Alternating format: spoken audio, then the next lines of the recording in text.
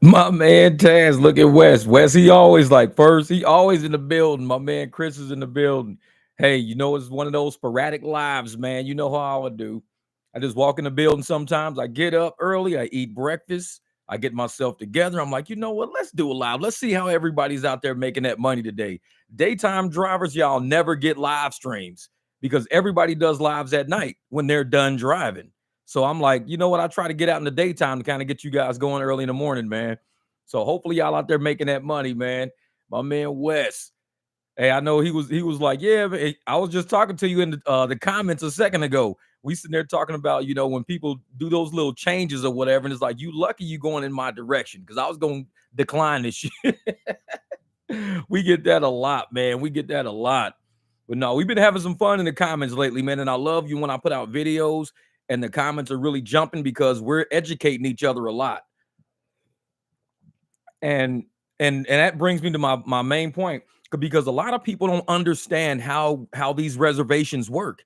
I mean, when you get a reservation, all you do is you select, I want to do this reservation at 4 o'clock in the morning. If you select that you were doing a reservation at 4 in the morning, you have up until about maybe 40 minutes to cancel that so you don't have to do it if you don't want to do it. We know that. That's the informative part of it. That's the informative part. We do education over here. We don't just do information, we do education. So a lot of people, and I'm finding out in the comments, what up, Weber's my man Steven in the house. A lot of people are telling me in the comments that they never knew that you could use a surge on a reservation. A surge says you can use this on your next, your next ride. You can use this $10 on your next ride. Is a reservation not a ride? I mean, you got to understand the logic behind it. Uber and Lyft are never going to tell you these things because they'll lose money if they tell you these things. So if it says you get $10 on your next ride, and let's say you got your reservation at 4 o'clock in the morning, it's downtown. You're cruising up north. You're like, well, I got to get downtown because my reservation starts at 4. It's about 3 o'clock. And I know at 3:40, they're going to lock my phone down. So I can't get no more rides because they're going to give you that route at 3:40. So I just start driving. A lot of times I'll just start driving towards my reservation. I know it's downtown. I'm too far north. Let me start getting that way. Surges pop up on the highway. I'm like, oh shit, there's surges all up and down the highway. I'll snag a surge. They'll try to throw me a trip. And the video I'm gonna drop probably tomorrow or Sunday because I got, my Thursday drive on. I think it's my Wednesday concert stuff on there. They'll throw a surge on there, and I'll be like, okay, but then they'll throw me a trip. Let's say it'll be like 30 minutes out to the east. I can't go 30 minutes to the east because I'm trying to get downtown because I know my reservation starts at 4 a.m. and it's 3 a.m. right now. So I just grabbed the surge and I'm like, I'm going to hold this for my reservation. A lot of drivers don't know this, and you can see it in the comments. They have no idea what's going on. So you grab the surge at 3 o'clock in the morning and you don't take any other rides until your reservation hits. If you don't know how to save your surge until your reservation hits, you've not sent me an email. If you haven't sent me an email to uberjeepaz@gmail.com, you have no idea what we're doing. You don't have the education that we have. We're a different level of drivers. Not that you're a lower level or a higher level, but we're the educated level. We're starting to educate ourselves about how to keep this money and how to get this money. What's up, Silver Fox? And a lot of drivers don't want that education. They want to be stuck stagnant like, well, I was told. Fuck what you was told. This is about what's really real. When I'm putting shit in these videos, this is really real. I'm not fucking with people. I'm not playing games with y'all. I'm trying to help y'all get money. And if you want to stay stuck on stupid, that ain't got shit to do with me. It really don't. Because while we out here getting money and you sitting there like, well, you shouldn't be able to do that. It's not what I should or shouldn't be able to do. Now, when you trap this surge at 3 o'clock in the morning, you got your reservation at 4 o'clock in the morning.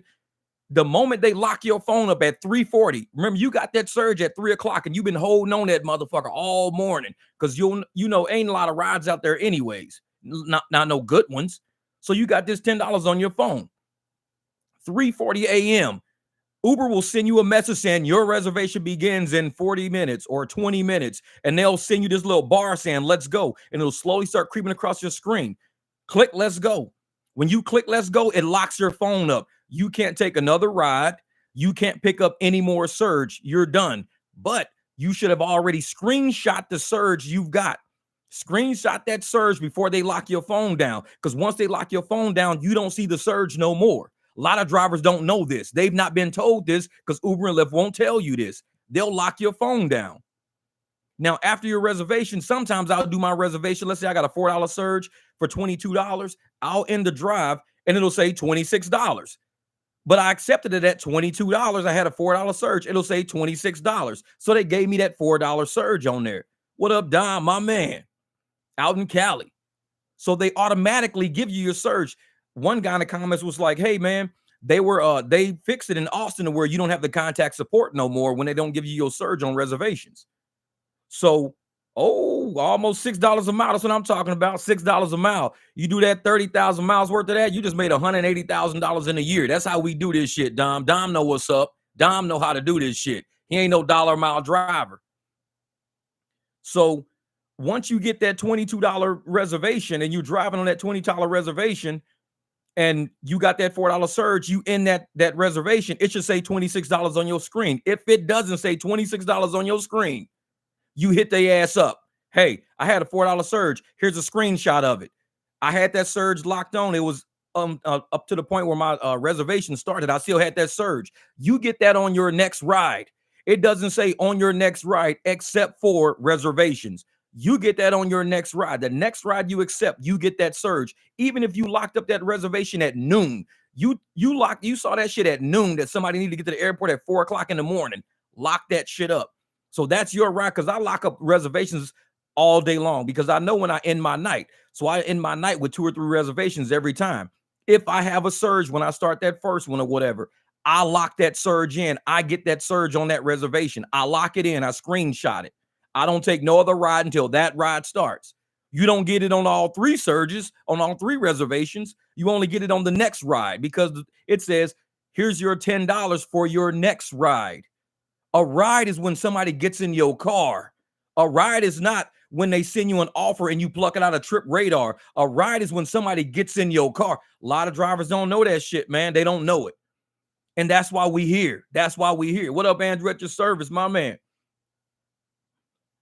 Chris Higgins said, hey, learn your market. Last Friday, I was in old school. Scottsdale from 2 to 5 was getting adding a queue for $4. Had to stop rides. I got the same ride for $29 because of a $25 bonus. They didn't. They didn't add. Oh, yeah. See, and that's the thing, man. You got to, when you're locked into something, they owe you that. That's a liability on their part. You really think Uber and Lyft is going to sit and tell you? You really think they're going to tell you, oh, if you don't get this surge on your reservation, hit us up? They ain't going to tell you that shit because they lose money. Imagine the millions of drivers. I mean, only maybe like 5 or 10 was in my comments didn't know it. They didn't know it. Now multiply that shit times millions of drivers that didn't know that they was owed $10. That's $10 million from people that didn't know they was owed $10. That's $10 million they save every time you let a reservation happen on your phone. But you had a surge on it and you was like, man, I want to hurry up and get a ride before my reservation starts because I got a $10 surge. I got to hurry up and get a ride. I got a $10 surge. No, you don't. Use that 10 on your reservation. Oh, you can't because you already accepted the reservation today like 5 hours ago and you accepted it for that upfront fare. No, that's your upfront fare. That has nothing to do with your tip. It has nothing to do with any surge you might have on your phone when that reservation begins. A lot of drivers don't know that. This is why I show my videos, because it exposes the drivers that know things versus the ones that don't know things. It exposes the drivers that want to learn things versus the ones who were told something. Like I always say in a lot of my videos, do I tell y'all? Watch who you listen to. You will end up in the same boat as the people you listen to. If you listen to people who always broke, guess where you're going to end up? There's no way you can't end up where they are. There's no way you can't end up where they are because you're taking their advice. You're taking their information. And y'all know when I tell people all the time, hey, if you want to give me financial advice and shit like this and that, I'm cool with that shit. But here's my email address. Send me your bank account and your credit score. Because I'm not going to listen to a motherfucker with $415 in their bank with a 311 credit score trying to tell me how to do shit. I can't listen to that person.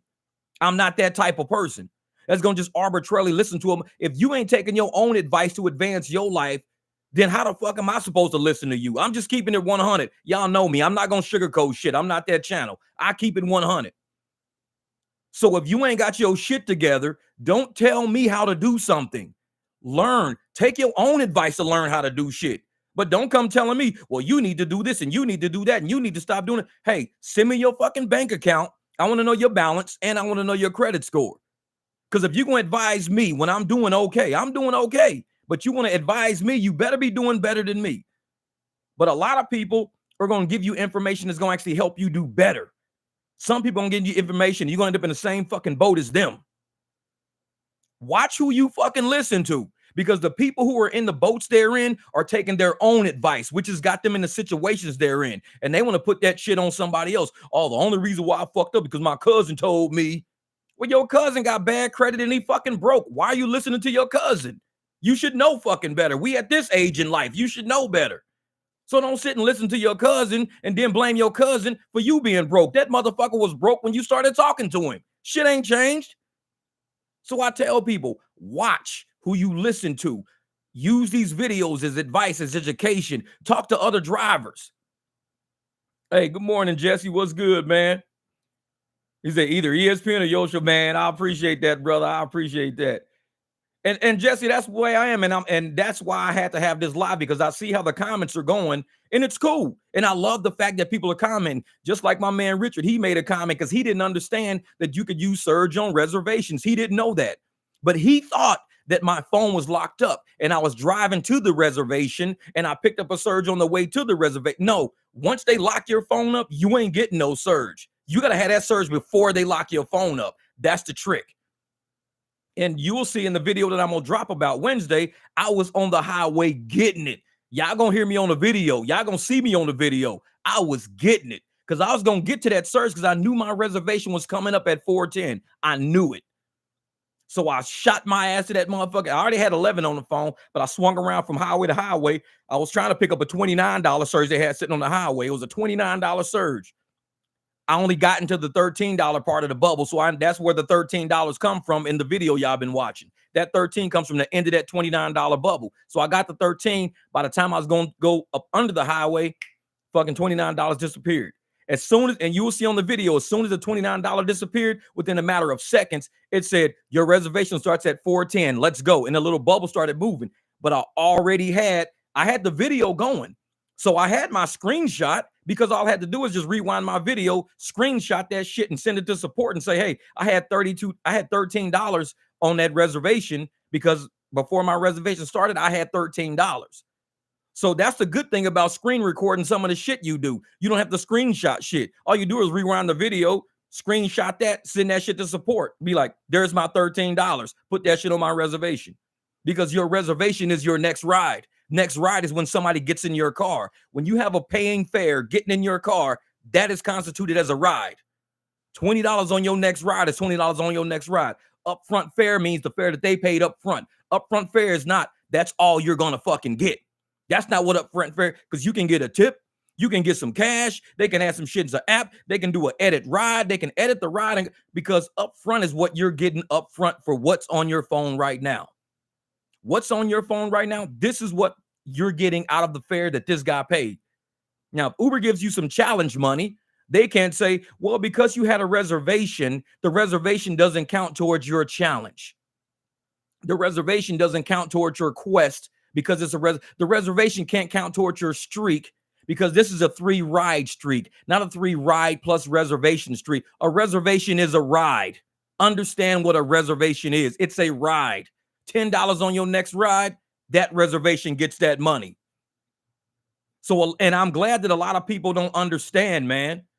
Hey, thanks, Chris, man. I appreciate it, man. And like I said, you're going to end up in a good spot with higher profits because I got you thinking in the realm of profits now. Like, I don't know how you drive. I don't know what decisions you make and what judgments you make, but you know your money and you know how you're out there doing it. The next video I drop, Chris, my next video I'll drop is dedicated to you, brother. Trust me on this one. What you just said, the next video I drop is dedicated to you because I'm going to tell you right now, Uber knows the game. The algorithm knows the game. Chris knows the game. And a lot of people going to be like, we had no idea. So all these people y'all been listening to on the internet talking about, oh, yeah, man, well, you're going to get, some dude even said in the comments, you're going to get deactivated for cherry picking. My next video is dedicated to his ass too, Because when you see exactly what Uber support and what all these people are saying about how we drive, it's going to all make sense to you. That's why I say watch who you listen to. Because if you listen to the wrong people, you're going to end up in the same boat they're in. There's a reason why I'm in the boat I'm in. There's a reason why I'm in this boat.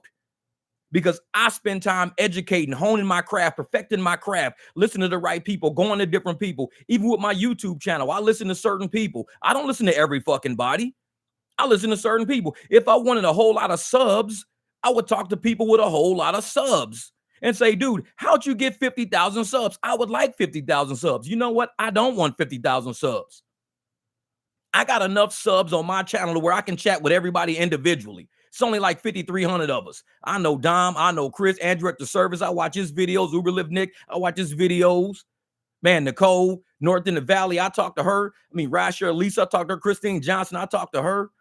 Frank Williams, Juan Vargas. I talk to everybody. I don't have a lot of subs to where I can't reach out and touch fucking people. So when I listen to people, certain channels, I don't listen to channels with 1 million damn subs because I don't want 1 million subs. I want a channel that is educational, informs, puts money in our fucking pockets. So those are the channels I watch. Those are the channels I listen to. I don't do the fuckery channels. I don't do the gimmick channels because that's not the boat I want to be in. I don't want 100,000 subs. I tell motherfuckers, even with the channel I got, with the ad service and all the shit I got on here, I make a lot of fucking money with this YouTube channel. And people be like, how do you make that much money with only 5,000 subs? I'm like, because this shit makes sense. YouTube is like, this shit makes sense. YouTube sells my channel to advertisers. All your comments make sense to people. All the videos make sense to people. So YouTube don't sell fuckery channels because advertisers don't buy fuckery. They don't. But when YouTubers see people engaged, when YouTube sees people watching, they don't give a fuck how many subs you got. If you're over 1,000, that's all they give a shit about. You're over 1,000. You're in the program. You're in the program. So I watch people that are in the program. If you're not in the program, you probably on some shit that I'm not on. Your engagement truly matters. You see motherfuckers with 50,000 subs, 20,000 subs, 30, even people with 10,000 subs probably don't make the money I make because it's not about subs at this level of the game.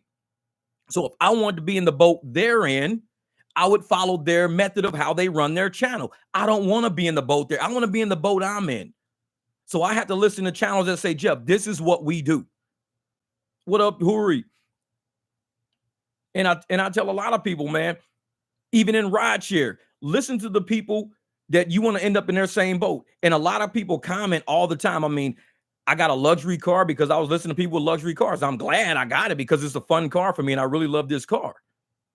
But I also, when people try to check me on how I'm doing my business and everything else, I got to check their business back. I need to know what your bank account looks like. I need to know what your credit score looks like. I need to check your business acumen before I take your business advice. That's just how I roll. I'm an accountant. So you can't have somebody just walk into the building.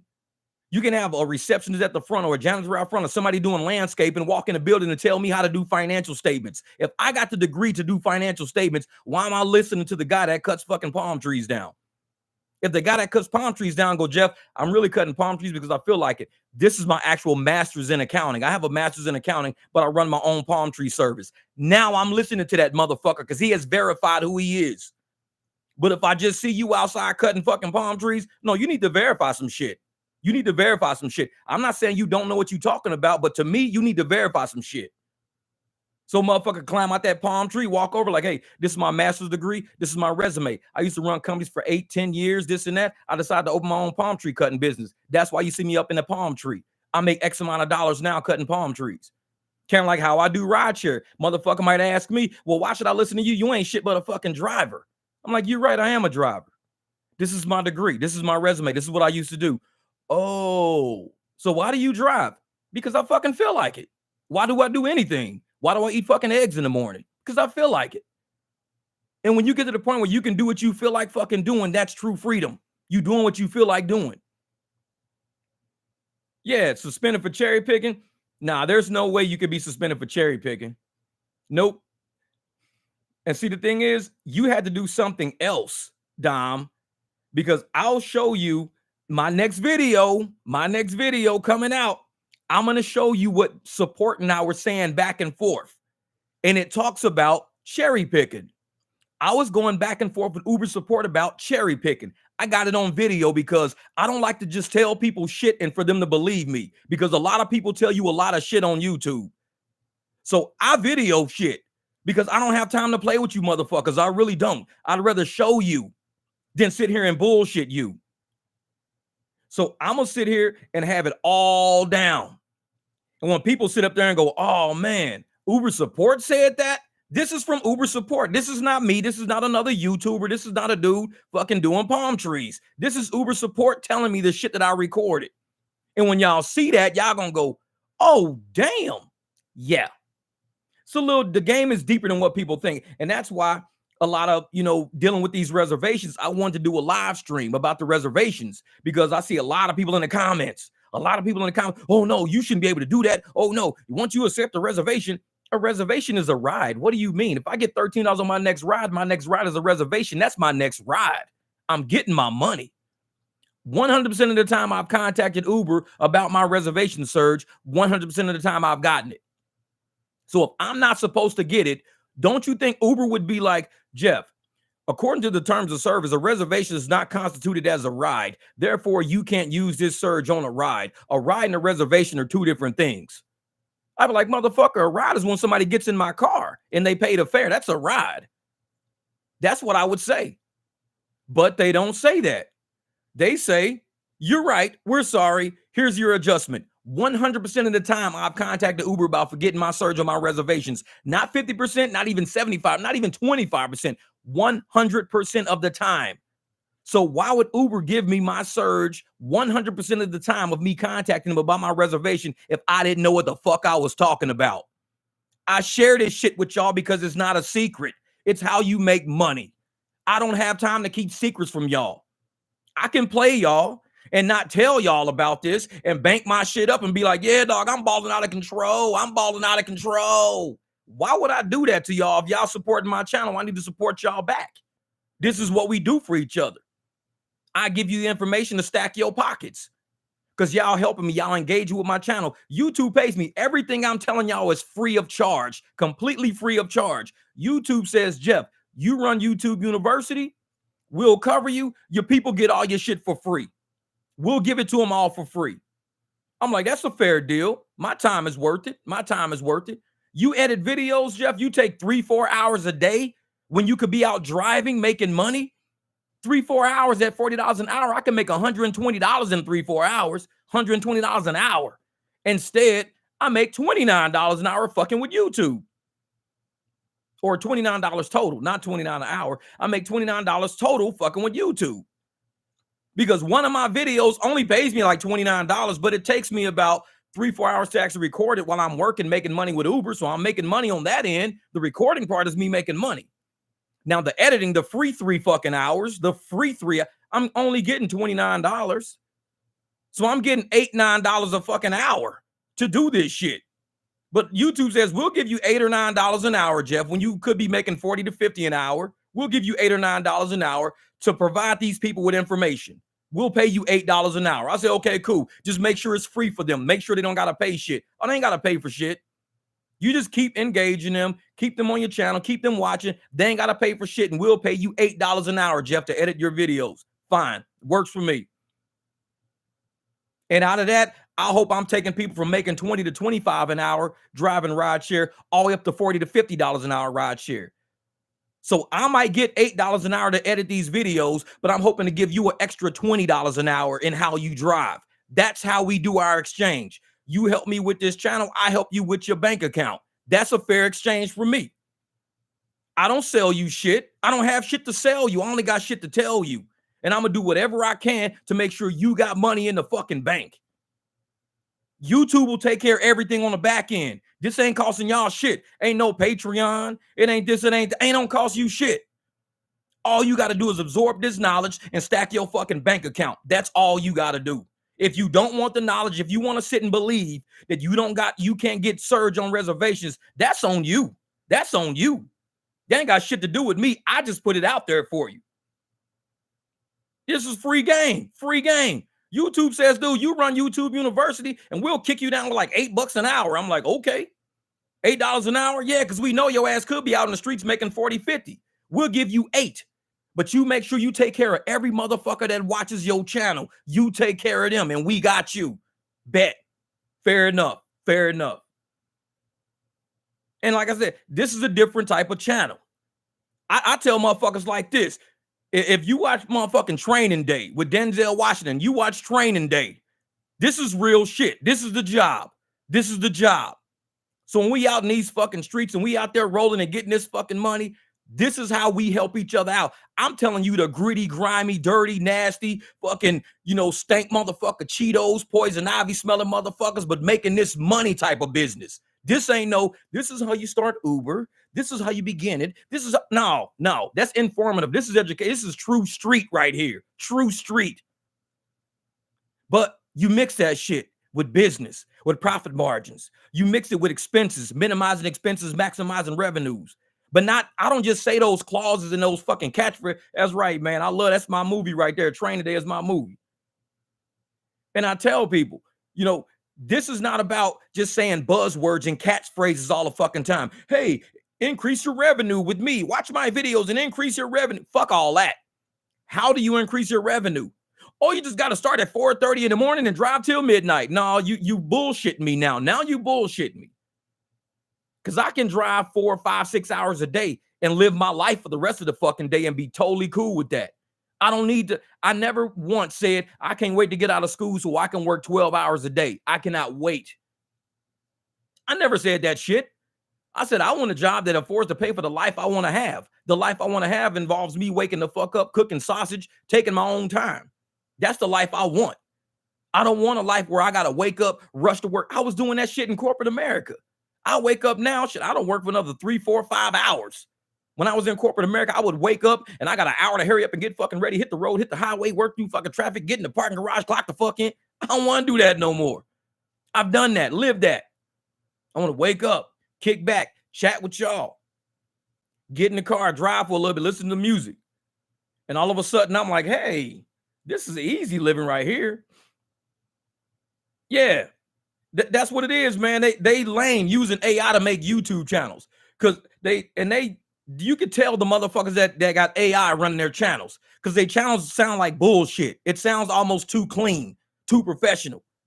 Ain't no way a motherfucking YouTube channel video gonna be like, hey, listen, you raggedy motherfuckers. AI don't talk like that. AI don't, and that's why they know this shit is real. This shit is organic. This ain't no AI shit. This ain't no fake shit, because I want to save time to sell you some shit that I don't even say. Everything you hear on my videos, and I tell motherfuckers, I don't do video reviews. I don't copy nobody's fucking content. I do my own fucking thing. If somebody don't like it, they can go watch one of them AI generated ass videos. Go watch some motherfucking reviews.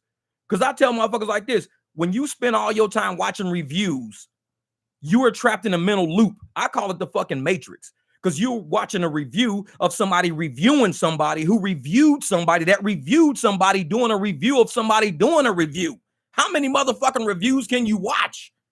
I can't do that shit. So I say, where's the original video? I would like to pay homage to the original video creator.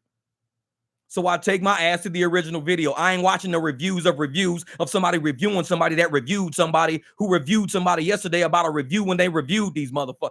That's the matrix. It's a loop. It's a loop of the same information you watching over and over. I want to see what Pearly Thing says about Fresh and Fit, that says about Abba and Priest, that says about Andrew Tate, that says about... No, fuck that. It's a loop. It's a mental loop. And that's how they trap y'all ass. So when you watching my videos, y'all know this is 100. This is 100. I don't fuck around. Hey, yeah, exactly. Kyle Mobile said, they said you was a plant. Exactly. Hey, say, when he coming on your channel, Jeff Juan Vargas? He gonna come on my channel when I finish building out the studio. I still got shit. It's still summertime, man. I just got airbags in for my Escalade the other day. So I got to take the airbags out of box, make sure I got all the supplies and shit, and go put airbags back on this Escalade so I can raise this motherfucker up, wash it down, pull it back to the side of the house from my front yard, put the car cover on. I only use the Escalade to tow and for Home Depot shit. So it don't get a whole lot of usage. So shit, I replace things over time because if I'm towing big ass bags of concrete and shit like that, I need strong airbags and Escalade. So I got a lot of projects, man. I'm a project oriented person. Like I said, I keep it real, man. I keep it real. It's cooling off a little bit. But like I said, I'm one of those channels, man, that I'm always going to keep it real with y'all. I'm always going to keep it 100 with y'all. And this shit's 100% free and it's designed to make sure you got enough profits in your pocket. And I go to Uber Legal. Like I said, I'm an accountant. I'm used to reading legal documents. A lot of motherfuckers don't like to read that shit. People do not like to read. They don't. And that's where these apps get over on fucking people because they know people don't read. People don't look deeper into a subject or a topic. When you see Sergio at the Ride Guy, when he's digging into fucking topics and shit like that, a lot of people don't go that far. A lot of people won't go that far. You have to have somebody who understands and can comprehend corporate. You know how many attorneys these corporations got? These motherfuckers are doing shit for legal reasons. So they got all these attorneys. And who are you? Who am I? I'm just somebody sitting at home giving my motherfucking dog a bath. I'm not no attorney. And they know that. So they go, oh, this is what we're going to do. We're going to write up some legal documents, some legal shit. We're going to push all this legal stuff. And the moment some shit happens, we're going to say, well, you didn't read, page 4, term number 3, section A, paragraph B. You didn't read that, did you? No, I didn't. That's why motherfuckers like me exist. Why motherfuckers like Sergio exist. We the ones who dig into this shit sometimes. I don't do it every day. But when some shit pops up, the first thing I do is I go, hold the fuck up. Oh, man, says they got me yesterday on 2 reservations. Upfront $29, paid $21, and $48 paid $31. Oh, man, forget that, man. What up, Duato? Yeah, I'd be like, nah. And see, if you look at the service fees on that, they try to jack that shit up. I'd be like, nope, I'd contact their ass real quick. Be like, there's something wrong with this fare. If the upfront is saying $29, then you're going to give me $29. King James in the building. What's good, brother? Yeah, because if that upfront is saying 48, then they need to pay you 48. They don't have a right to pay you 31 and call that shit good. Because if they start doing that shit, nobody's taking reservations no more. I haven't even looked at the apps yet since I turned them off the other day. I don't look at my apps every day. So a lot of people, I know they open their apps every day. I'm not addicted to these fucking apps. And they want somebody that's addicted. I open my apps when it's time to go to work. If I ain't working, I ain't even fucking with them because I don't want to I don't want it to fuck my day up. I be trying to clean my pool, fix my fucking trucks and shit, give my dogs treats and shit. I don't got time for that. That app is going to distract me and knock me off my fucking grind. So I only open that app when it's time to work. If I ain't working, I ain't opening that shit. I didn't work yesterday, so I ain't even open them yesterday. I'm going to open them today. So I rate passengers all the time. All the time. That's right, Andrew, man. Keeping your energy at the level you want to keep it at. That's why I don't fuck with Facebook. And motherfuckers, they on TikTok. I haven't done a TikTok video in a long time because it was getting crazy. So I just stopped doing them. Way too much energy. And I'm in control of my energy. I like to have a disciplined energy. I like to wake up. I like to enjoy my day. I see how much sausages I got left, how much bacon I got left, how many eggs I got left. Do I need to take a run to the store? That's my energy. My energy is not wake up. Okay, what's on Facebook? Who's fighting on Facebook? Who do I got to check on Facebook? Who commented this on Facebook? That shit ain't even on my fucking phone.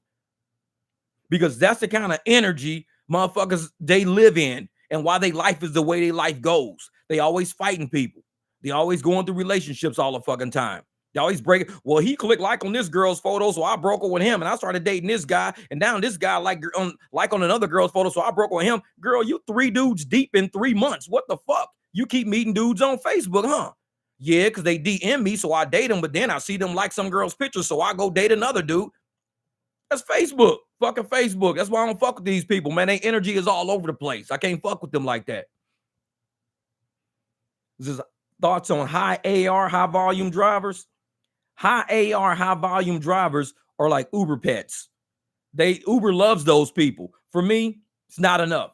If you're doing high AR and high volume, I guarantee to make $80,000, you got to drive close to about 80,000 miles. Me, I can drive, let's say 20,000 miles to make $80,000. So I got less wear and tear, less fuel, less time on the road, which is less probability of me having an accident. I got a whole lot of less running at $4 a mile. I got a whole lot of less. So I don't mind high volume drivers. I don't mind that shit. That's on them. But if they want to sit around and damn near fucking got to drive 80,000 miles just to make $80,000, more fucking power to them. Taking 50 cent a mile rides, 70 cents a mile rides. You look at your fucking odometer in a year, you like, damn, man, I done added 80,000 miles on this bitch over the past year. Yeah, you did. Because just to make $6,000 a month, you driving 6,000 miles a month. Me, I ain't even driving 2,000 miles a month.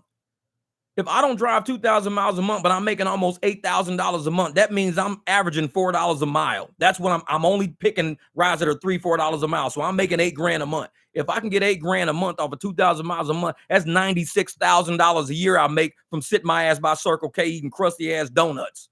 So you can high volume yourself to fucking death. I'm not. Not every driver is going to be, and some drivers like to stay busy. Gotta stay busy. Gotta stay busy. I gotta stay in these streets. I gotta stay busy. Motherfucker, I'm like, dude, I'm kicking donuts over the fucking fence like this motherfucking stale ass donut. I'm going to get half my money back. And I sit down and kick back. Yeah, and if you get 60,000 miles, and if you $2, $3 a mile, that's anywhere between $120,000 a year to $180,000 a year. And these motherfuckers walking around telling them, I'm going to make 80K. I'm going to make 100K. Do you realize you can probably make 200K if you use your fucking brains a little bit? But Uber knows this shit about people. Lyft knows this shit about people. They know people are not that intelligent. A lot of people are not. I mean, it's not that I can call people stupid. I just say a lot of people are not highly intelligent. When we say common sense ain't so common no more, I didn't make that shit up. I didn't make it up. But you've heard people say it. Common sense ain't so common no more. Do you know why? Because people are not that intelligent. They don't think. Everybody's got a smartphone, but they're not that bright. You got some of the dumbest people with the smartest fucking phones. And they will sit up there and do some shit that you'd never even think of doing in a million years, like eat fucking Tide Pods or weird shit. People are not that smart. Motherfuckers are doing TikTok challenges every fucking day. People are just not that smart. And these apps know that. Look in society. The level of intelligence is dwindling every fucking day. The level of hard work dwindling. People don't want to put forth the work, man. Yeah, man. This is Jeff. You're our voice. Some of the things you speak about, the things I've already thought of. I just don't know how to put it in. Real shit, man. Real shit, Jesse, man. Because we really do this shit. And that's why a lot of us drivers feel, especially on this channel, we feel each other. Because we do this shit every day. There's no way you can really do this job and not know what it takes to do this job, not know how it feels to do this job. You got a lot of gig tubers out there.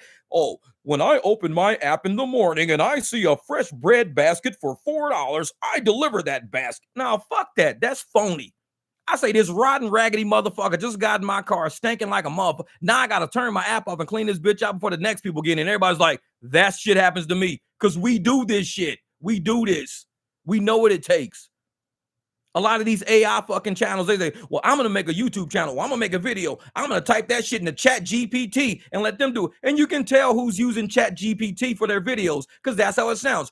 When you make a left turn, comma, why are you saying the word comma, motherfucker? Because they reading on the screen. When you make a left turn, comma, ensure that you have on your turn signal, period. Or you may have an accident, exclamation point. These motherfuckers is reading Chat GPT right off the fucking screen. They saying the goddamn punctuation marks and shit in their videos. But I get on here, like I said, I keep it 100, man. And a lot of people don't know, they don't like how I deliver my message, which is totally cool. You ain't got to like the messenger, motherfucker. You ain't got to like me. But if you ain't making no money, you got to blame you for saying, well, my ears are closed to that because I don't like the word shit. My ears are closed. Cool. Knock yourself the fuck out. Yeah. And it's not necessarily the lack of intelligence, the lack of education that teaches you to use it. That's right, Silver Fox. Because just like I told people in the Matrix, what did Morpheus say? There's a difference between knowing the path and walking the path. Some people know the path. They just don't walk that shit. They're not using that tool called education right. And I sit there and go, what you need to do is if you got information, you got a tool in your toolbox, you know you got a wrench, and you looking at the job saying, man, I got to use a wrench to get that off.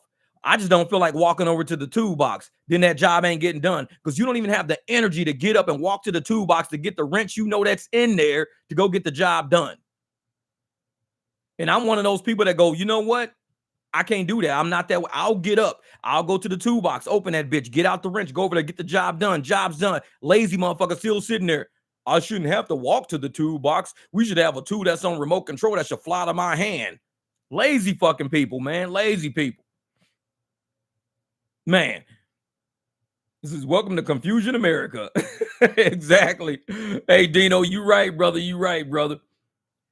And I try to tell a lot of people, man, when I'm making my videos and everything like that, we're a different breed of driver. There was an old breed of driver out that got tricked by all the bells and the whistles and the surges and the multipliers and all this. They didn't have to do any thinking.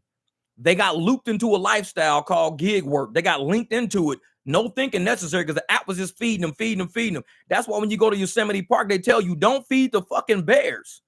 Don't feed the bears.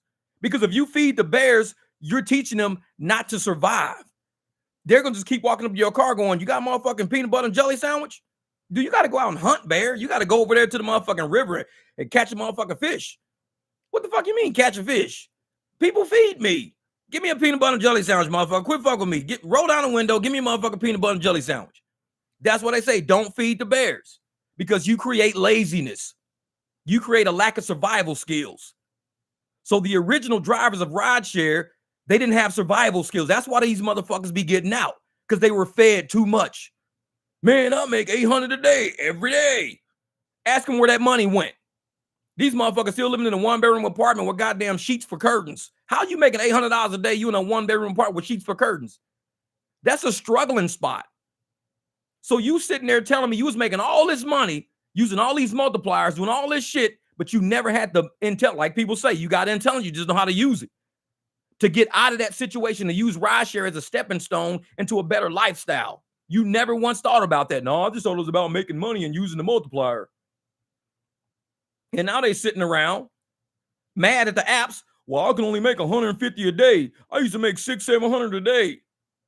Well, how are you in the same position at $150 a day than you were at $800 a day? You living in the same situation because they sat up there and played themselves. The apps knew these motherfuckers are not that intelligent.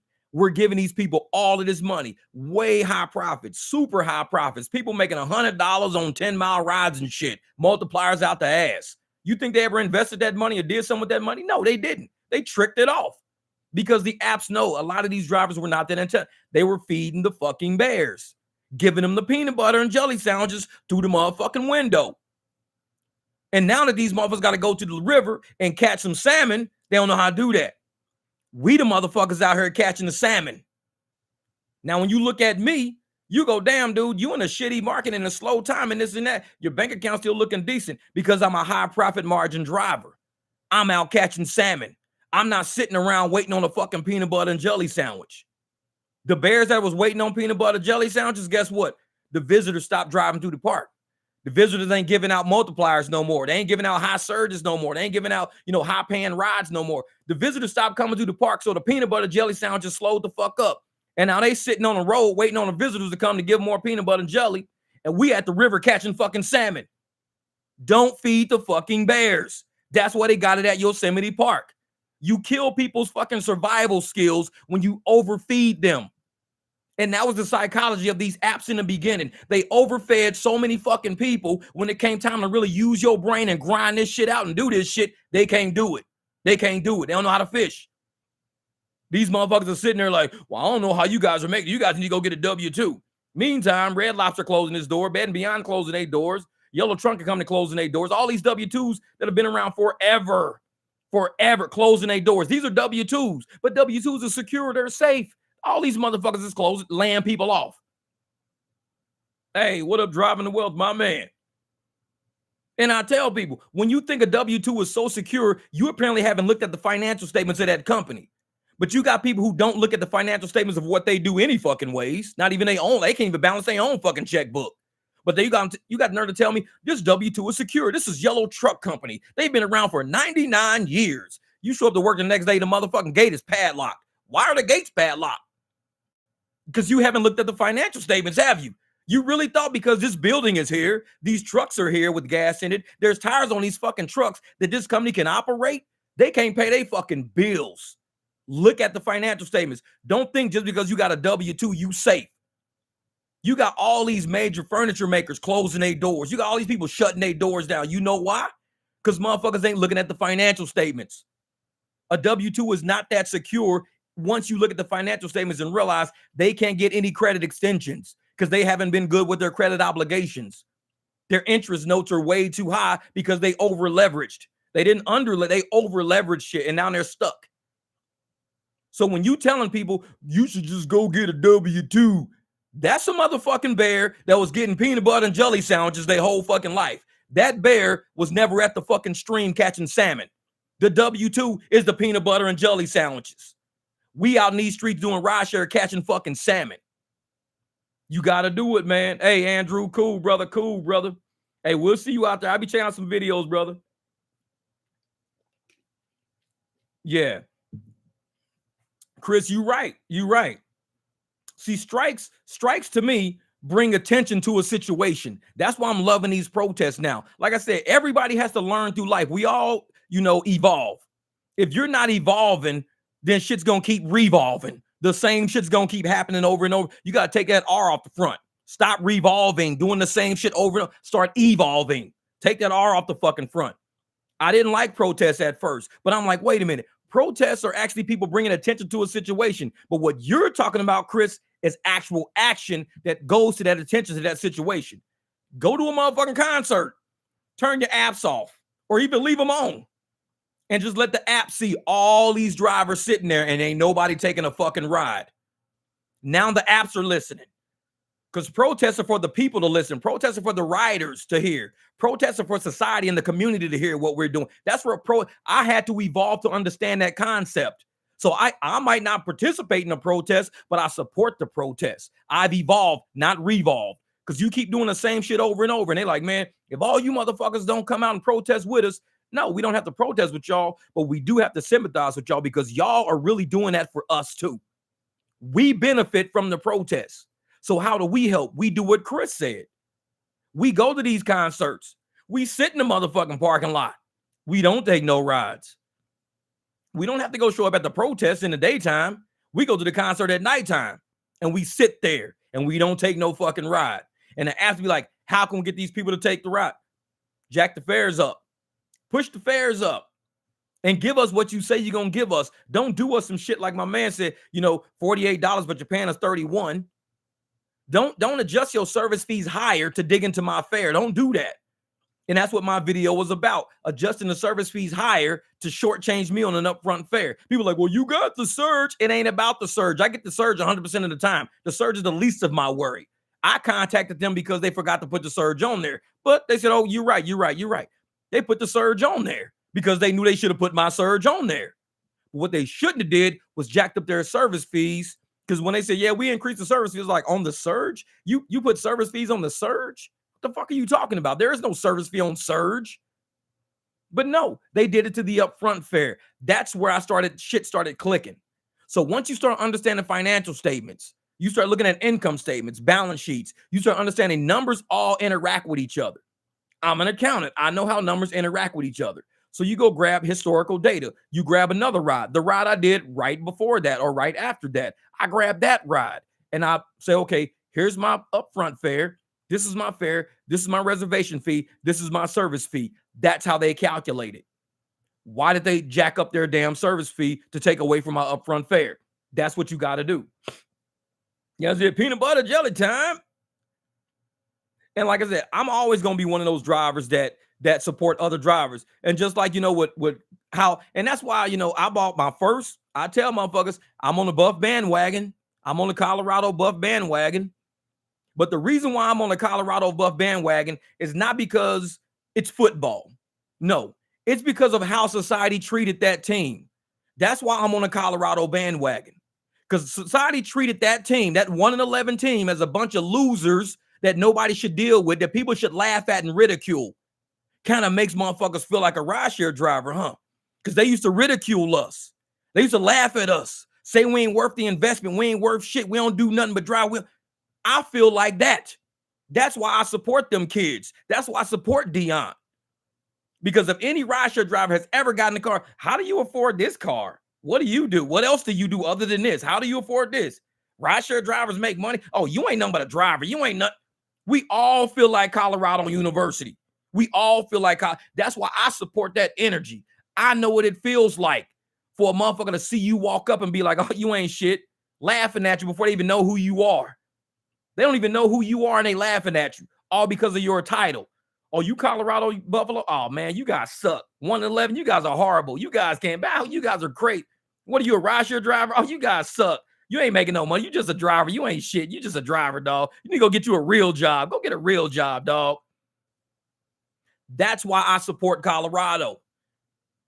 Because to me, the whole energy of what the fuck they just went through, of being called a bunch of lackeys, invaluable, no talent, bottom of the barrel. They say that shit about rideshare drivers all the fucking time. So when I see Colorado rise the fuck up and Coach Dion go, do you believe? Do you believe? When I show motherfuckers my bank account, I go, do you believe? Show you my credit score. Do you believe? I show you my videos. Do you believe? Because if you believe, then you're going to go out and get that fucking money. Your bank account going to look better than mine. Your expenses going to be really fucking streamlined, and you're going to be better off than me. And that's my goal. Like I tell motherfuckers, I'll never be the highest paid driver. I'll never be the best driver. I'll never be the smartest driver. But if you just believe that you can get off the fucking ground, go to the lake, grab you some motherfucking salmon out of this fucking lake, you ain't going to be no peanut butter and jelly ass fucking driver. That's not who you going to be. You're not a bear sitting on a fucking road waiting on a sandwich. You ain't been fed like that. You don't know how that feels. Yeah, exactly. Real job. I get more money than my friends with W-2s to get higher tax refund. Exactly. Because we create expenses like a motherfucker with these cars. Trust me, we create some serious expenses. Man, 2 weeks doing Uber, only rented a Tesla, 6 months, bought myself ARs. There you go. Cobb Mobile. That's what I'm talking about. Short-term rentals. Short-term rentals. Then you say, guess what I'm going to do? I'm going to go buy my own shit. Get them their shit back. Cobb Mobile right there. That's what I'm talking about. Smart decision. Use that shit as a stepping stone. Use that rental. Don't use that rental as life. Excuse me. Stepping stone that shit. Go get your own. Save money. Streamline your fucking expenses. But I'm going to tell y'all, when I support, Coach Prime and I support his boys and everything like that, because especially a lot of us that played sports when we were younger, we know how it feels. I mean, I only ran track for 2 years when I was in high school. So I know how it feels to walk into a stadium and people look like, who the fuck is this random ass dude? Then I ended up winning everything and they go, damn, who the fuck is that dude? Rideshare is no different. Every time we pull it around a corner, the first thing people say, who the fuck is it? You ain't nothing but a driver. How you afford this car? You motherfuckers, you need to go get you a real job. You need to go do this. You ain't, until they start seeing the amount of money we make, the moves we make, the lifestyle we have. Motherfuckers on cruises, motherfuckers paying tuition for kids and shit. Motherfuckers buying, shoes at the drop of a hat. Oh man, I need some $100 shoes real quick so I can go to this damn wedding. I gotta go get these goddamn Stacey Adams, go to this wedding. They go get them.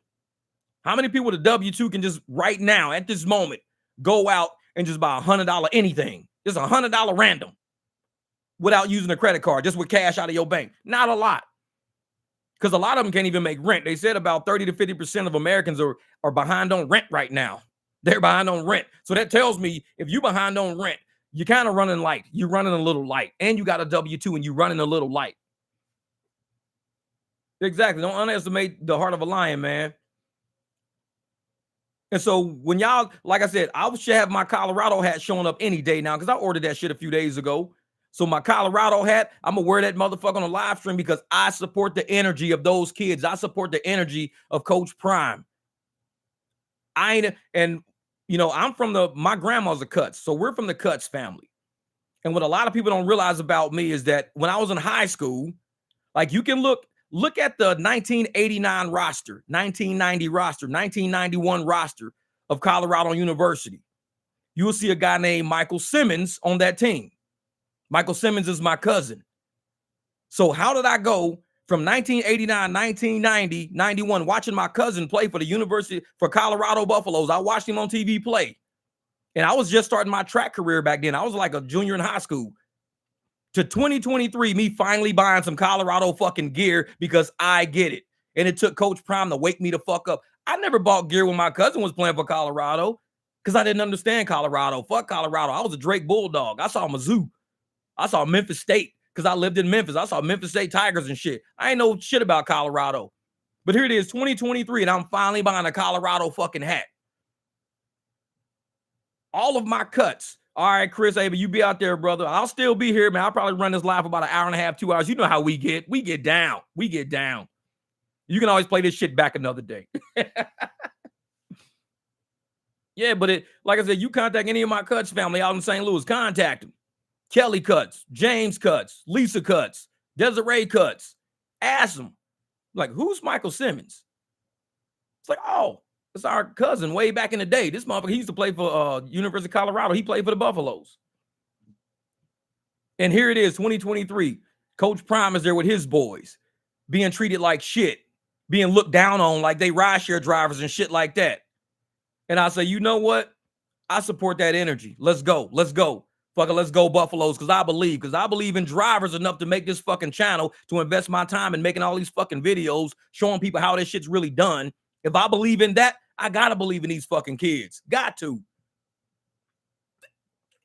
And there's a lot of kids out there, a lot of prima donna motherfucking kids out there who think they better just because of the school they go to. I go to USC, I go to Alabama, I go to LSU, I go to Syracuse, but they've never done anything. They just play for a really good school that's historically a good school. These kids all gave up their careers. National runner-up champions down at the HBCUs, runner-up champions.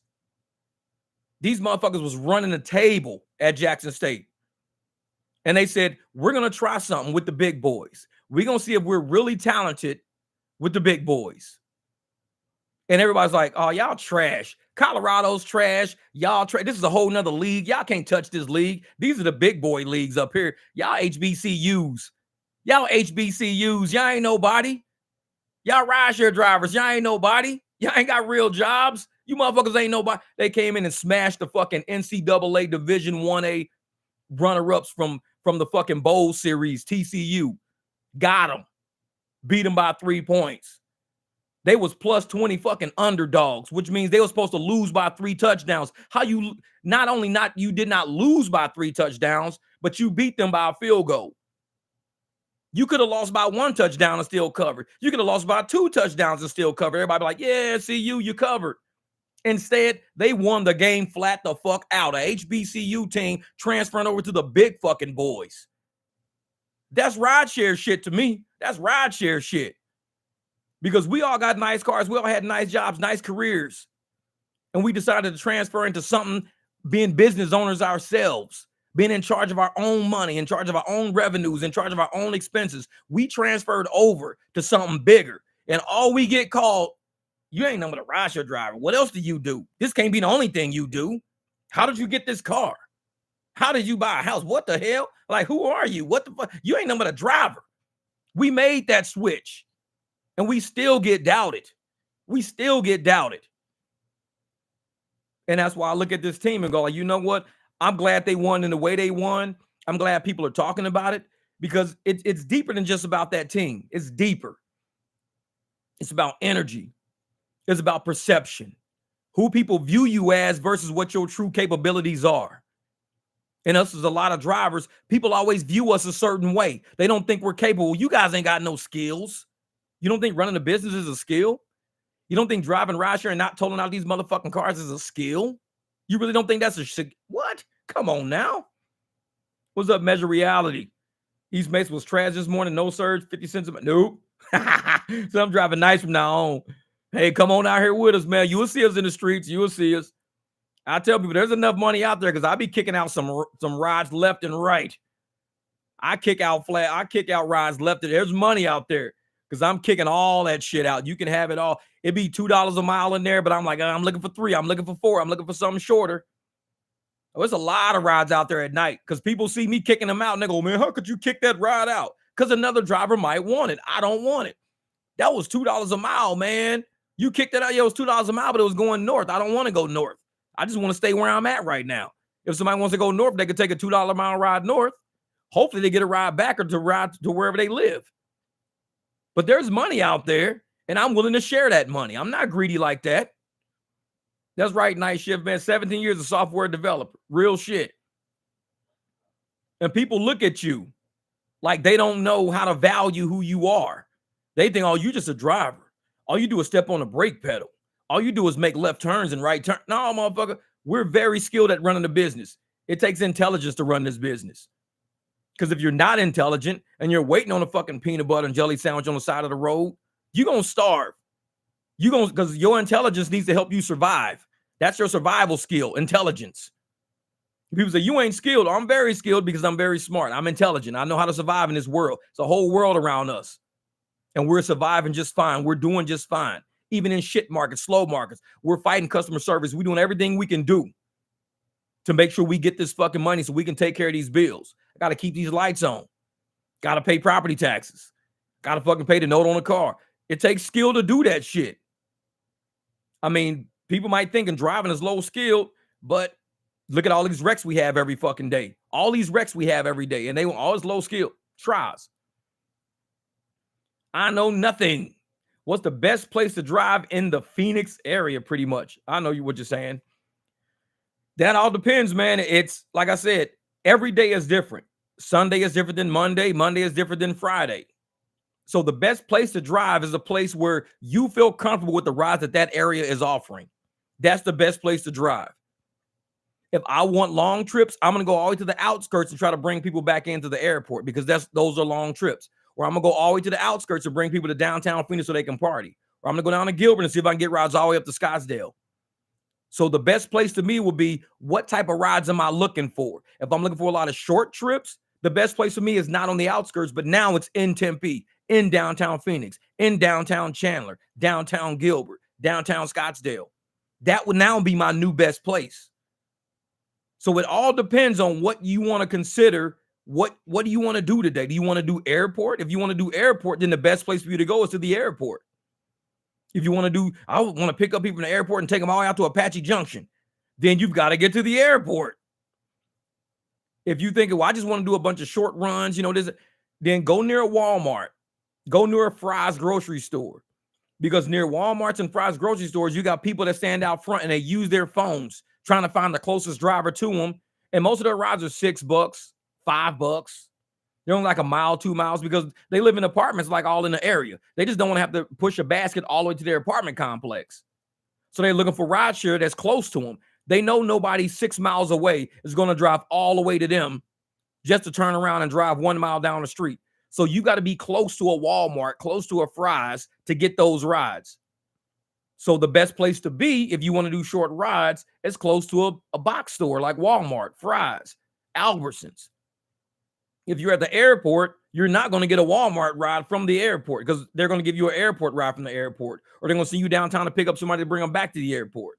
So best place, it's a loaded question. It's a loaded question. So it all depends on what are you looking for when you hop in that car that day. That will be your best place. And if you look at a lot of my videos, I kind of explain why I'm doing what I'm doing and why I'm positioning myself the way I'm positioning myself. Once you understand my logic, you see why I'm not in other areas. Well, why ain't he going to Scottsdale? Logistics. They don't have the infrastructure.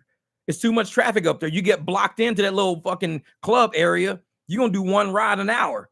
And it's going to probably pay you like $24, $25 because you had to fight to get in. You had to fight to get out. And now it's an hour done passed. And you trying to get back to get another ride. You got to fight to get in. It's all about that shit. I'm like, I don't do Scottsdale party. I just don't. Even on Mill Avenue. Excuse me. If somebody can't be on 5th Street, on 7th Street, on the side somewhere, I'm not picking them up on Mill itself. I'm not. I'll leave their ass standing right there. Nope, I'm out. I'm out. And Carlos says, do you think Uber punishes low AR drivers? It seems like they intentionally send me nothing but shared rides, 50-cent rides, and no tip deliveries once I do like 10 straight declines.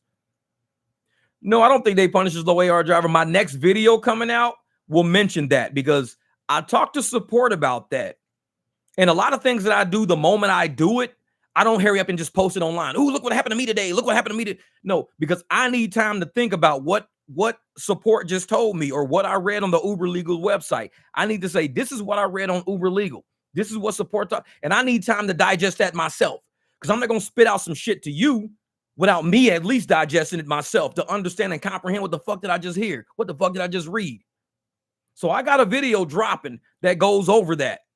And it talks about AR because I discuss it directly with Uber support. Whether it's an AI or a real motherfucker, it's coming from their fucking server. It's coming from their server.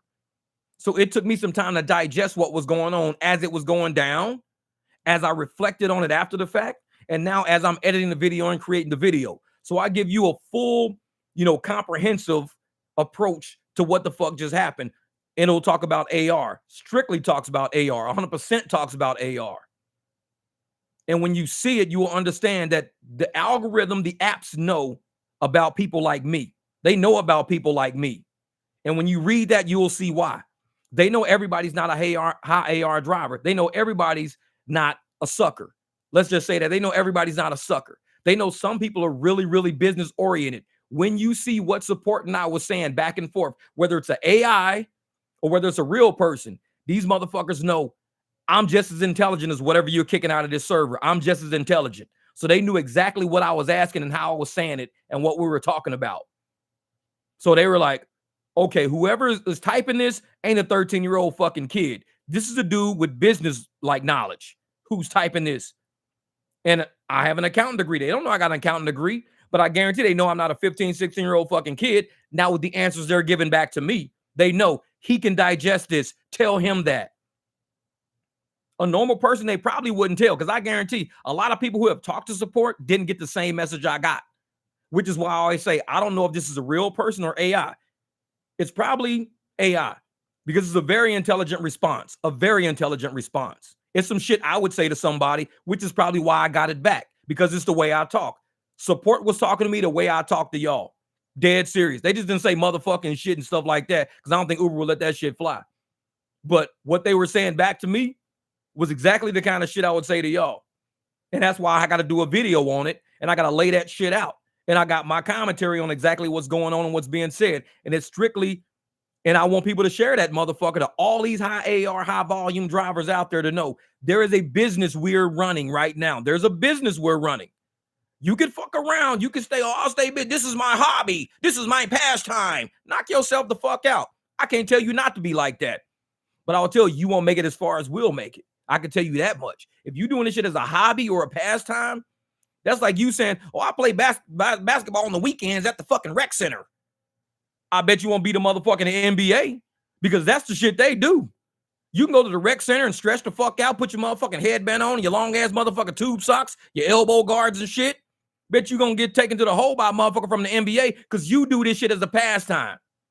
But this is the shit we do. We do this. We're business people. A lot of us own business. We got software developers, business owners, financial people, logistical people who used to drive trucks and shit. So a lot of people might sit around talking about, oh, well, I only do this part-time. I do this. Cool. Knock yourself out. Knock yourself out. Because I'm not going to go to the rec center every fucking day trying to get people to stop playing basketball at the rec center just because I know the NBA exists. No. If you're a rec center playing motherfucker, go to the rec center. That's what you do. But if I'm trying to get a world championship, I'm going to go run track for USA. If I'm trying to get a national championship, I'm going to go try to play basketball, or I'm going to go play in the NFL or MLB or MLS. I'm not going to go to the rec center. There's no way you can go to a rec center and get a national championship. It's not possible. It's impossible. You have never seen a rec center national champion. Never. So if this is what you do in your spare time, just to have fun and just to kick it or whatever, just as a hobby and extra income, then you ain't on the same level we at in this fucking game. We got rec center and we got NBA. Rec center, MLS. Rec center, MLB. We're all different, and we do it for different reasons. But channels like mine is not a rec center fucking channel. I can help a rec center play. Y'all can help you play better. I can teach you how to dribble better, baby. I can't give you more heart. If your heart is rec center and that's what your heart is, then you're just rec center. But if your heart is like, I want to elevate my game, this channel going to help you elevate your fucking game a little bit, at least. Maybe not all the fucking way, but at least a little bit. Hey, what up, Frank Williams, my man?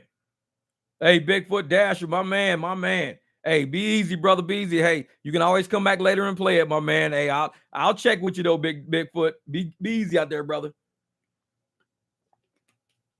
Yeah, and Kyle Mobley, you're right. Once you take trash rides, the algorithm knows it, and that's all they're gonna fucking send.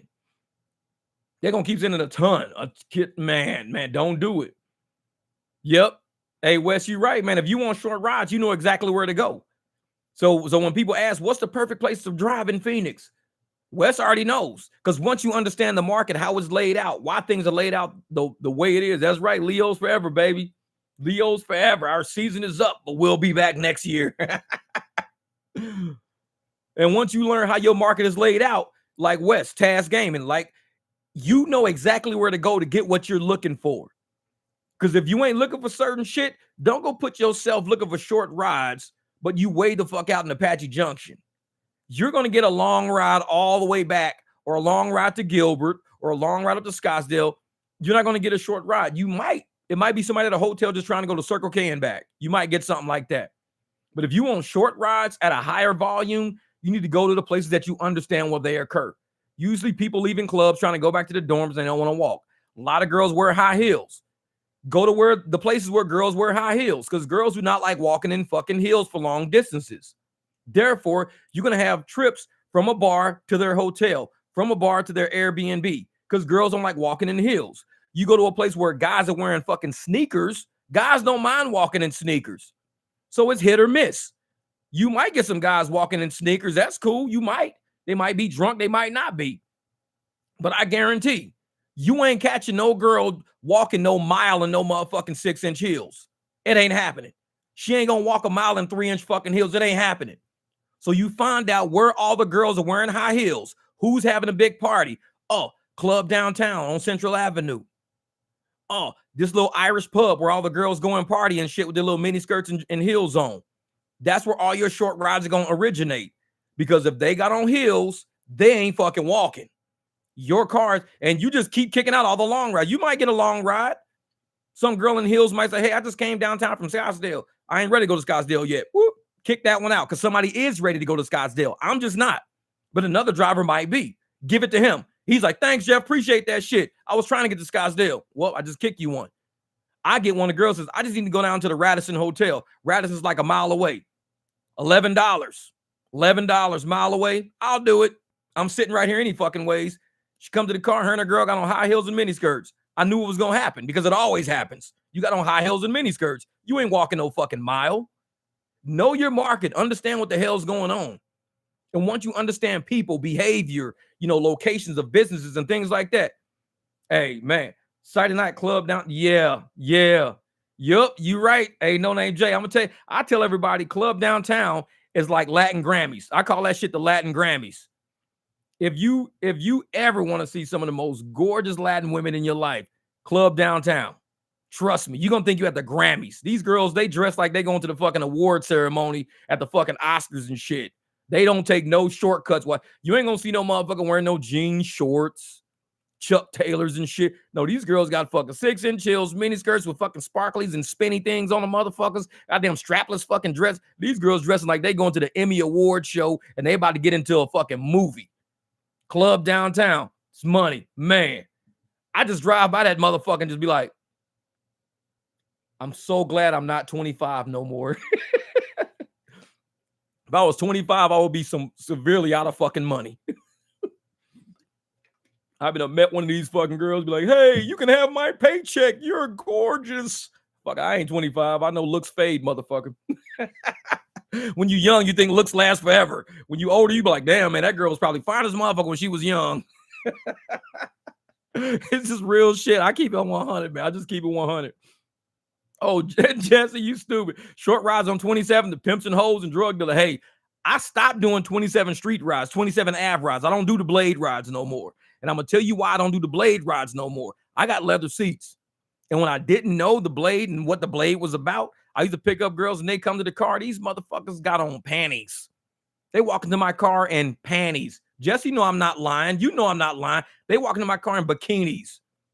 Fucking, they got goddamn they got, panties or bras on. And they ass cheeks are just there. Like, it's like butt floss. They got one strap going up their butt crack. And they're sitting on my leather seats and shit. And it's like, these girls are walking around with nothing on. Jesse knows I'm not fucking with him. He knows it. Because when you dropping somebody off at GCU, you got to cruise down the blade. You got to cruise around the blade. You dropping off GCU students, riding past a whole bunch of hookers and shit and ain't wearing no clothes. At some point, they got to go home. And most of them live in apartments or hotels in the area and shit like that. But they ain't walking home. So there's no telling where they nasty ass been. And they sitting on your seats. They get out. And now your seats are darker where they sat than what your seats normally are. I don't know what the fuck that residue is on my seats now. The seat's darker. So I got to fucking put it on stop rides, get out, clean my motherfucking shit. What's up, Yezekai? So I clean out my motherfucking car, wipe my shit down, make my seats look even. Now my seats are all one solid color, not dark black and light black. Because I don't know what the fuck is on these people. They ain't got no clothes on. It could be anything. I know what they do for a living. I don't know what the fuck that shit is. So I had to stay when I get by the blade, I turn my motherfucking app off. Because when you see a motherfucking name pop up, cinnamon, ginger, strawberry, fuck that shit. Yeah, exactly. It could be booty juice. I don't fucking know.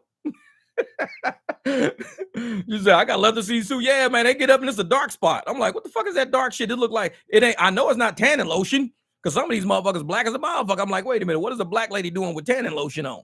I pick up white girls, black girls, Mexican girls. I pick up every fucking body. But if you black and you get out and there's shit on my seat, that ain't tanning lotion because you don't tan. Motherfucker, it's the middle of the night. It's 3 o'clock in the morning. You're not tanning at 3 o'clock in the morning. What the fuck is that shit on my seat? So I just stopped doing the blade, man. I won't do it. I won't do it. And I don't like the motherfuckers getting into my car anyways because I'm cool with police. I'm at Circle K. We laughing and talking and shit outside about the city, the street life, the nightlife. I'm meeting these motherfuckers at Circle. They done seen the Jeep. I mean, I done had cops all through my fucking Jeep. Popping the hood. We going through the hood and everything. We done been through the trunk, man. Cops been all through my Jeep. And half of them got Jeeps. They'll show me pictures of they shit. Fucking lift kits bigger than mine, 40-inch tires and shit isn't that? I'm like, damn. And now they seeing hookers get in and out my fucking car. No. I'm cool on that shit. Cool on Eduardo, East Valley, my man. Apache Junction. Thomas Lyle, let's get it. Yeah, that glitter too, man. And that's why I don't like that shit. Because I don't want my car marked. These motherfuckers might think I'm a pimp. They're like, this dude got money. He got Jeeps, cars, nice house. And it's always these hookers getting out of his fucking car. Yeah, ain't happening. Not me. I'll do strippers. I pick up strippers all the time because it's early in the morning. So, excuse me, I go to Lay Girls. I go to all these little highlighters and shit like that. You know, Bourbon Street. I pick up a lot of strippers because they usually want a nicer car and they got a little extra money. But strippers are cool because you got to understand, they've been getting cash tips all night. So they're going to slide you a 20. When I get a stripper hit, oh, I'm loving life. I'm loving life. There's a good thing about the show. You learn something from somebody else. Yep. That's right, Jesse, man. That's right. But see, when you get a call from the highlighter, when you get a call from Bourbon Street, you get a call from like, Bones, Band-Aids. Most of these strippers, they got cash because they've been working all night. They're going to slide you a 10. I don't even know where my wallet is. They're going to slide you a 10. Usually money be folded up. I just put the shit right in my wallet. They be giving you 10s, give you a wad of ones. Motherfucker one time gave me like a wad of fucking ones. I was like, cool, thanks. One motherfucker came in and gave me, the day that it was like $10. I thought it was $10. It was $6. Motherfucker got a 5 on the outside with a 1 in the middle. I thought it was 2 5s. Motherfucker gave me $6. I was like, oh shit, a $10 tip. Motherfucker gave me $6. It was like you used to put the small part on the outside, put the 1 on the outside and the 5 on the inside, so people think you gave them $2. And when they open it, oh shit, it's $6. It was a 5 on the inside. No, they put the 5 on the outside with the 1 in the middle. So I'm thinking I got $10. You always put the smallest denomination on the outside because you open it like a Jack-in-the-Box prize. You put the 1s on the outside and a 20 in the middle. Like, oh shit, I thought he gave me $4. Thanks, Ryan. I appreciate that, brother. I appreciate the super chat, Ryan. Hey, you very welcome, brother. Very welcome, man. I'll be trying, man, because like I said, we all we got out here in these streets. We know the apps ain't doing shit for us. He says, damn, my first name, Jesse. And my last name starts with a B. First, I was like, how you know my name? It's like, Jesse, what up? Yeah, but see, and people will put like the big number on the outside. They'll put a 20 on the outside and then they'll put a 1 on the end. So you think you got $40 in tips, but really you got $21. I'm like, dude, always put the small denominations on the outside so it surprises people when they open it because they think you gave them like $3. I got $3. They open it, it's a 1, and a 5. Holy shit, it's $7. I thought I got $3. But you put a 5 on the outside, motherfuckers think you just gave them $10 or $15. They open that shit, be like, dude, it's like $7. It's all psychological. Even tipping is psychological, goddamn it. You can make a motherfucker day or you can break their soul. It depends on how you line the money up. Like if you want to break a motherfucker soul, put a 5 on the outside. And on the end, put in like 1s. Crusty Dusties are on me tonight. That's right, brother. Shit. I'm gonna go buy me a box of these motherfuckers, man. Shit. For $5, I can swing over to Bose and be like, hey, give me a half dozen, goddamn it. Shit, a half dozen of your Crusty Dusty's finest. They open up the fucking cases like glowing and shit. Ah, he's got $5. Crusty Dusty's finest. Like you get to go to the velvet room to pick out donuts tonight, motherfucker. Whoa! Exactly. Right, Stu. He said the Crusty Dusties are on me tonight. Man, I'm going to the I'm going behind the fucking little stanchions. It's gonna be like a holiday walk, like a fucking Hollywood walk. I'm gonna come walking up to the mall. It's gonna be spotlights and shit. I'm gonna stand in front. Paparazzi gonna take pictures of me. I'm gonna hold my $5 up. Like, hey, I'm going to the velvet room to pick my shit out tonight, baby. Fucking Crusty Dusties. we need to start a restaurant called that shit Crusty Dusties. Have a bunch of motherfucking bums out back. Like, where you gonna eat tonight, man? I'm going down to Crusty Dusty's, man. I'm gonna go eat at Crusty Dusty's. Fuck that. No, but for real though, man, I'm glad y'all on this live today with me, man. We have a good time, you know. And I know at some point I'll be dropping way too many videos, and I try to relax for a fucking minute because my videos are not shorts. They're not, 5 minutes, 10 minutes, 8 minutes. My videos be an hour and a half, so it kind of. I like it so when you can drive, you ain't got to worry about switching the channel and shit. It's like watching a TV show while you're cruising or listening to a TV show, not really watching. So I try to get people enough so they can just cruise the shit and be in the vibe of motherfucking, rideshare while they out making that money. Understand it's not going to be easy. And I show how hard it is. Shit ain't easy. That's right, Dino, man. Cash in the cash is technocracy. That's right. That's right, brother. That's why I like strippers. They be like, hey, I got cash. I'm like, cool. Next thing I'll be like, you got the scan on your arm? Like, bloop. Fucking from stripper to driver. Here you go. Scan. Fuck that. Yeah, what Jesse said, never judge a book by its cover. I almost didn't pick a guy up because he looked like a crackhead. Ended up tipping me like $220 rolled up. Damn. Real shit. Hey, a dude did that when I had to take him to Yuma one time. I was like, dude, because it was before we had upfront fares. And I got to him and I slid and that shit said Yuma. I was like, it was like 180 miles or something crazy like that. I was like, dude, I can't go to Yuma. I live in Phoenix, man. He was like, oh, man, I need to go down there and see my kid, man. My girl, she had a kid. I need to go see my kid. Lyft paid me like 150 for the trip. And he ended up giving me like 170 on top of that or something. So because it became like $320, something crazy like that for the whole fucking trip. And it was like 6 hours total. So I was like, but it was like, I was in the Jeep. So I didn't make a lot of money because I was not driving the Beamer. I was in a Jeep. Drink. I had to, halfway down there, I had to fucking fill up. Drove down there, picked him up, came all the way back. By the time I made it back to Phoenix, I was damn near, under quarter of a tank again. So basically the Jeep ate up all the fucking profit. I mean, I probably netted maybe $15, $20 an hour after all that bullshit. Who knows? I don't even know. He was a crack dealer. Yeah. But, man, I love being on these lives with y'all because, like I said, a lot of times, man, we don't have anything for rideshare drivers, especially something that values who we are.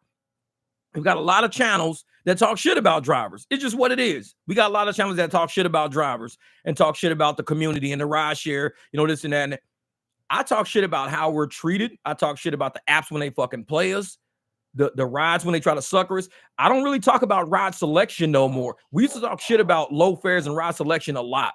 But wait till my next video drops. You'll see why I've been driving the way I've been driving. But I needed proof to all the people out there saying cherry pickers are going to be deactivated. Even though I put the Uber legal shit out. I put the Uber legal shit out about deactivation and everything and acceptance rates and all that. And nobody could prove in the fucking, in the whole section that. And I even said, if you can find anything that says in Uber legal that says you get deactivated for low AR, please type it in the comments. Just give me the link. Let me go look at it. To this day, nobody's put a link in there because I tell motherfuckers, people talk shit. They talk shit that they can't back up. If you get deactivated for low AR, put that shit on the video. I need that link. They will search high and low through Google, fucking Firefox, they will never find shit because they've been talking shit. And I'm one of those fucking people. Hey, my opinion will change. My opinion changed about protests, didn't it? My opinion can change over time when I'm given certain facts and I talk to certain people and have certain conversation. My opinion can change. So if you want to change my opinion about AR and deactivation, you got to come with better than, well, I heard, my boy told me, my homegirl told me. That's not enough. That's not enough for me because I drop Uber legal documents on you. If I'm dropping Uber legal documents on you and you still stuck on the same shit, and that's not on me then. I drop Uber legal docs on you.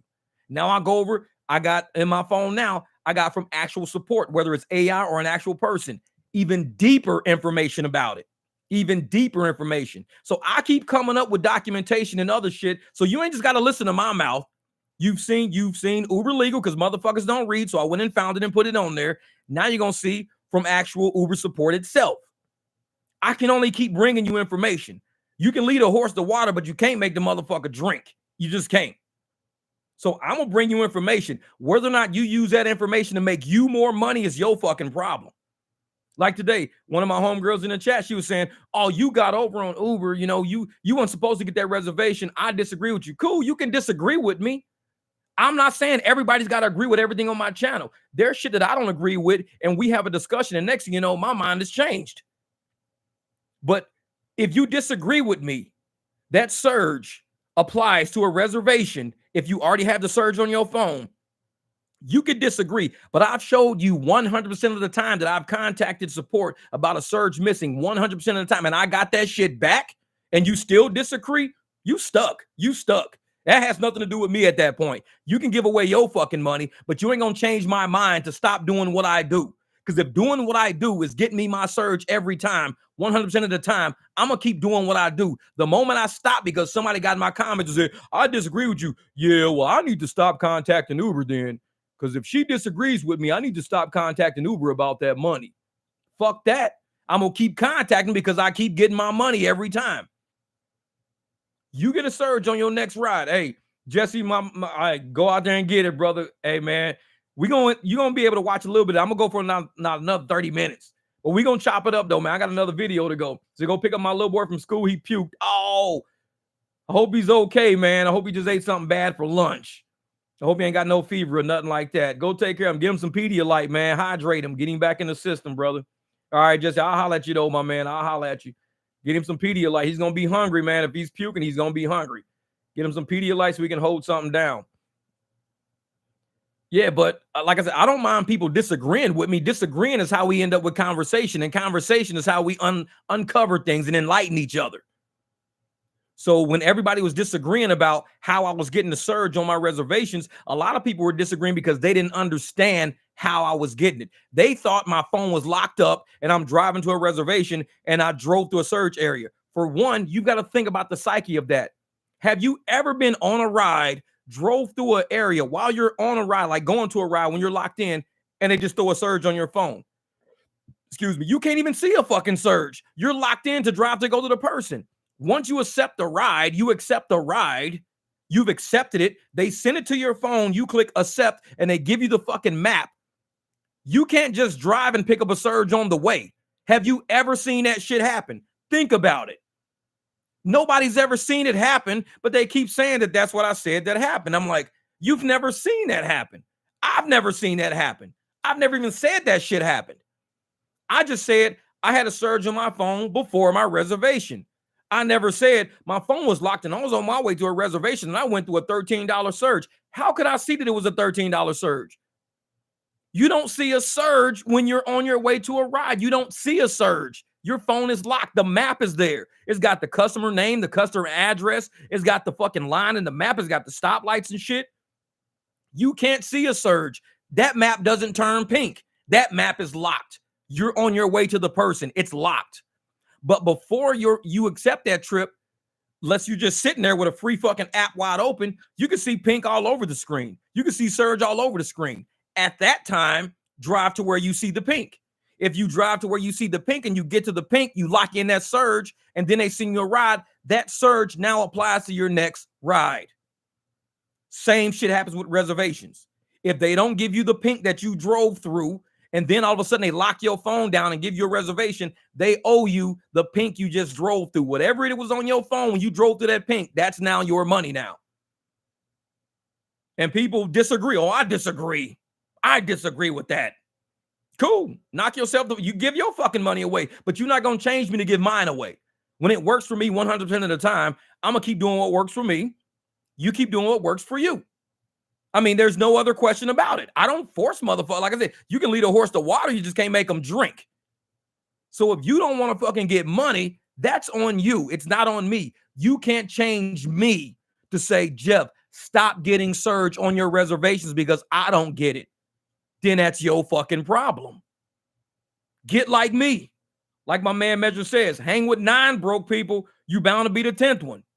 Hang with 9 motherfuckers that don't get surge on their rides, on their reservations. You hang with 9 motherfuckers that hang with surge on their reservations, and you have proven 100% of the times you've contacted support and they change you become one of them.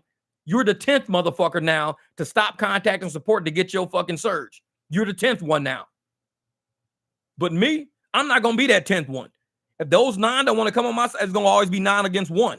And my bank account's going to go up. My credit score going to go up. My bills going to get fucking paid. And they're going to always disagree with me.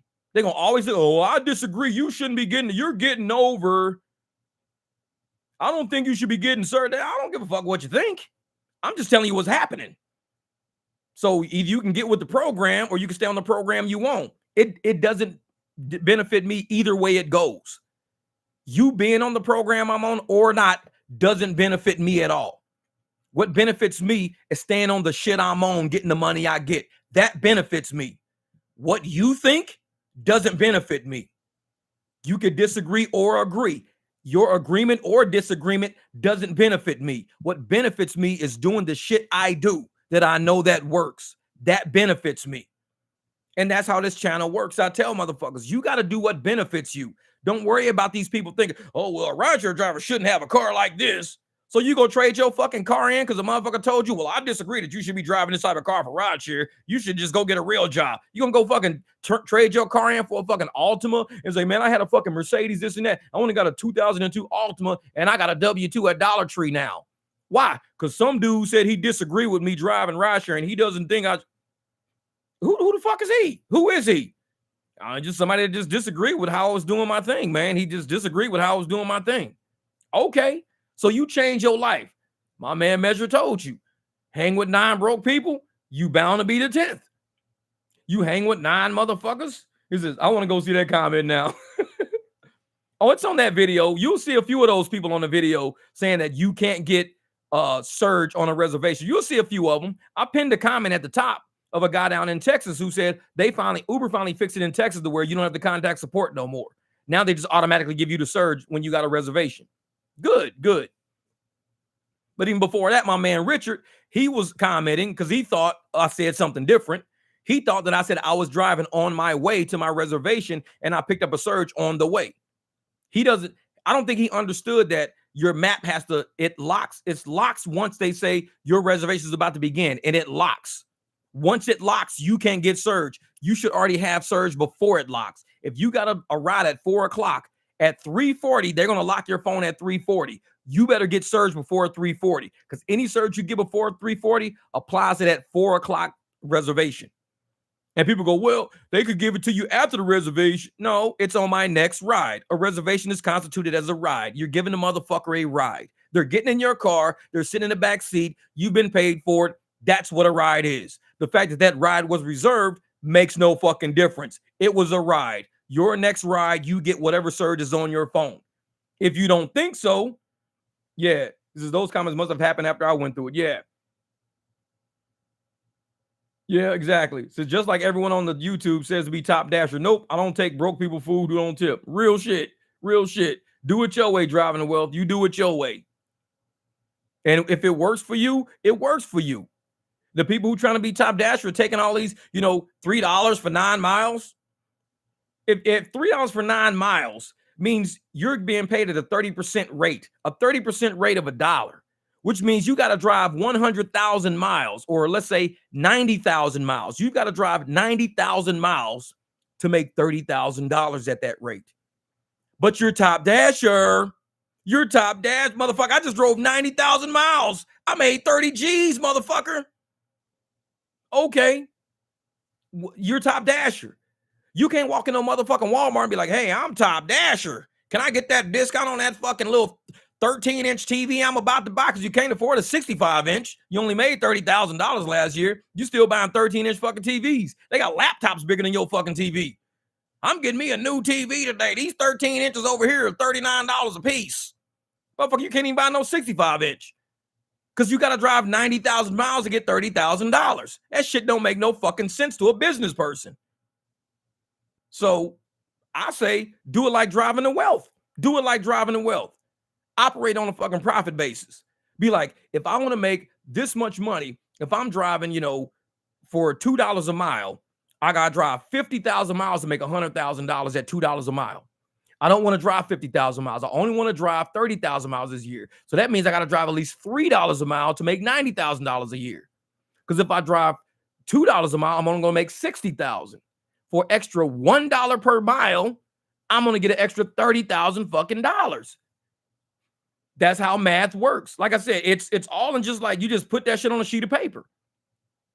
If you're driving at 50 cents a mile, that means for every mile you're driving, you're only getting 50 cents on the dollar. You drive 100,000 miles, you're getting $50,000. You drive 50,000 miles, you're going to get $25,000. Now, driving to wealth drives 50,000 miles. If he's going at $2 a mile, he's getting 100,000. So he's at $2 a mile at 50,000 miles to make 100,000. The 50-cent motherfuckers is making 25,000. That's a $75,000 variance of income in 1 year. You got motherfuckers making 25,000 and 100,000, driving the same amount of miles, delivering the same shit. That means driving to wealth has to be smarter than the 50 cent a mile driving motherfuckers. Because he's going to come out 75,000. His bank account is going to be like this, just stacking. 50 cent a mile motherfuckers going to be like this, flat. Dip, might go up a little bit. Dip, might go up a little bit. Driving to wealth is going to be like this. Because he's incrementally doing better by driving more per mile. So for every mile y'all drive, somebody's going like this or either flat. And he's going like this the whole fucking time. It's math. Write the shit down on fucking paper. And I go to Uber Legal. And like I said, my next video I'm going to drop is going to show you why AR is set the way it is. It's set the way it is. Rideshare Road Warrior Rick, first time to the channel. What's up, man? What's up? Hey, welcome to the building. Oh, you're going to have fun in here, man. We get down. This is not a professional level channel. Trust me. We're professional people. We're professional humans. We're really good at being fucking people. That's one thing I can tell you. We're really good at being people. Now, if you want somebody who wants to be, I'm an amazing dasher. I'm an amazing Uber driver. Fuck that. There's not, ain't nobody here that damn amazing. We're not. We laugh. We have a great fucking time making a lot of money doing it. That's what we do. That's real shit. I keep it real. So if you want to fucking have a badge on your shoulder or a trophy on your phone, like a little pixelated trophy saying top dasher, you've won something, try to take that trophy to any fucking car lot out there and say, hey, I'm top dasher. Can I get a discount on that fucking car over there? They're going to look at you like, what the fuck is a top dasher? Yeah, exactly. Run your car like a business. Know your worth. Without drivers, it becomes a complete stop. Without drivers, Uber becomes an app. It'll be a video game that people will just sit there and just plan on it. Nobody will ever come pick them up. They'll just be on the phone fucking with cars and moving shit around. Nobody will ever come pick them up. We make the shit become a reality. We're the real part of the app. Jay says, with Jeff's math and my $2 minimum, I'll pay off my Tesla Model S in 1 year if I'm okay taking home $40K. That's right. That's right. I told people, man, I was driving my Jeep doing worse than what I'm doing now, building that motherfucker at the same time. And I paid it off in fucking 24 months instead of 60 months. It's possible, but you got to run it like a business. When you run it like a business, a lot of shit happens differently. When you're just out there driving nilly-willy and shit like that, motherfucker, you're going to look silly. Drive nilly-willy, you end up looking silly. Motherfucker, that's going to be the new fucking shirt. Drive nilly-willy, you end up looking silly. On the back, put hillbilly. Fuck that shit. Y'all can have them free-ass donuts. Fuck that, exactly. I'm a top dasher. I get free donuts. That's it. Like, motherfucker, you can't walk in with Top Dasher on your screen and get shit in real life. You can't walk in and tell motherfuckers, well, I'm a diamond driver on Uber. They be like, oh, you drive rideshare? Yeah, I'm a diamond driver. What's that mean? It means I should be able to get 30% off of any car at this dealership. I was like, did you just make that shit up? Yeah, I did. I was seeing if you was gonna fall for it. Motherfucker, diamond driver don't mean shit. It don't mean shit. It means you are probably more likely to be accepted by the app. You're going to get your own phone service for that. You're going to get the Diamond Driver line.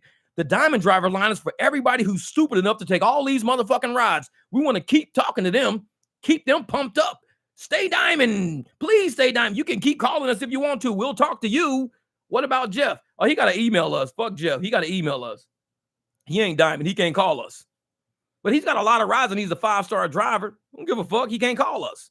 We're looking for you to call us because you've got 98% AR and you don't make a lot of fucking money. We need you to call us so we can keep your sucker ass on the fucking line doing the same sucker shit you doing. Exactly. And you get a free Costco membership for all the toilet paper you got to buy for all the bullshit we finna put you through. It's like, man, hey, man, amazing is how we manage our market. That's right, brother. That's right. That's right. It's all about how we manage our market.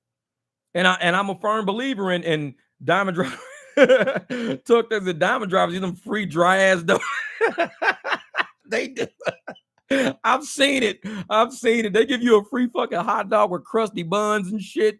They give you a free fucking hot dog and a fucking cold ass coffee. Be like, dude, they be like, we haven't made coffee today yet. Well, I get one for free when you choose to make one. Man, you might just go buy your own fucking coffee. Go get you $4-5 a mile instead of 50 cents a mile and go buy your own fucking coffee. Man, exactly. Costco is exactly. It's 2 Lux rides. That's it. I'm like, just get it over with. Do 2 Lux rides and just be done. Like, what the fuck are you doing? Well, I got to take all these 50 cent a mile rides and 70 cent a mile ride, 80 cent a mile rides so I can get this free $50 membership. Just do 2 fucking rides today and get it over with. Be done. They don't think though, man. These motherfuckers do not think. They don't think. And so channels like mine bring forth the common sense aspect because a lot of drivers on my channel, real shit, think it through. We're not like super professional. We're not aiming for no shit to be, Uber's going to invite me to the office today and give me a free bottle of water. Never. They ain't never going to invite you to the fucking office. They're going to keep you on the phone doing these dumbass fucking trips. The moment you smarten up and do less, you can't call us no more unless you're a diamond driver. And the only way you're a diamond driver is you keep accepting this bullshit. Otherwise, you got to message us. Well, I'll just fucking message y'all because I'm getting my money. I'm messaging y'all. Fuck that.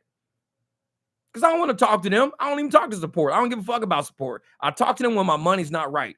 I choose every ride I want.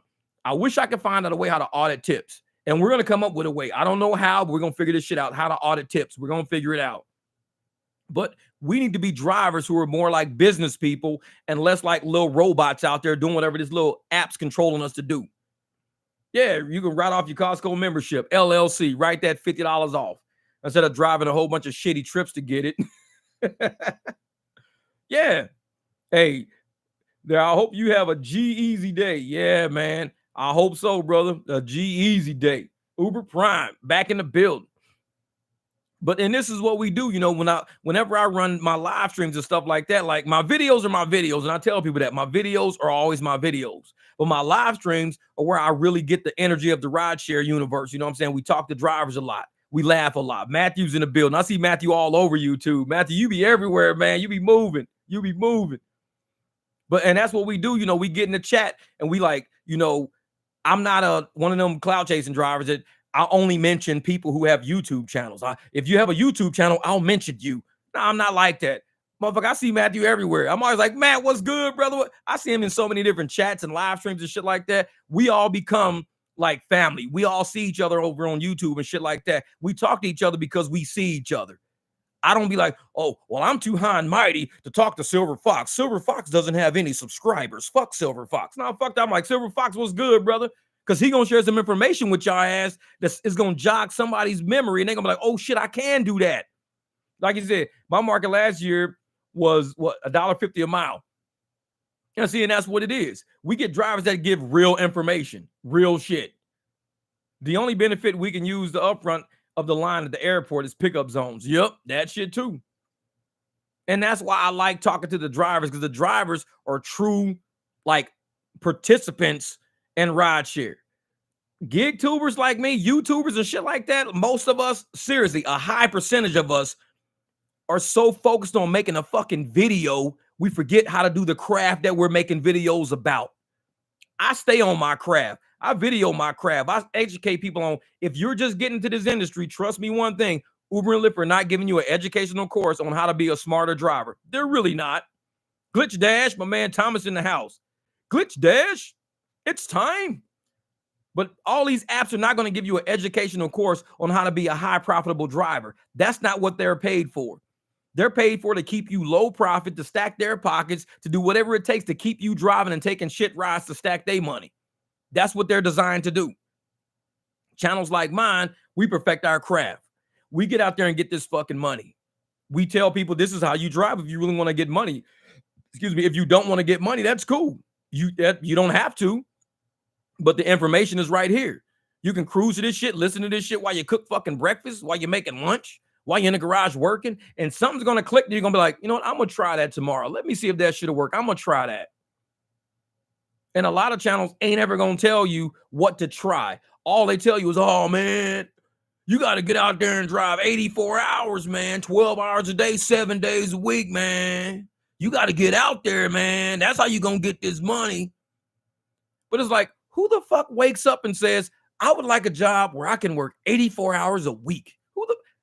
We're trying to get paid as much as we can with 40 hours or less. 40 hours is too much for me to work. 40 hours is too much. But I'm willing to work a full-time job. I'm willing. But if somebody tell me you got to work 84 hours, nobody ever gets out of high school or college going, I cannot work to have my first double-time fucking job. Can't wait. I'm looking for that motherfucker right now. It's like, doubt it. Jeff's crusty, dusty donuts should be a shirt. Exactly. Real shit. Real shit. I should make a show like that. Crusty donuts. Flex, flex. He says, oh, man, just waking up. What's the topic of the day, bro? The topic is everything going to be all right. Somehow we're going to make this shit all right. Yeah, but now we've been going on for about an hour 45. So by the time, like, later when you out driving and you play this video back, oh, you going to crack up. We said some funny shit. But, man, yeah, you like me. Like, I woke up early. I didn't drive yesterday, so I got up early today. I'm probably going to take a nap at about probably 2 or 3 so I can get out and drive all night tonight. Wake up at about 7 or 8 p.m. and go out and drive tonight. Yeah, man. And that's what the thing is, Ryan. The least amount of trips for the most amount of money. High profit margins, man. That's what we got to do. Yeah, 84 hours. I made 1,039. Real shit. Because that's all you need to do. If you run your app for about 40 hours, in drive time, Roderick, you probably drove for less than 39 hours. Because you still got to scout for rides. You got to do shit. You're sitting around. The app is running when they ain't sending you shit. So you can work part-time hours to make $1,000. What part-time job is paying people $1,000 a week? If it's part-time and you're doing it the smart way, where you're doing short rides and not using a lot in gasoline, then you have really high profit margins. So you're doing better. You're probably 10x your money. You're probably using anywhere from $70 to $100 in fuel to make the $1,000. So you making $900 a week part-time profit. $900 a week profit part-time. That's a good fucking lick. That's a good lick. But a lot of motherfuckers gonna tell you, well, you gotta work 80 hours. If you ain't working 80 hours, you ain't doing something right. No, I'm thinking if you working 80 hours, you're doing something very wrong. It's like, that's just the way I see it, though. Everybody's gonna have a difference of opinion. I was like, I want to wake up and not be in a fucking rush to bust out 12 hours every single day of my life. I want to wake up and be like, dude, like the other night I went off and I fucking went out for an hour and a half, made $150. That's how I like to drive. Hour and a half, $150, I'm back home. I probably used maybe an eighth of a tank. Not even an eighth of a tank, because they were all short trips. My longest trip was going out there and back. That was my longest trips. But even the last night when my video I'm going to drop now, I got to ride all the way back to my house, which is perfect. But that's what we do. We're not the people that you're going to catch on the road all the fucking time. You're going to catch us in the house. You're going to catch us in the pool. You're going to catch us enjoying life. You're going to catch us doing other shit other than slaving for these apps. I'm not trying to be an app slave. You're not going to turn me. If you got a high AR and you putting out 80 hours a week, you just need a t-shirt walking around going app slave. That's it. No other fucking words on it. No other word. Just app slave. You 80 hours a week, double timing it. App slave. That's all you need to put. And motherfuckers say, yeah, man, we making money. No.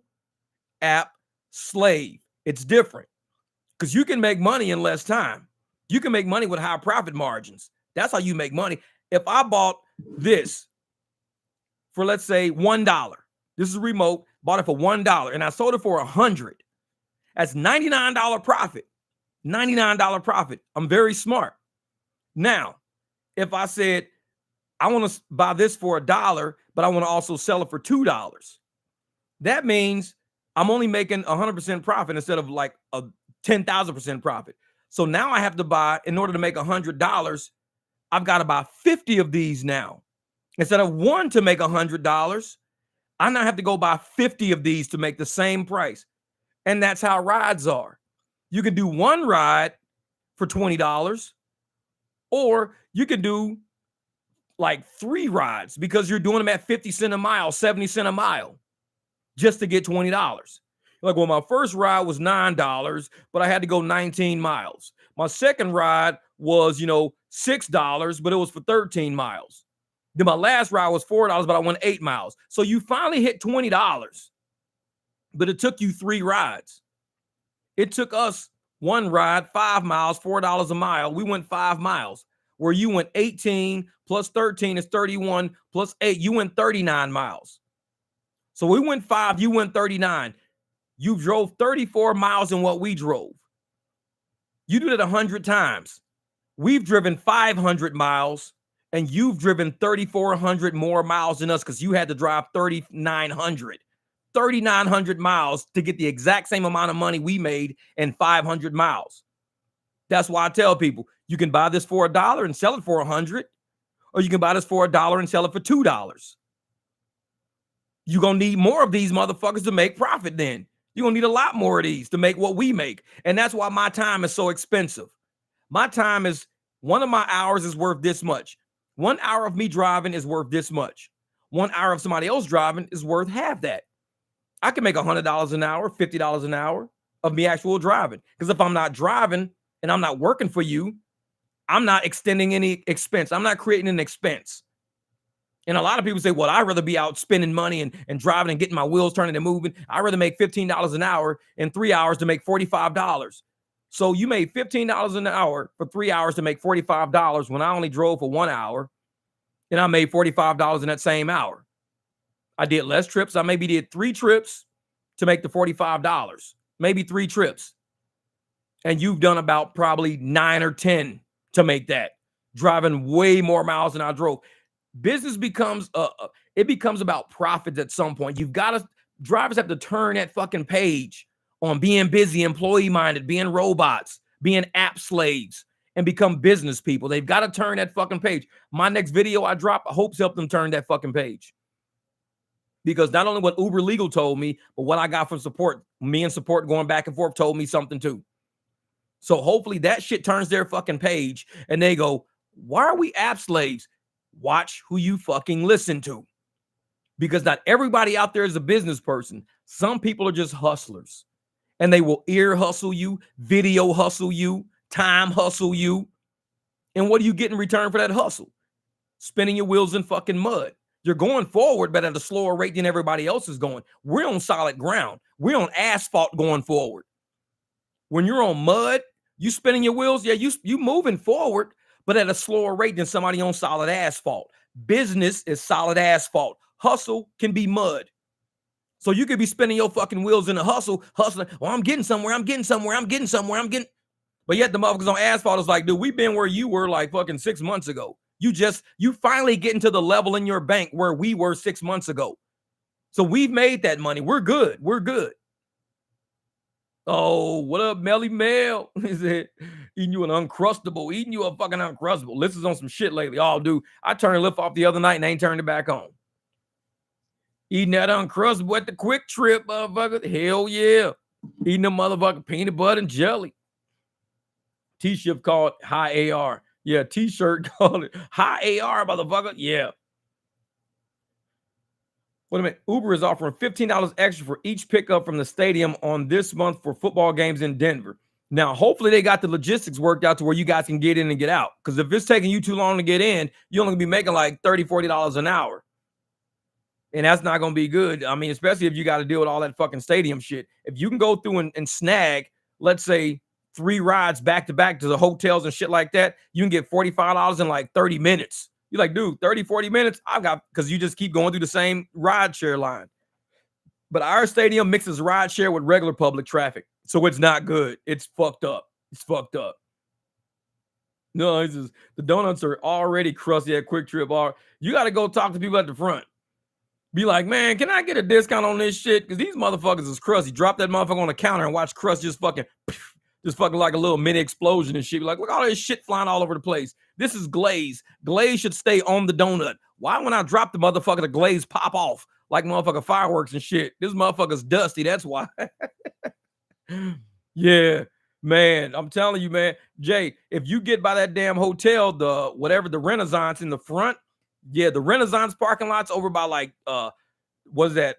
Fat Tuesdays and all that shit. Do not get stuck in there. Don't get stuck in there.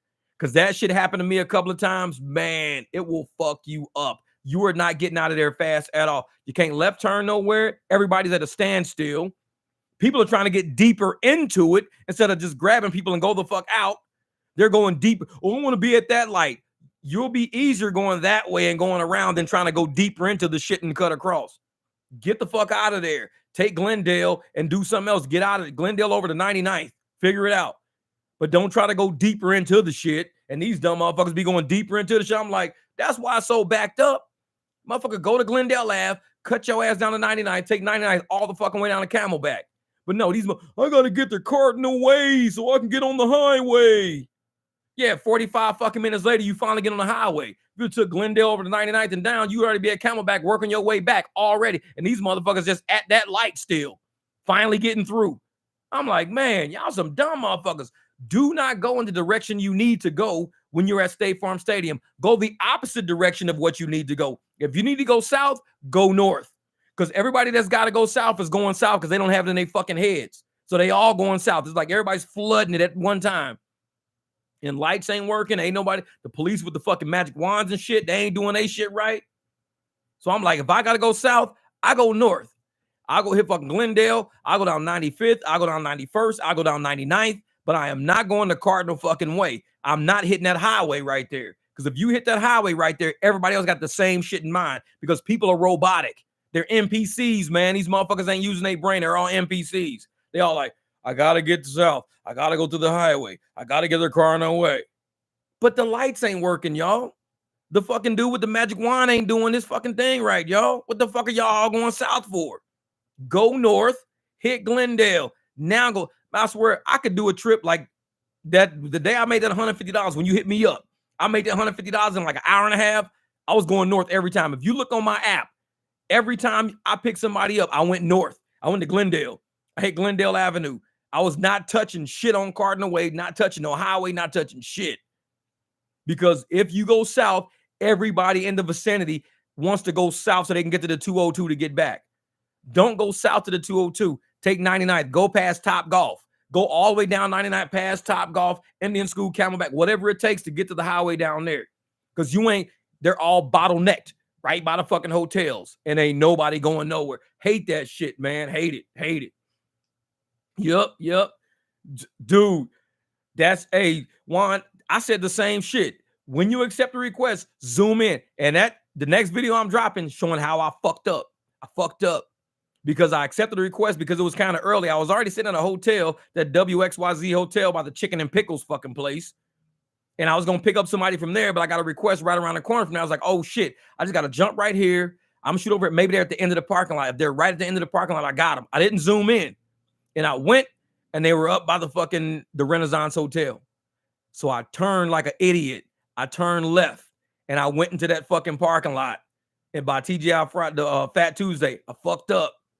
And it was supposed to be an 8-minute ride for $11. 8 minutes for $11. You'll see on the video when I drop it. 8 minutes, $11, like a mile, 2 miles. I could do that. That's easy. I could do that. The shit took me 28 minutes. How you go from 8 minutes to 28 minutes and it went from $11 to $19?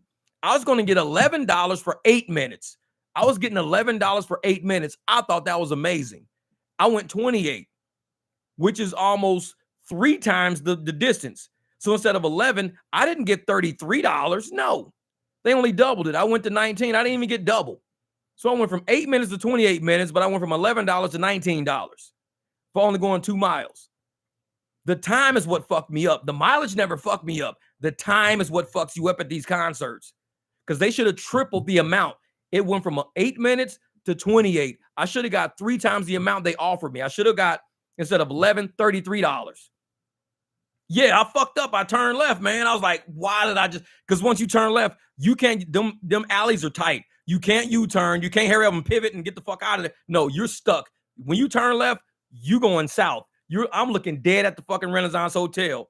All I see is a sea of fucking red lights, cars jammed up. I'm like, dude, I almost canceled. So the girls called me and I told them, well, just walk to me, walk to me. So they walked to me to keep me from going too deep. They walked to me so I could, instead of going far, I shot out of there. Instead of going all the way to the Renaissance, I shot out, and then I got a chance to go north. So I went north, and then I went out on Glendale and got the fuck out of there. I went down 99th. But I fucked up because it was early. I was like, ooh, it's early. It's before the concert lets out. Everybody had the same fucking shit in mind. I turned left, red lights. I'm like, fuck. I'm finna cancel this shit. I say, you know what? I'm not gonna cancel it. Let me contact them. And they were saying their little icon was right at the fucking hotel. I should have zoomed in. And then they started walking. You'll see on the video, they started walking, but they went to the light. I'm like, don't go to the light. Come to me, motherfucker. So they went to the light. And I was like, come back to me. Don't go to 95th. So they started coming back towards me. They found me in a parking lot. Of course, fucking blocked in by a million fucking people. They got in. I finally wiggled and weaseled my way out so I can go north. Got the fuck out of there. Got out of there. 8 minutes to 28 minutes. Yeah, I was livid. You have no idea. I almost gave them bitches my car keys. I was like, you are the new owners of a fucking BMW. I'm going to walk home all the way from State Farm, all the way to motherfucking the airport. You are now the owner of this BMW. I've officially given the fuck up on life. I was mad as a motherfucker. But I was like, nope, I'm going to take their ass. And they didn't even tip me. Well, they probably tipped me, but Lyft probably stole a motherfucker. So I can't even say they didn't tip me. Let's just say I didn't get a tip. Let's say that. That's fair. I didn't get a tip. Motherfucker Lyft, you raggedy bastards, motherfuckers. They know they tipped me because I was hot. I was hot. And I was like, yep, because at the Beyonce concert, that shit happened to me with that one girl, and I canceled the fucking ride. I canceled that shit and shot out of there and just ended my night. This same shit almost happened. I was this close to canceling that motherfucker. I was like, but they started coming to me. I was done. That's why I can't do concerts at State Farm, man. If you get trapped in that motherfucking parking lot, it's a wrap. Do not go and don't make that left turn and go in the parking lots. Keep going. Go past the cinema and keep going straight past the cinema. Don't go south. If you go south, you're trapped in that parking lot. You ain't coming out. It's like, man. I do that at the airport. Yeah, Silver Fox, you got to do that shit, man. You got to make sure you don't get stuck in places because time is what kills us. And that's why I think a lot of us bitch about the concerts. It's not the distance, but it's the time. And the apps aren't paying us for time. So we sit up there and we say, hey, listen, we know you guys want to give us, $30 for 11 miles. We know that, $30 for 11 miles. But it's going to take me 20 minutes to get to them. And then it's going to take me 25, 30 minutes to get out of here. So you're giving me $30 for like 55 minutes at a concert. $30 for 55 minutes is not good. Excuse me, because even for the 28 minutes I did, the 28 minutes, and I got the $19 for the 28 minutes. That's with surge and everything. That's 56 minutes for $38 at a concert. I make $40 an hour doing basic shit. 56 minutes for $38 at a Drake concert.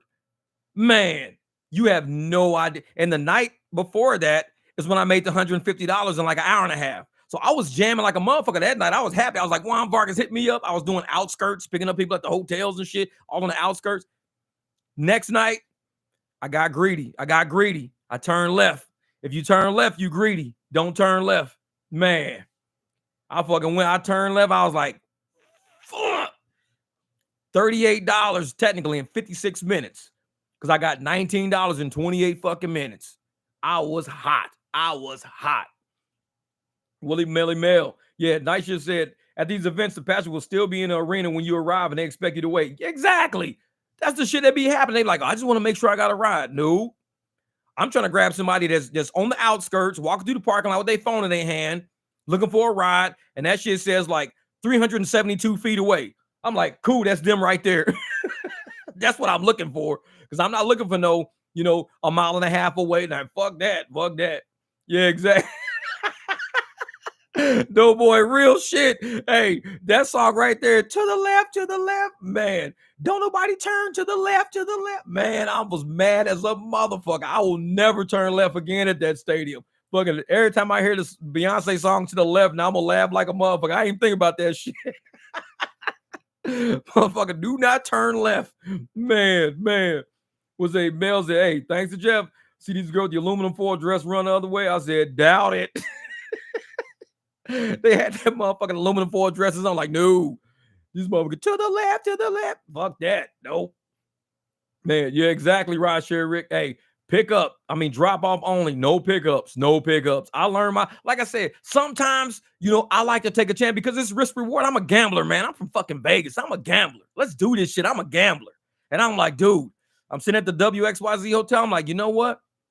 I think I'm going to try this shit. They look like they right there. They probably right at the end of the parking lot. I'm going to swing through, pick them up real quick. I was driving and the map said this way. I was like, all right, cool. I'm going to turn to the left. Fuck. Gamble didn't pay off. I crapped out. The gamble did not pay off. Sometimes you get greedy. It's like, you got to play safe sometimes. Don't gamble everything, man. Because we sliding, yeah. I like picking up from events. You got to be on my terms. Hell yeah, we sliding up out of there. And that's the thing, man. It's like, you gamble sometimes with these rides, especially when you're picking up from events. It's always a risk. And you trying to capitalize on that risk. You rolling the fucking dice. You like, dude, maybe this time I'm going to hit that fucking, hard 8. Get that 10-1 odds. I got $25 sitting on the hard 8. Pull back $250 real quick. Maybe I can do that. Sometimes you roll that hard 8 and that motherfucker come up 3-5. Yep, you just lost your money. You lost your money. You rolled a 3-5 instead of 4-4. You lost your money.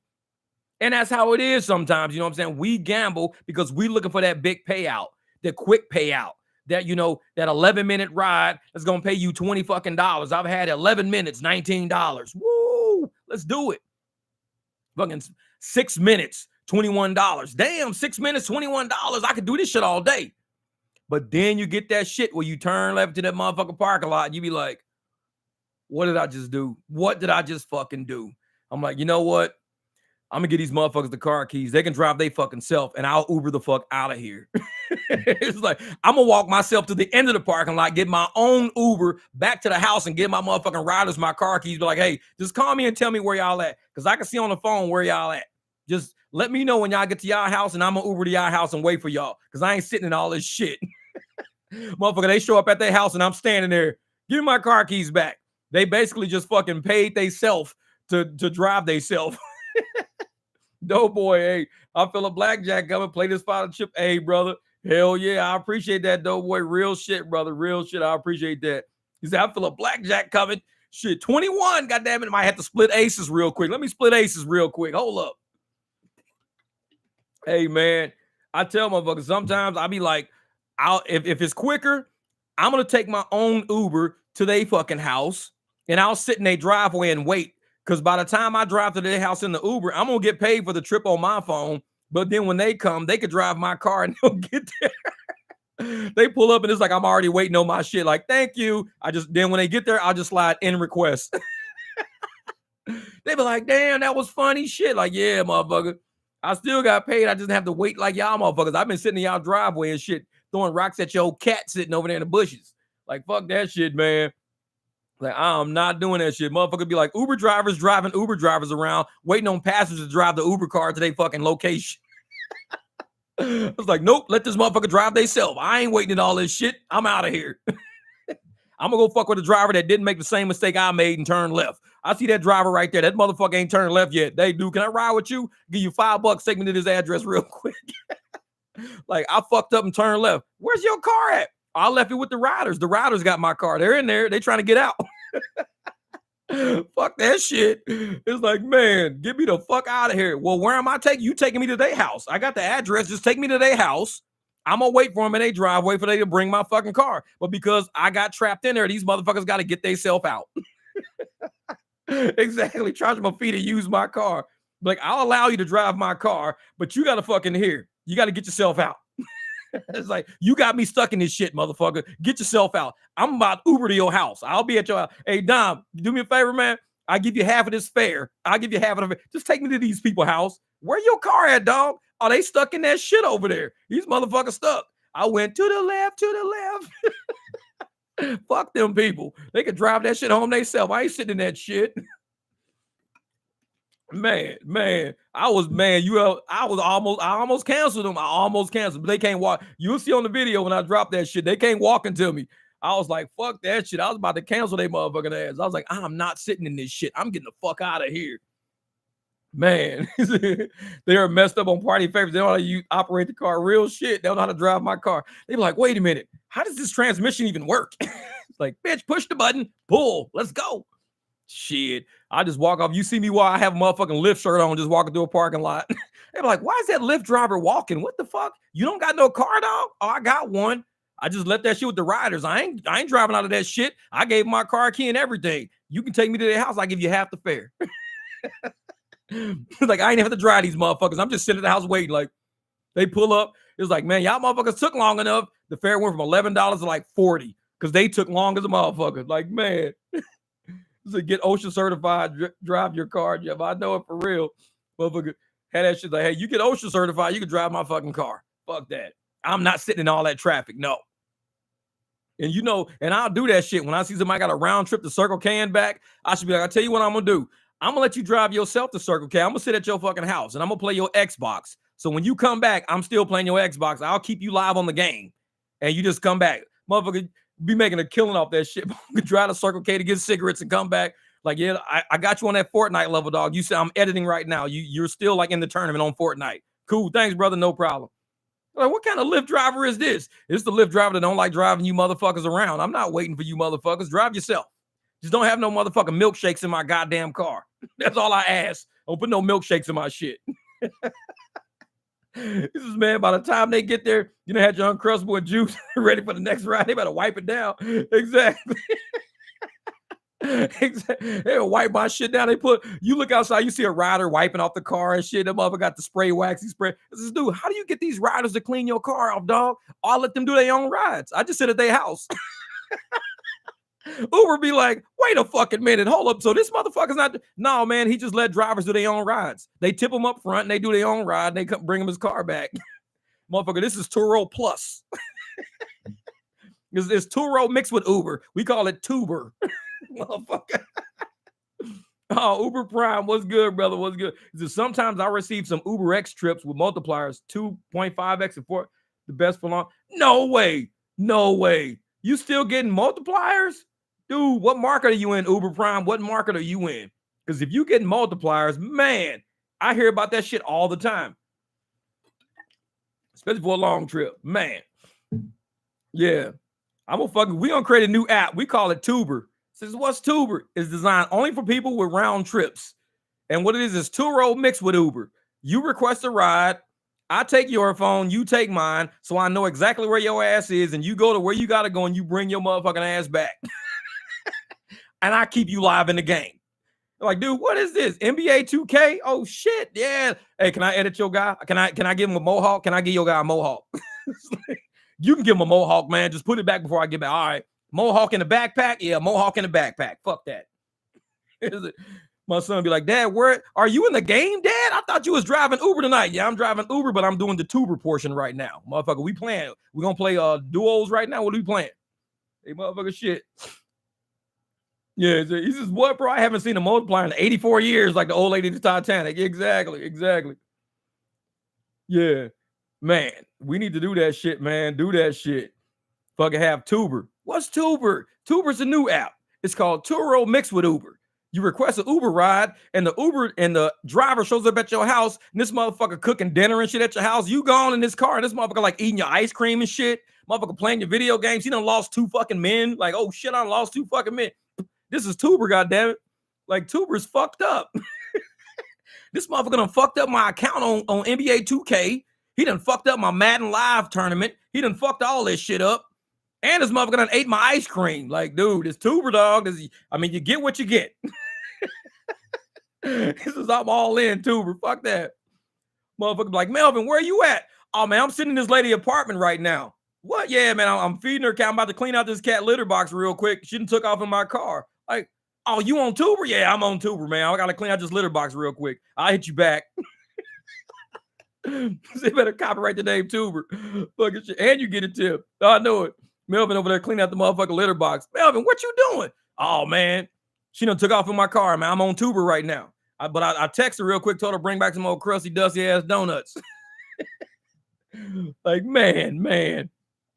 Like, dude, that's a whole nother level of fucking rideshare right there. It's like, how are you motherfuckers paid for not driving people around? Y'all sitting there playing people video games and shit. Watching the movie with his wife on the couch. Exactly. Motherfucker come back, Zick arm all up around the lady and shit like this. Zick like this. Motherfucker walk in, is like, oh, are you back? Hey, is the car clean? No? Did you wax it down? All right, bet. All right, well, cool. Yeah, this movie was cool. We'll do this again. We'll do this again. Like, Zick, what the fuck are you doing? Somebody go stand that picture in 3, 2, 1. Fucking tuber. Goddamn Zick over there watching movies with motherfucking wives and shit. Motherfucker, she all curled up on him. Why she curled up, man? This is a scary movie watching Halloween, man. It's got like Michael Myers and shit all in it. Lady all fucking huddled up under you, motherfucker. Husband walk in, he be like, yeah, I got the wing stop and stuff. I got it all. And Zick's in there like, all right, bet. Did you wipe off the wheels? Because I know you went through water last time. You fucked my wheels up. Oh, dude, I already wiped the wheels down. I even put like wheel detail on it for you. Appreciate that, dog. Did you tip me though? Yeah, I tip you in the app. Oh, bet. All right, hey, we're gonna check out another movie tomorrow. You got another movie? All right, bet. Hey, man, I'll hit you up. Like, Zick, what the fuck are you doing? We supposed to be over here playing people video games and shit and like walking their dogs for them while they driving our car. No, man, I'll be watching movies and shit. I know car loaners and wife said, it's like, what y'all, we on tuber today. Fucking Turo mixed with Uber. Motherfucker be like, man, I just gotta run down to motherfucking Walmart real quick. Bet. Motherfucker pull up in front of the house, tip me up front. Hey, all right, here's a $10 tip. Bet. Don't forget, wax my car. All right. Well, Sarah's in the house right now watching a Notebook. She's sitting on the couch. Zick be like, all right, bet. I'm gonna go in here and watch a Notebook real quick. I text, hey, Zick, man, what are you doing? We headed down to the concert. Bro, I'm on tuber right now. I'm about to watch a Notebook with this lady. All right, Zick, I'll hit you back. Call it the doubted rideshare service. I know it. Doubt it. Like, motherfucker, you gonna take me down to Walmart? Doubt it. Take your fucking self. Here my keys is, man. Shit. Motherfucker, tip me before you go, though. I don't play that shit on the way back. I want to see you tip me before you go. Man, here, damn, $10. Motherfucker, you always tripping, man. You always tripping. Take your fucking self, man. It sound like a porn scene and shit. I know it. Motherfucker be like, shit. Motherfucker slammed it on the way out. Man, I can't stand fucking Zick. This motherfucker always tripping about this motherfucking car, man. He be tripping. Motherfucker driving up, pulling up around the corner shit. Dog, how many cars you drive a week? Oh, man, this is Zick shit right here. Zick up in the house. What service are you using? Tuber? You ain't never heard of that? What the fuck is Tuber? Is it like YouTube? No, man, it's Tuber, man. He said, don't slam my door either. Motherfucker slammed the door at the mall, mad as a motherfucker. Woo, David says, Las Vegas, 280 last night in 6 hours. Working smarter not. There you go, brother. That's what's up right there. Smarter, not harder, brother. That's what you ain't got to put out 10, 12 hours for that shit. Knock that shit out in 6. I know it, man. This is why you at Walmart. I'm going to put a bottle of spray wax when you use all last. Melvin sending this motherfucker messages through the app. Hey, don't forget to pick up some spray wax. You used all my shit up last time. Like, what kind of app is this? These motherfuckers ain't even driving. Say, parent, hey, cell phone callers, that's like, Sarah wants you to pick up some Cokes. Motherfucker, what kind of app is this? This is a fucked up app right here. These motherfuckers getting paid to sit in people's houses. It's like, man, and don't be picking up no motherfuckers with dogs in my car. Don't. Bring your ass straight back. That's funny shit. Because he said, pick up some weed, stop by the dispensary real quick. All right, bet. You be like, oh, I ain't got to pick up no weed. I actually got some in my dresser. Just go in my room, look in my top drawer, man. Some weed up in there. But it's a pipe. Only take a little bit. Don't take it all like you did last time, motherfucker. Like, what kind of app is this? Man, y'all got me fucking dying over here. Like, only y'all would come up with some. See, that's why we can't do this app. We couldn't really do it because this is some shit y'all would really probably do. Motherfucker, like, hey, pick up some weed while you're on the way. I'm talking about playing Fortnite and shit, just waiting on the motherfucker to get back. Y'all like y'all living this motherfucker life while he gone. Hey, dog, is it cool, man? I just drank the last of that fucking hen dog you got in the. Yeah, man, it's cool. It's cool. He said you got to dig through some drawers to get through the smokes. It's like, what kind of app is this? You going through people's house and shit, just rummaging through their drawers and shit, and it's all legal. It's 100% legal. It's in the terms of service, motherfucker. I can go to your dusty ass drawers. It's in the terms of service, motherfucker. Section paragraph 3. You allow this driver to go through your dusty ass drawers to find some weed. Like, damn, it does say that in terms of service. Who wrote this shit? It sounds like a motherfucker talking to me. No, that's the terms of service. It was wrote by a couple of motherfuckers on the internet. Terms and agreements. And this motherfucker, paragraph 4. Fuck your couch. Is that really like they really said fuck your couch on paragraph 4? You're like, yeah, fuck your couch. What up, Logan? What's up, my man? Hey, he's back in the building. Back in the building. Logan, you're gonna be dying at this shit. You missing some funny shit, man. These motherfuckers just made up a new app. Jeff wrote it. No one opted out. Opt out of this if you don't, man. Fuck that. No arbitration lawsuits, no nothing. Fuck that shit. Motherfucker, paragraph 4. Don't slam my motherfucking door. Like, shit, how did you know that? It's like, who wrote this shit? Is this a real app for real? Like, yeah, motherfucker, this is Tuber. What the fuck you talking about? Say all for kicks. You got me crying. And he comes back and you in the kitchen making Kool-Aid. You and that motherfucker. He like, did you use all the sugar? All the sugar, motherfucker. This shit's like syrup at this point. I use all the fucking sugar. Like, what kind of app is this? Like, you're not allowed to do that in my house. Terms of service, motherfucker. You didn't opt out of making Kool-Aid. Paragraph 4. You let this motherfucker make some Kool-Aid. That's it. And paragraph 4A, with all the sugar. Like, wait a minute. This is a real app. It's a real app. Who wrote this shit? Paragraph 8. Don't put your hand on my window and close my door. Exactly. Leaving fingerprints and shit. Dude, I wipe off so many fingerprints. I fucking hate that shit. I'll pull up, look like motherfucking crime scene. There's fingerprints all over my windows. I'm always wiping my windows off. Man. I said, you better go to Walmart and pick up some sugar. Charlie Murphy. I said, Charlie Murphy, what the 5 fingers say to the face, motherfucker? Get the fuck out of here. That's what it says right there. You say, man, this shit's funny as a motherfucker, boy. This is, man, just slap. So you better go back pick up some sugar, man. I just used all your fucking sugar, goddamn it. Talk to tagging real shit, man. Fucking car be like a crime scene. It'd be fingerprints all over my. I gotta get out Windex, wipe my shit down. Like, dude, these motherfucking grimy hands. Like the one lady, the video I made, she fucking had oatmeal going down my window. I was like, what the fuck is? You're an adult. Like, what do you have on your hands that you haven't washed off and you come hop in the fucking Uber? That's why you can't use fucking driverless cars. This lady had fucking oatmeal going all down my window and shit. I'm like, motherfucker, how the fuck you get oatmeal all down my motherfucker? You know what? It just occurred to me. What the fuck it probably was. As I'm sitting here talking with y'all, I picked her up from that bar. Remember in the video I said I picked her up from the bar. She was kind of drunk. So I picked her ass up. And it looked like she had oatmeal down in my motherfucker. Dude, I bet she threw up in her motherfucking hand. I bet she threw up in her fucking hand before I got there. And that's why she was probably going home, because she threw up at the bar. It just occurred to me talking about this crime scene shit. I never thought about that. Because I was laughing. I was like, yeah, man, this bitch got motherfucking oatmeal down my window. I've been laughing like a motherfucker for like 3 weeks now. I've been laughing at this shit. I had the shit on video. It's on video. I'm laughing. I got a picture of a little girl eating oatmeal and shit, laughing. I'm like cracking up. And it just occurred to me, this bitch probably threw up in her hand. Dude, I totally thought about that. I'm like, that's why it looked like oatmeal. She probably threw up at the fucking bar. And man, this fucking bitch, she threw up in my fucking car. That's why you can't fuck with these. And I had to wipe the shit off. And remember, I forgot, I went to like 2 rides because they kept coming. So I was like, shit, I got to wipe this shit off my motherfucking window, because I kept looking out the window and it looked like a car was next to me because it was fucking shit on my window. I'm like, damn, I keep thinking there's a car next to me, but it's that shit on her motherfucking hands. So I was like, so I finally, after about 2 rides, I finally had a chance to wipe the shit off. Man, it totally occurred to me just now. She probably puked in her motherfucking hand. Don't ride no driverless cars, because that's the kind of nasty shit that's gonna roll up right there.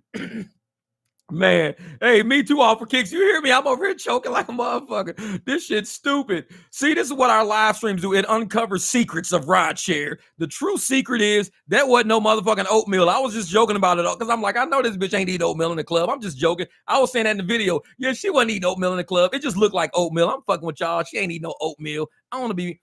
Of course it wasn't oatmeal, you idiot. She probably threw up in her motherfucking hand and came and got in your car. Fucking nasty shit, fucking throat meal. That's fucking the oatmeal. It was throat meal, goddammit. Dude, that shit just occurred to me on this fucking live. Wow. She fucking has a throat meal in my fucking car. That's funny shit. This motherfucker talking said throat meal. Dude, I got set up. That shit just occurred to me. I got fucking set up. Man. Now I got to go back and edit that fucking video to say throat meal and not oatmeal. This is late night driving. Let's see, it's oatmeal or throw up. But see, it never occurred to me because I was like, man, this bitch right. So I'm like, she shut my door. I'm driving out, looking at I'm like looking to see if I can get over it. I'm like, what the fuck's on my window? Look like motherfucking oatmeal. I'm like laughing and shit on the video. Motherfucker, like you got oatmeal on your fucking hands, old nasty motherfucker oatmeal. This whole fucking time. God damn. They had a couple get kicked out of Waymo for trying to give the driver's seat a blowjob. That's funny shit. Give the driver's seat a blowjob. That's funny. Hey, Don, man, it's just fucking hilarious, man. Hilarious. That shit just occurred to me. Now I got to go back to that video and put throat meal and put in the title, put throat meal, not oatmeal. God damn it. She set me up. That shit's funny as hell. That shit's funny as hell. He says, trying to give the driver's seat a blowjob. That's funny shit. Got kicked out of a Waymo. Because ain't nobody in the driver's seat, goddammit. Man, y'all got me over here crying. Like my eyes are watering, man. Y'all fucked me up with that shit. Fucking throat meal. How the fuck we go from tuber to throat meal that fucking quick? See? Man, these fucking live streams don't make no fucking sense. No rhyme or reason, man. Just play this shit and drive around and laugh. Fuck this shit. Man. Yeah, this is picked up one from urgent care the other day, and she was coughing up a lung. Thank God it was 80 out all the way. Yeah, because the motherfuckers fuck around and get you sick. Man. She got you. Yeah. Cruz ain't got nothing on tuber for real. Because with Cruz, you can't drive the motherfucker. With tuber, hey, you got somebody in your house making Kool-Aid for you when you get back. Motherfucker gonna walk your dog around the block and shit. You like, I just had to go to Walmart. Like, shit, it's tuber. It's Turo mixed with Uber. You can rent my shit in real time. Either the driver can take you or driver say, I'm just gonna chill at the crib. Cool. Like, wait a fucking minute. You can't just stay at my house. Terms of service, paragraph 2, section 8. This motherfucker can chill at your crib. It says that right there. Who wrote that shit? That's a real, it says this motherfucker can chill at your crib. Who wrote that? I know we go take care of your dog and your wife, goddamn. Exactly. It'd be the most unprofessional gangster ass fucking terms of service ever. They'd be like, these ain't even real terms of service. It's like a kid wrote this shit. Like, no, man, this dude got an accounting degree. He's like really smart. He wrote this dude because he said these motherfuckers can chill at your crib. That is not very smart. That is not professional at all. No, he's not professional. He's professional with 2 V's in the front. Professional handbook, but it's got 2 V's. PROFVVES. Motherfucker, like, what? This is a professional driver's handbook. Like, that's not professional. That's not even how you spell it. Like, that's how shit works out around here. This is tuber. Motherfuckers be mad as a motherfucker. Like, how did I get signed up for this app? You didn't read the terms of service because people don't fucking read. By the time they read that shit, they're gonna be like, I would have never signed up had I known this shit was wrote like this. Who wrote this shit? And then it's like paragraph 6, 7, 8. Fuck all that bullshit. That's all it says. Like, what does that mean? Fuck all that bullshit. It means what it says. Fuck all that bullshit. It's like, who wrote these like terms of services? You didn't read that shit when you downloaded the app? No. I just downloaded the app because I thought, okay, Turo mixed with Uber. This is a great idea. I can rent somebody's car and go to the store and come back like real time.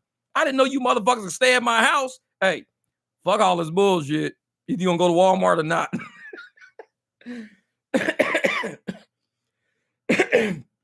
Say, how often do you think they'll add a stop with Tuber in your car?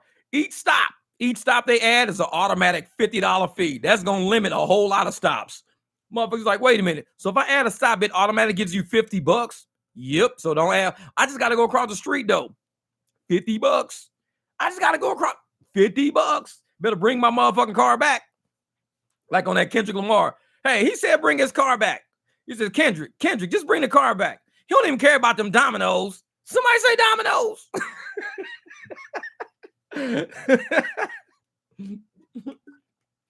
I say, Kendrick, we ain't mad at you, man. Just Kendrick, man, just bring my car back. This motherfucker, man, he on one. Got a bad ass. Motherfucker, Kendrick, just bring the car back, man. We don't care. He don't even care. He ain't even tripping on them dominoes. Somebody say dominoes. Melvin, you right. Hey, we send you the terms of service as needed. It's like you arguing with a motherfucker in the parking lot, and you stand in front of the car. Man, you brought my car back. You got motherfucking handprints all on my windows and shit. My shit ain't. Man, what? Man, but I didn't know I had to wipe your car down. Look at paragraph 8. Paragraph 8. All it says is fuck all that bullshit. Yeah, because fuck all that bullshit. You can't bring my car back like that, man. I didn't know what. I just knew it just said fuck all that bullshit, but I didn't know what it meant. That kind of bullshit right there, man. Fuck all that bullshit. Who wrote these things? They didn't even explain what it meant. Motherfucker, you know bullshit when you see it. Fuck all that bullshit. Go wipe my car. Tuber. Welcome to Tuber, where we protect families. I know every time you get a big cert, they'll send you the Walmart drip. Exactly. They'll send you Walmart drip. Man, this is Jeff, our CEO, did. Who wrote this shit? Like, man, this is fucking nuts. Welcome to Tuber, where we make driving more friendly. Fuck all that bullshit. This is like, man, who wrote this shit? I didn't agree to none of this. I showed that motherfucker hit customer service up. That, you know how motherfuckers at Tuber customer service be like, you hit these motherfuckers up, be like, man, I'm tired of these motherfuckers fuck with me every time and charging me for shit. They call, hey, Tuber customer service. I'm like, yeah, what's up? They're like, did I just call Tuber customer service? Yeah, motherfucker, you call Tuber. This is customer service. What's up? Y'all just talk like that on the phone? Man, what the fuck you want? You tripping. What the fuck you want? Dude, what kind of customer service is this? Paragraph 8. Fuck all that bullshit. What you want? He said, where my motherfucking dominoes at? It's like, I don't know what kind of app I signed up for, but I don't want this app anymore on my phone. Paragraph 11. What's that? This your shit now. That's all it says on the app. This your shit now. It's like, dude, what kind of fucking app did I just download? Hey, this your shit now. You downloaded it, motherfucker. This your shit. Hey, Hunter, we don't give a fuck is the number. Exactly.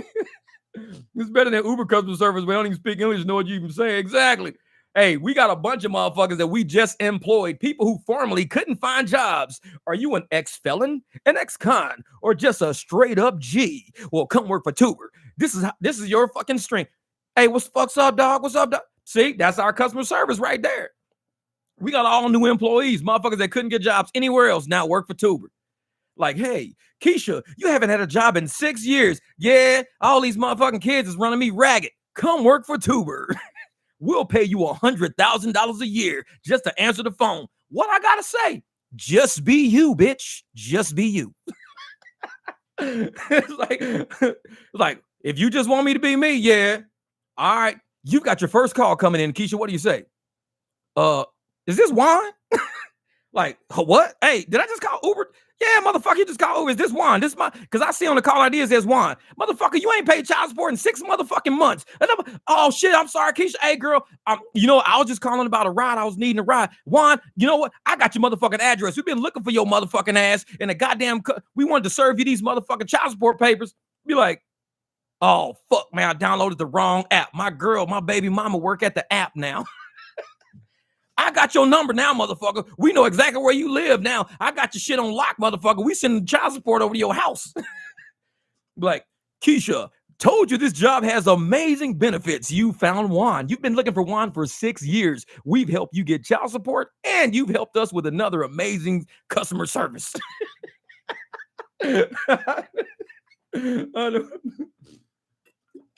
Motherfucker, ubereats. We deliver from Wings R Us, and we deliver weed. That's it. Nothing else. Jack Daniels every once in a while. You get a gift certificate for that shit. Better call Tyrone, goddamn it. Like, dude, who the fuck works at Tuber? Who the fuck wrote all it? Man, Tuber, we wanted to hire the part of the community that people forgot about. So instead of hiring college degreed motherfuckers, we hired dropouts. That's it. You like, man, I got a high school diploma. You too good for us. Dude, I got a motherfucking bachelor's degree. You're too good for us. Man, I dropped down to 8th grade. You're the manager. Just talk radio on steroids. You said, man, I'll be on like a mother. My live streams be going, man. We be cracking the fuck up. Man, these motherfuckers be sitting there like, man. It was like, we want everybody who dropped out of school, don't give a fuck about school, and ain't on no bullshit. You work for Tuber now. Was like, hey, I just got back to my house and this motherfucker was in my kitchen. He was frying up some motherfucking chicken. This motherfucker made Kool-Aid with all the sugar. Fuck you calling us for? You gotta talk to that motherfucker. Fuck all that bullshit. Click. Like, dude, this is the worst customer service I've ever dealt with. What kind of app is this? Who the fuck even deals with this shit? You call us one more motherfucking time, we're gonna charge your ass $25. You can't just charge me for that. $25. Dude, $25 just popped across my screen. Another $25. You better hang the fuck up or I hit this shit again, man. Fuck that app. I hung that motherfucker up. Mel said, I miss half my wings. Tyrone be like, what? What wings? What motherfucker got shit all on his face? What wings you talking about? You ain't ordering no motherfucking wings. You tripping, dog. You got sauce on your shirt? That's doo-doo, baby. He said, got kicked out of kindergarten for recess because I don't play. I don't play. I got kicked out of kindergarten because of the recess. Why? Because I don't play. This motherfucker like, you're the supervisor. Shit. You a fucking kindergarten dropout? You're the supervisor. Tuber is the shit. Man. Motherfucker come around the corner, the big ass 1980 Lincoln Continental on Dayton's. Like, motherfucker, I got baskets on this bitch. What? Yeah, I need to go to the fucking Walmart. Take that. What was that? What chain? Man. Dude, we be in this motherfucker cracking the fuck up. Hey, they don't want to mess with Tuber. They don't want to mess with Tuber. Tuber's my new app.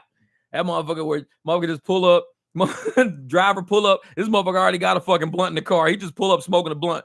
Yeah, man, hey, I'm gonna leave this blunt in the car. Don't smoke my shit. I'm gonna leave it in the car. All right, bet, because you said no smoking in your house. So I'm gonna leave this in the car. Don't smoke my shit. What up, Mohammed? My man. Hey, we in there just having a good time, brother. In there having a good time. People out driving right now, making money on the day. We kind of going over a few things, with rideshare and shit like that. Just basic. You know how these lives go, man. I tell people most of the live streams I do is driver directed. They're all driver. We just have a good time, man. Like I said, a lot of lives, they got a preset agenda. These motherfuckers already got, well, on today's live, we're going to be discussing why passengers who wear headphones don't want you to fucking talk to them. We don't deal with that shit. We just fucking get on lives and we just have it at, man, people be laughing like a motherfucker, crying tears and shit. Because we need an outlet. Rideshare needs an outlet. And we got too many rideshare channels that are too pent up. They're too fucking professional. They don't let motherfuckers just let out. Like, dude, this is what we do on this channel. We just let out. The apps piss us the fuck off. We discuss that shit. Why are we pissed off? How can we not be pissed off? And it's like, if there's a way we can make extra money, we talk about how to make extra money. This is what this channel is about. I mean, there's no true rhyme or reason for how we really do shit on this channel, which is why every video is like a surprise. There's a lot of videos out there are very static. A lot of channels are very static. And this is kind of like, we have a very chaotic existence on this channel. Very chaotic. I drive at night. I fucking go through all my shit. A lot of people see how all my nights go. I could be like, man, I don't want to do this. By the next time the clip they hear is like, dude, that was the best ride of my fucking life. That's how my nights go. It's chaotic like that. Doubt it. What up, Flav? My man. Doubt it. These motherfuckers. No, man. We own Tuber. We just purchased Lyft, which is now lit. We got the fuck out. I know. We got the fuck out. Exactly. We got the F out. Fucking lit. LYT. Shit. We Tuber. We own lit. Like, what's lit? We only pick up weed and you can smoke in these cars, motherfucker. We hotboxing the whole fucking ride. You don't pick up some old ass lady from Walmart and she's sitting there like, I haven't smoked weed since 1950. Like, shit, you can hit this motherfucker if you want to. If you want to hit this motherfucker, you can. No, son, I'm good. Can I crack the window? No, bitch, you gonna let the smoke out. You gotta let the smoke. Now leave that motherfucker up. Put the child locks on. Now fuck that. You can't let the window down now. It's like shit. We're at seen this video, thought it was you. Then I heard Andrew don't play that. Oh, that's funny shit. That's funny shit. Hey man, motherfuckers be sitting there. I tell motherfuckers all the time, if we gonna create some fucking apps, let's make apps for real people. Real apps for real people. Lit and Tuber. Trash day. What? North in the Valley? No, don't tell me that. Don't tell me that. Because I want to go out later. Hey, you might have to come out to Mesa tonight or Tempe tonight. Because last week for ASU was dry week. So last week was dry week. So none of the sororities could drink. Either it was last week or was it this week? I think it was last week. So this week, oh, shit's about to get down.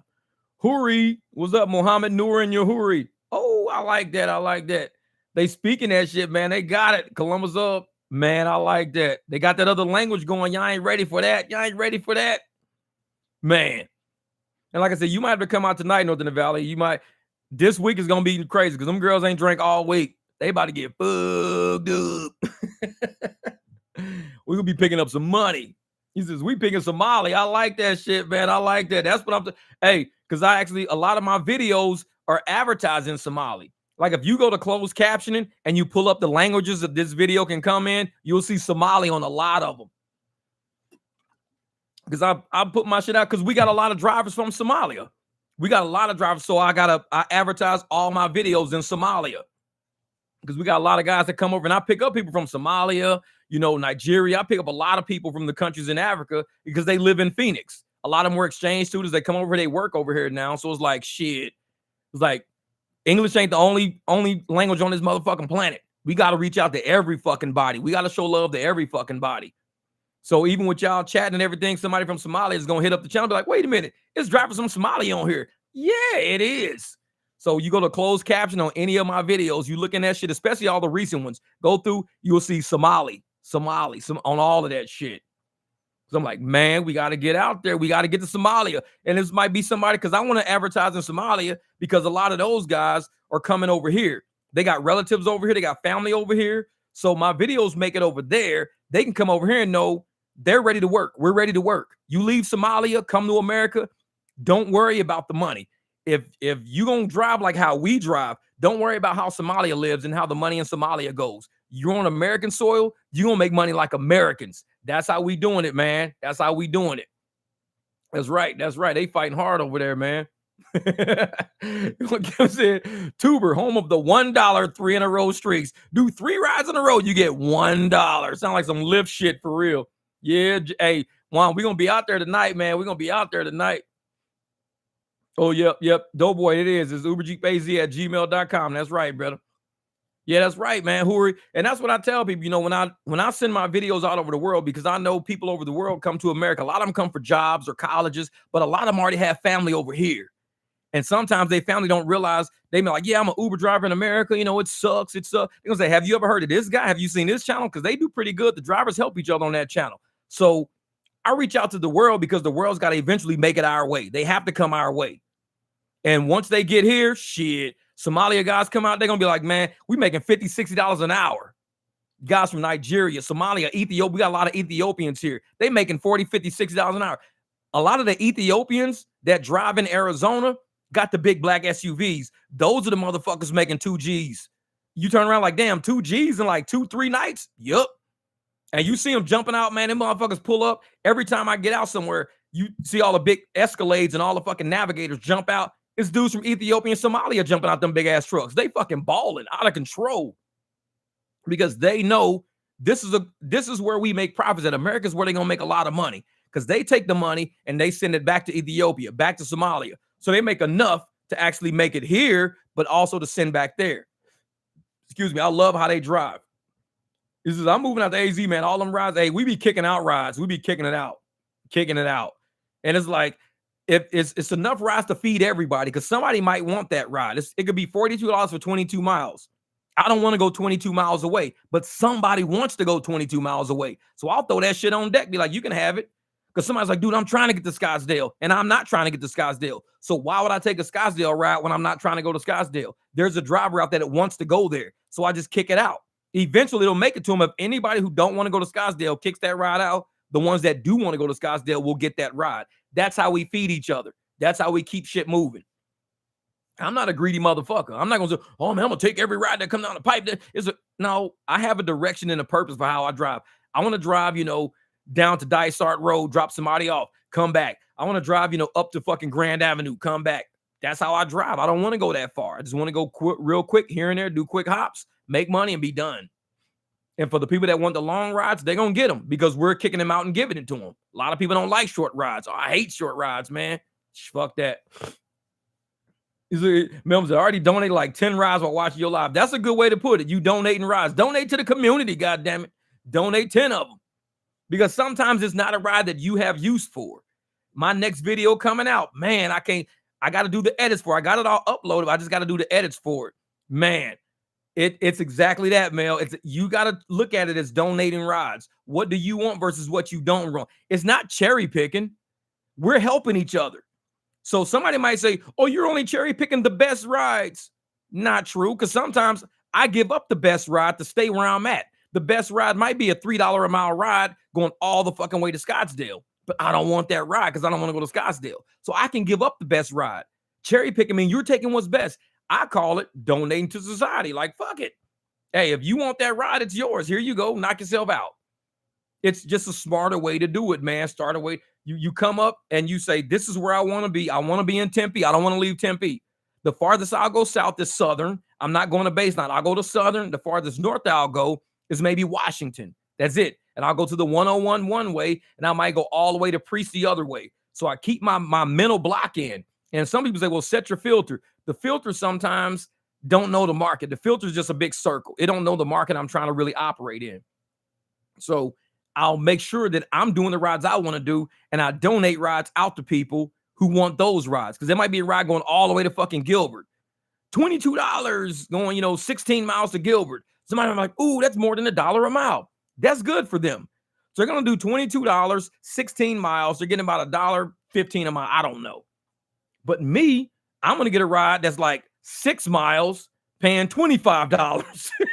It was like, how'd you get a 6 mile for $25 ride? Because I gave up the $22 and I end up getting a $25 for 6 miles. Gotta do that shit, man. Gotta do that shit. Hey, there you go. There you go, brother. All right, hey, man. I'll see you out there, Juan. I'm gonna see you out there, brother. Tonight, I'll text you when I start leaving the house. I'm gonna get the car ready and everything, and I'll hit you up, brother. Hey, good luck, my man. Get your nap in. Yeah, but no, man. And you're right, Mel. The high AR people appreciate us kicking out rides to them because they're looking to stay busy. They're looking for shit like that. So we give it to them. We say, hey, if you're looking for a ride 15, 16 miles away, here you go. It's right there for you. And they're like, man, it's good. It's good.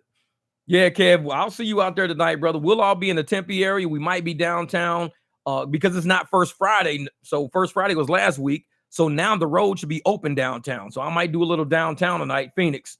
So because First Fridays, I stay away from that. They got way too many roads closed. Too many people don't know what the fuck's going on. I just stay away from there. But definitely, man. Like I said, I'm glad you guys got on. It's almost 3 hour live. Damn, I didn't plan on that shit. He says, I hate Tempe so much. Tempe gets crazy. That's what it is, North in the Valley. Tempe gets crazy. So you got to have like chaotic energy. Because a lot of people are trying to get around, but y'all see in some of my videos, I just decline those motherfuckers, or I just like cancel them because they be taking too long. So I just cancel them. But you got to have kind of like chaotic energy because you're going to be grabbing some people from here, dropping them off, grabbing people from there, dropping them off. Yeah, don't do food. Don't do food in Tempe because you got to understand a lot of those kids they're not considerate. And I'll tell you why they're not, because they haven't trained to be considerate. We're from a considerate society. We're from a considerate era. These motherfuckers be on the third floor, gate code to get in. They don't give you no information. They say, hey, deliver my chicken and my motherfucking Dairy Queen. And that's all you know. So you got to get there. You got to get a gate code. They take too long getting you the gate code. You finally get the gate code. They don't give you the right building. They don't tell you that it's all on the backside or whatever. I mean, it's such a clusterfuck. Then they sit in the house playing a video game. They don't want to get up. So you got to walk it all the way to work. It's a very inconsiderate setup sometimes. So I'm like, you know what? I don't like to deliver in Tempe. I don't like the way that the apartments are set up sometimes. I might not like how the gate codes are because people don't give you the gate code right off the bat and you got to wait. And most of them be somewhere else. They don't even got their phone on them. They forget that they live in a gated community and they'll sit their phone somewhere and you texting their ass like gate code and you don't get no response back. 2-3 minutes, you sitting there waiting on the car to come and open the fucking gate because these motherfuckers ain't giving you the code. And then by the time you get to the gate, you driving to them. Oh, pound 2457. Too late, motherfucker. I done already made it to the gate. Now it took me fucking 3 minutes to get there. Yeah, exactly. Yeah, you got to do that sometimes, man. You got to leave that shit at the gate. You got to, because they will put their phone down and walk off, and you'll be trying to text them, and they ain't answering the fucking text. And you can't just, like you said, you got other shit to do. You got other deliveries to make. Put that shit at the gate. Text them. Left your food at the gate with the soda sitting on top of the gate code box. And if these motherfuckers get mad about it, it ain't shit you can do about it. You gave them a chance. They knew they had the delivery coming. They chose to not keep their phone on them. And you can't sit there all day. Not for no $6. You're not sitting there for fucking 15 minutes for $6. You already got the shit and brought it to them. That's as far as you can go. But we're from a level of inconsideration. These motherfuckers are inconsiderate. They don't think like that. Because to them, I'll just use the app. The app doesn't do everything. Because the app doesn't know your gate code. The app doesn't know what building number you're in. A lot of shit you don't have. Especially if you don't got the little word unit, like specific unit with the arrow saying where it's going. Yeah, it's like Tempe is hard because a lot of kids are like scatterbrained. And it's like students needing groceries and you can't find them in the dorms. Yeah, shit like that. They're scatterbrained because they don't think through this. They need to think of themselves as being a driver and think, how is my shit going to make it to me? For one, they don't have a gate code to get in here. For two, I never told them where I even am. All they know is the main door. They only know the main door. They don't think that far though, because they look at themselves as the end user of the app, not the person actually doing the fucking work. The person doing the work is the one with all the problems. The motherfucker sitting at the app, the employee, ain't got a problem. They just sit at the app. The person who ordered the shit using the app ain't got a problem. They just ordered. Everything relies on the driver, which is why we always say we're worth the fucking money, because we take the heat for everything. We're worth the money because we doing all the work. We're doing the driving, the logistics. We're doing the finagling, the fuckery. We're doing all that shit. And we got to sit and wait on people and this and that, man. See, I'm like you, Melvin, had a passenger earlier today. Can you wait 5 minutes? Doubt it. Drove off. When they do shit like that, they need to walk out to your car and hand you a $20 bill and say, hey, I'm going to give you this 20. Can you just wait 5 minutes? They just purchase your time. These motherfuckers ain't obligated to tip us. So to say wait 5 minutes, that's a favor. Wait 5 minutes, that's a favor. Are you going to tip me? Probably not, because it's not obligated to tip. Just like I'm not obligated to wait fucking 5 minutes. I'm like Melvin, I'm driving off. It's like shit. Yeah, then they always be in the streets too much. I decline everything for Tempe. Yeah. Yeah, food delivery needs to be at least $20. Because what people don't realize is that we've got to park our cars, find parking if there is. If there's not, we got a long ass hike to go. So we got to park our car, get to where their food is, especially at night, looking for addresses, looking for this. If the shit's wrong, walking upstairs to find out these are the wrong stairs. You got to go down and back up the other fucking stairs. And it's like, damn. And they be like, yeah, man, I paid $4 for this delivery. I tell you what, I'm going to leave this shit at the gate. For $4, I'll leave this shit at the gate. It's like, that's about it. Because for $3, you can get a package shipped to you and it goes to your fucking mailbox for $3. So I can leave your food at your fucking mailbox for $4. How about that? And a lot of people, man, they don't get it. The inconsideration is there. They don't get how hard delivery truly is. And they just look at it as, well, I just went in my app and I ordered fucking 4 tacos. I ordered a soda and I ordered this and I hit submit and I paid it. Have you looked at anything past that? Have you looked at how is the driver going to get to you? Do you have construction going on in your area to where the driver can't come this way, but have to go all the way north, to go all the way west, to come all the way back south, to come into a side gate now because the restaurant is right here. And now they got to go all the fucking way around. Do you even think of shit like that? Many of them don't. I've had to text people before and be like, hey, I can't get through because there's construction on site. Everything's blocked off. Oh, I forgot about that. Like, motherfucker, it ain't about forgot about that. And they won't even tip you. Or like I said, we don't get a tip. I will say we don't get a tip because people are probably tipping us and the apps are stealing the fucking tips. So we don't even get a tip. We don't receive a tip. We just don't. After all the shit's done and all the base fares, we don't receive a tip. There's just nothing there.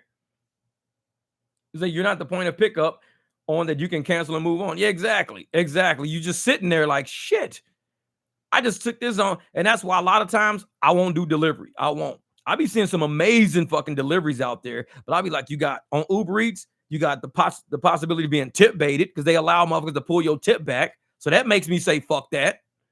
And then you got the possibility of construction and all the shit you got to go through to get to damn delivery. So a lot of things on Uber Eats is not like how DoorDash or Spark or all these other shit is. When a motherfucker got the potential to pull your tip back, it makes you really apprehensive on doing shit. Yep, $20 hot dogs only. That's it. $20 hot dogs, motherfucker. It's like, if you ain't paying $20 for this hot dog, I'm gonna eat this motherfucker in my car. I'm just kidding. It's the time value of money. And a lot of times, like when people see me waiting in bars for their food, they'll tip me extra because I waited in the bar. I waited for the wing stop. That was back when I did a whole lot of delivery and shit like that. But once like the little con started going around that you can tip bait people, you could pull your tip back. So you can entice somebody to do your delivery. And I think that should be called fraud in the inducement. If you Google fraud in the inducement, that phrase, fraud in the inducement, it's a legal term. It's when you induce someone to do something for you through means of fraud. And I think tip baiting is fraud in the inducement. It should be legally fucking. If somebody says, I'm going to offer you $11 to deliver this, and you do it, and they pull the tip and you only get $3, that's fraud in the inducement because they induce you to do something through fraudulent means. They weren't going to tip you any fucking ways. And I think it should be harder to tip bait somebody. Because if they tip you and something happens to the order, like, hey, he forgot my motherfucking napkins, then I don't think that's, the point of you just taking off a whole $8 worth of a tip because somebody forgot your napkins. If you don't have paper towels in your fucking house, you got bigger problems than this motherfucker not bringing you napkins. Same with ketchup, same with mustard, same with relish. I got ketchup, mustard, and relish in my house. But if I say, hey, make sure you pick up some extra ketchup, and they don't, I'm not tip baiting them. I just got to go to my refrigerator now and get my own ketchup. But these lazy motherfuckers will sit up there, not have ketchup, not have mustard, not have relish. I'm like, if these are things you like, why haven't you purchased them? Because a bunch of freeloading motherfuckers will sit up there and say, well, I only eat McDonald's ketchup. Then take your ragged ass to McDonald's and pick up a hand. Say, hey, can I buy some ketchup off of y'all? I just want to buy like one of them big packets from y'all. Then now you got fucking ketchup now. But they will sit up there, well, he didn't bring me no ketchup. I'm taking away this $5 tip. This motherfucker did all that work, all that driving, all that fuckery. And because he didn't bring you ketchup, some shit you should already have in your house. That's like me coming to your house and you like, I hope you brought some toilet paper with you. Why? Because in my house, we don't keep toilet paper. Why not? Because we don't shit in this house. We shit in other places. We go to fucking Jack in the Box to take a shit. We go to Walmart to take a shit. I've been to fucking Shoney's and I've taken a shit. I went to Holiday Inn and took a shit. We don't shit in my house. So if you come to my house, bring your own toilet paper. No, because usually when you go to people's houses, there's shit at the house like toilet paper, ketchup, mustard, relish, bread. It's like basic shit in your house. You live here. So when motherfuckers tip bait you for shit like ketchup and mustard, that it pisses me off because I'm somebody who's saying, make sure you got relish. And if the person brings me something and ain't got relish, I'm like, they probably forgot it. Ain't no big deal. You should pull the tip, dog. You should pull the tip. Fuck that. They just went through all of this shit to bring me this motherfucking hot dog. They forgot relish. Whoop-dee-doo. I got relish in my refrigerator. I just go get fucking relish out the refrigerator because they forgot from the store. Ain't no big deal. But these motherfuckers that be tip baiting people, they come up with the lamest motherfucker. You didn't bring me a spork. And usually when I eat this, I use a spork. Bitch, you got a spoon and a fork in your kitchen. Go grab you a spoon and a fork, put them motherfuckers together, stack them bitches on top of each other. Now you got a spork. Use that shit to eat now. You just created a fucking spork. You got a spoon and a fork in your hand. Mash the motherfuckers together. Start eating your fucking mashed potatoes. But yet, I'm going to tip bait him because I asked him for a spork set and he didn't bring a spork set minus $6. I'm taking my $6 back. So I can't fuck with these people, man. I can't fuck with these people. Tuber, bring your own toilet paper, chapter 10. Exactly. These motherfuckers didn't read the handbook, Kev. They didn't read the handbook. They didn't read it. Bring your own fucking toilet paper, goddammit. Motherfucker, shit. Tuber's fucking section 10. Bring your own toilet paper. BYOTP. Bring your own toilet paper at the bin, bitch. TOYPBB. Bring your own toilet paper, bitch. Like, shit, who wrote this shit? This is not real. Hey, you downloaded the app, motherfucker. It's real. No, but for real, man, that's why, a lot of times with these deliveries, people are very fickle when drivers are going above and beyond. And delivery is not easy, man. It's not, because there's so many other ways you can make money with your day. And a lot of them motherfuckers are like, well, you could always do something else. I can kick your motherfucking hamburger over the fence. That's something to do. That's an activity. Today, I'm going to do some fucking burger kicking. I'm going to kick these motherfucking burgers over fences. And I'm going to put could not deliver due to construction. Where's all the food at? I've been kicking shit over the fence all day. It's an activity. I've decided to take up kicking fucking burgers. That's what I do now. Because people always say, well, you can always do something else. You don't got to do delivery. You're right, I don't. I'm kicking chicken and burgers today. That's what I'm doing all fucking day. Well, why would you do that? Why would you? Motherfucker, because they keep telling me I could do other shit. So I'm doing other shit. This is the other shit I choose to do. You can't tell me to do other shit, then choose on what I do. If you say do other shit, then I'm going to do what the fuck I want to do. This is other shit. He kicked my hamburger over the fence. That's other shit. You say you could be doing some other shit. Section 11. Don't shard my car. Exactly. Motherfucker shit. And that's the thing, though. And so when we do delivery, we're helping people out. A lot of people got kids at home and they don't want to wake up the baby. Don't wake up the baby just to go down to fucking McDonald's. Don't wake up the baby. Or don't wake up the kids. I don't want to have to put in fucking 3 kids in a fucking car just to go to Walmart to pick up some fucking ketchup. Somebody's serving you a level of convenience. It's not about how much the ketchup costs.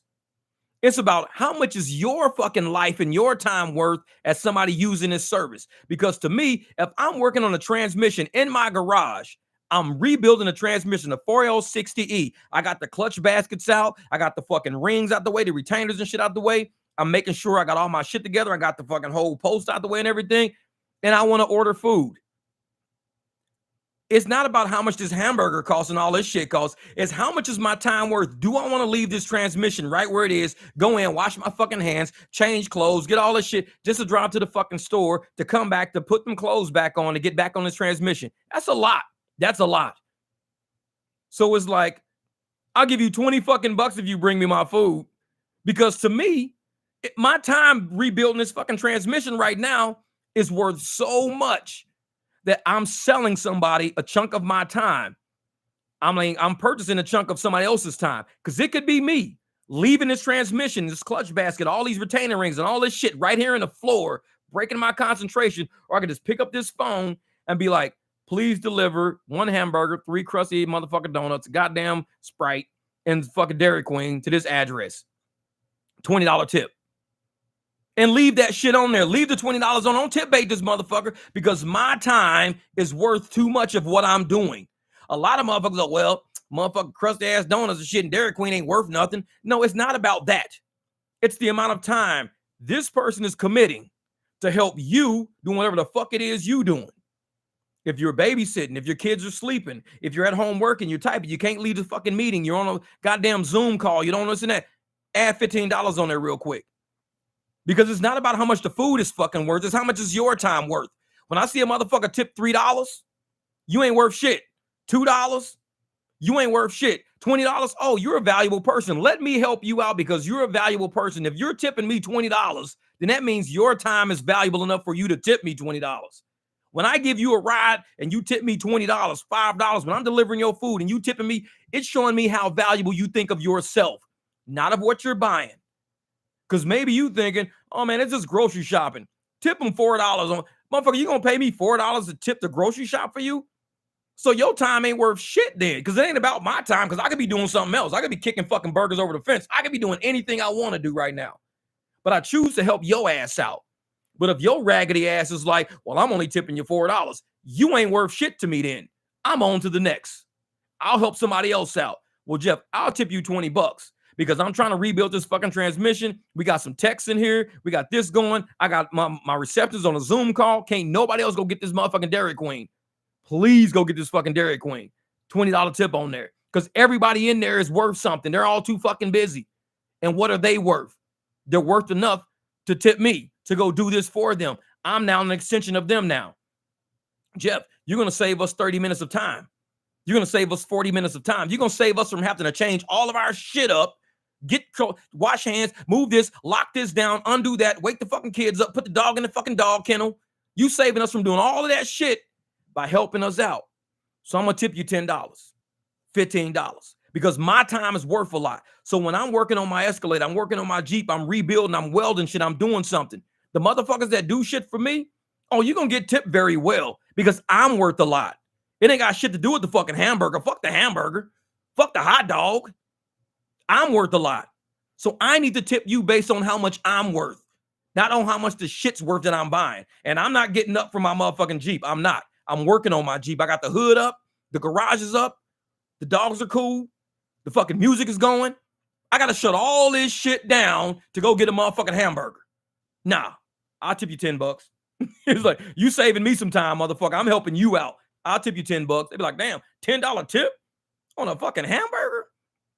Because when you pull up to my house, you're going to see why I tip you $10. You're going to be like, oh, shit. He's got the Jeep hood open, tools all in the ground, the wheels is off, his fucking music going. No wonder you tip me $10. Now I see. Yeah, this is why. Because I'm not leaving all this shit I got to do right now. But you get a lot of these raggedy motherfuckers out there. Oh, I'll tip you $1. I'll tip you $2. You ain't worth shit. Fuck you. You ain't worth shit. What do you mean? It ain't me that's worth something. These fucking pizzas ain't worth shit. Then what the fuck you eating them for then? If they ain't worth shit, what are you eating them for? These motherfucking heroes and shit, these gyros and these motherfucking, Walmart shit, this ain't worth shit. I'm not tipping a lot on this. This ain't worth shit. Then what the fuck are you buying it? Then you wasting my time. Because if you think this shit ain't worth shit, you wasting my time, and I'm allowing you to waste my fucking time. That's why I don't take shit rides. I don't take shit deliveries. I don't do that shit. Because I'm not going to waste my time fucking with somebody who don't think this shit is worth nothing anyways. If somebody tells me, well, this ride ain't worth shit, this ride is worth 50 cents a mile to me, it's not worth my time then. That's right, Silver. Last time I tipped $20 for Chinese food because the wife was complaining. That was a guaranteed fast pickup. Real shit. See, you get it. Silver Fox, you get it. It's about who we are, our time, what we're doing, the life we have, and we're purchasing somebody else's time to save us the convenience, the effort, the energy. That's what we're doing. And to me, like I said, I don't do 50 cent a mile rides. I don't even do dollar a mile rides that much. Because I'm not going to do some shit because somebody else says this ain't worth shit to me. I'm willing to pay you 50 cent a mile to do it because it ain't really worth shit. Then it's not worth my fucking time as a driver. Then it's not worth my time. Sorry. You can sit there with that shit all fucking day. The moment you think it's worth enough, then hit me up. But if it ain't worth shit, don't hit me up because I'm not doing shit for somebody who don't think it's even worth shit. Why would I do it? I mean, how stupid do I look? This is me about to get tipped tonight. Man, because that's the way I operate, man. I operate on the level of how much am I worth as a human versus my tip. For instance, I had a dude do a job for me one time. Dude came in, he says, I'll do all your palm trees. And I think I did it on Facebook. I was on Facebook at the time and I took a picture, I took a video, did all my shit. The dude said, something like $250. I'll do all your palm trees, $250. They're too tall to climb. There's no way you climbing these motherfuckers. He came early in the morning, $250. I gave him $400 because each tree, they were telling me, the company I called, the original company was telling me $250 a tree because it had never been done. I bought this house in 2019. I didn't get the shit trimmed till 2020. It had never been done before. So it was growth. The old landlord who had this house never did it. So when I bought this house, I had to do it. The landlord wasn't putting no money. I mean, $200 a fucking tree. That's like fucking, hold up for a second. That's like $800 worth of fucking shit. That's nuts. $200 to $250 worth of tree. What up, Paris? What up? So I'm not about to pay nobody no almost $1,000 to trim these palm trees just because the previous dude didn't do it. I found a guy who was like, hey, we'll do it. We'll do all of them. I was like, cool, how much? $250, we'll knock them all out. And I'm like, okay. I'm thinking, what's the fucking catch? Because that's really fucking low. The two dudes didn't speak English. They spoke broken English.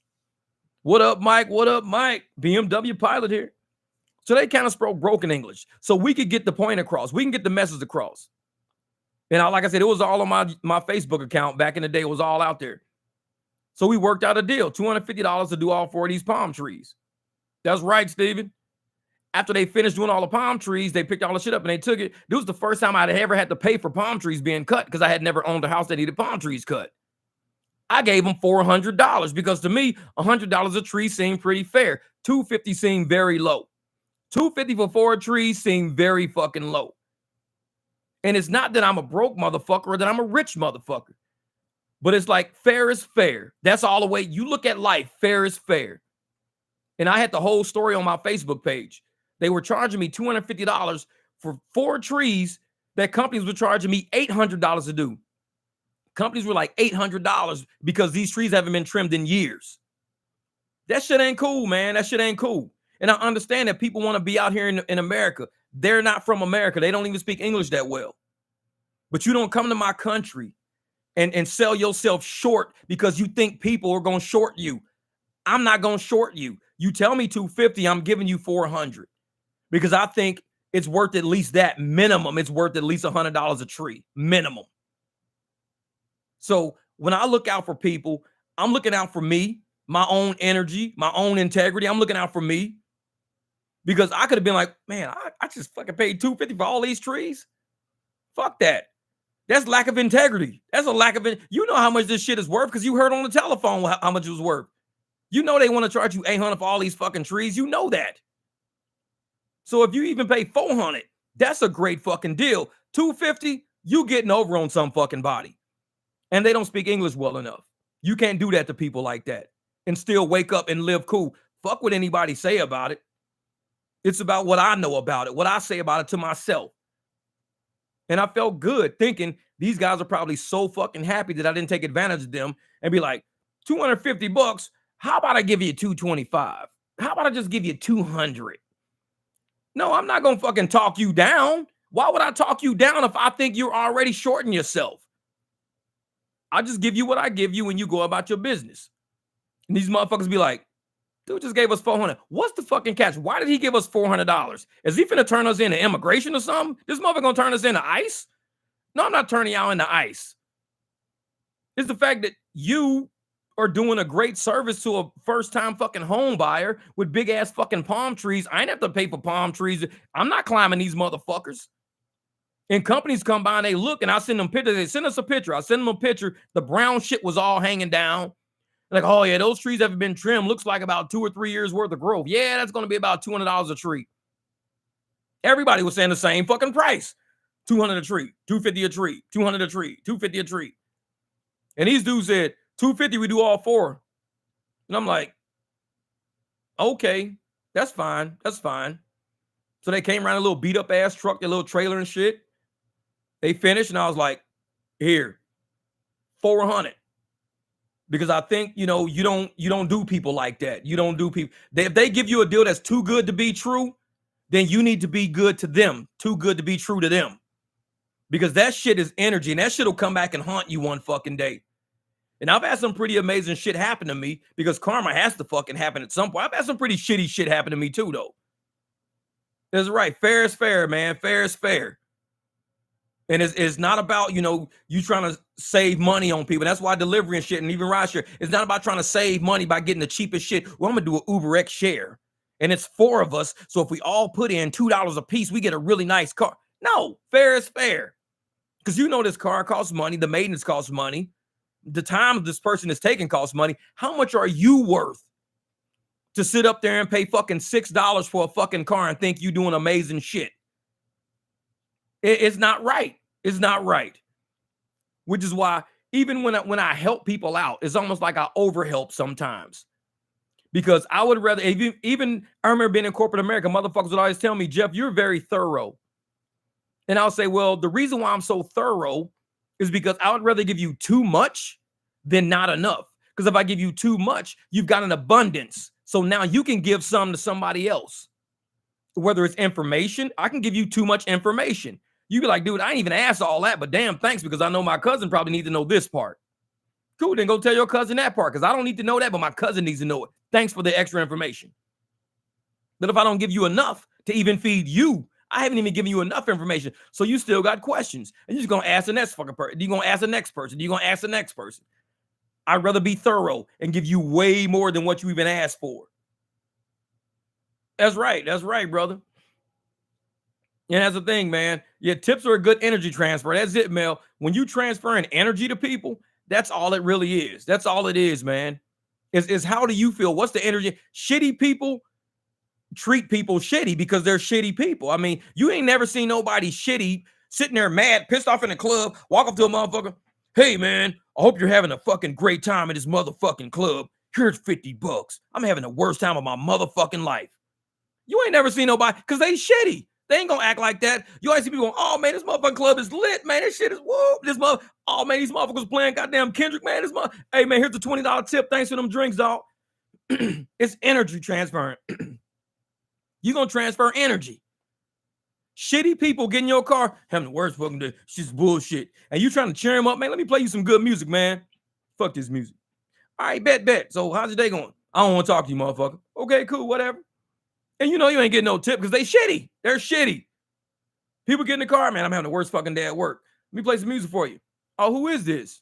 Oh, this is Snow Allegre. Oh, I like this little beat. This is a bop right here. This is the bop. I like this shit. Yeah. They don't forget all about work. Oh, this is the bop right here. I like this shit. You transferring energy to that motherfucker. You transferring energy to that mother. Oh, this is the shit. Hey, man, thank you, dog. Hey, here you go, man. Here you go. They slide you $5 on the way out. That's transferring energy because you had that good energy. You can lift somebody up a little bit. Shitty people are going to be shitty. They ain't going to tip you. They going to find a reason why not to tip you. I ain't tipping these motherfuckers. They ain't number no goddamn rideshare drivers. Fuck them. They ain't doing shit. They ain't doing shit special for real. Then why the fuck are you using the app? Get your lazy motherfucking ass up and go get it. If you think they ain't shit and ain't worth nothing, get your motherfucking ass down your staircase. Get off your motherfucking PS5. Take your monkey ass out there. If they ain't doing nothing, then you go do nothing. But don't have me do some shit for you that you don't even give a fuck about and expect me to do it. Oh, yeah, I don't give a fuck about this. No, if you don't give a fuck about it, then don't have somebody else do it for you. Just don't give a fuck about it. Don't have it done, period. Because if I don't give a shit about whether or not this car is going to break down, man, I don't give a fuck about this car. This car could break down for all I give a fuck. Fuck this car. I could care less. Then I'm not going to take care of it. So how am I going to act like that towards my car, but expect somebody else to take care of it extra special, but me still not pay them shit? Because I don't give a fuck about this car.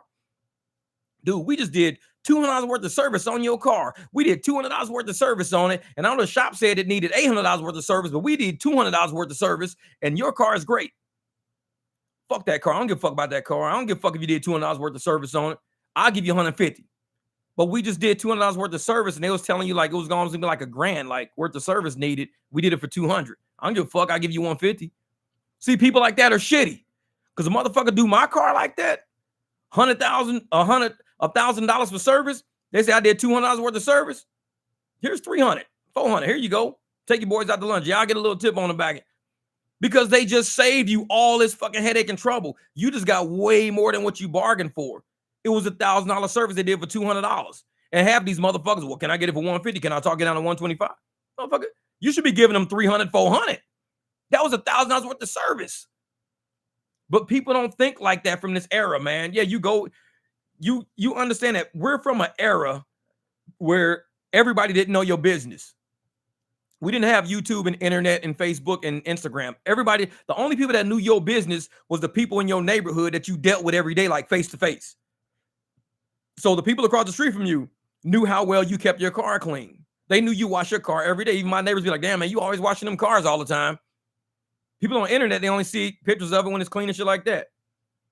But it's like, I wash my car all the time, twice a day sometimes. I'm always wiping it down, spraying it down. But I've been like that since I was a kid because that's the era I'm from, keeping it clean.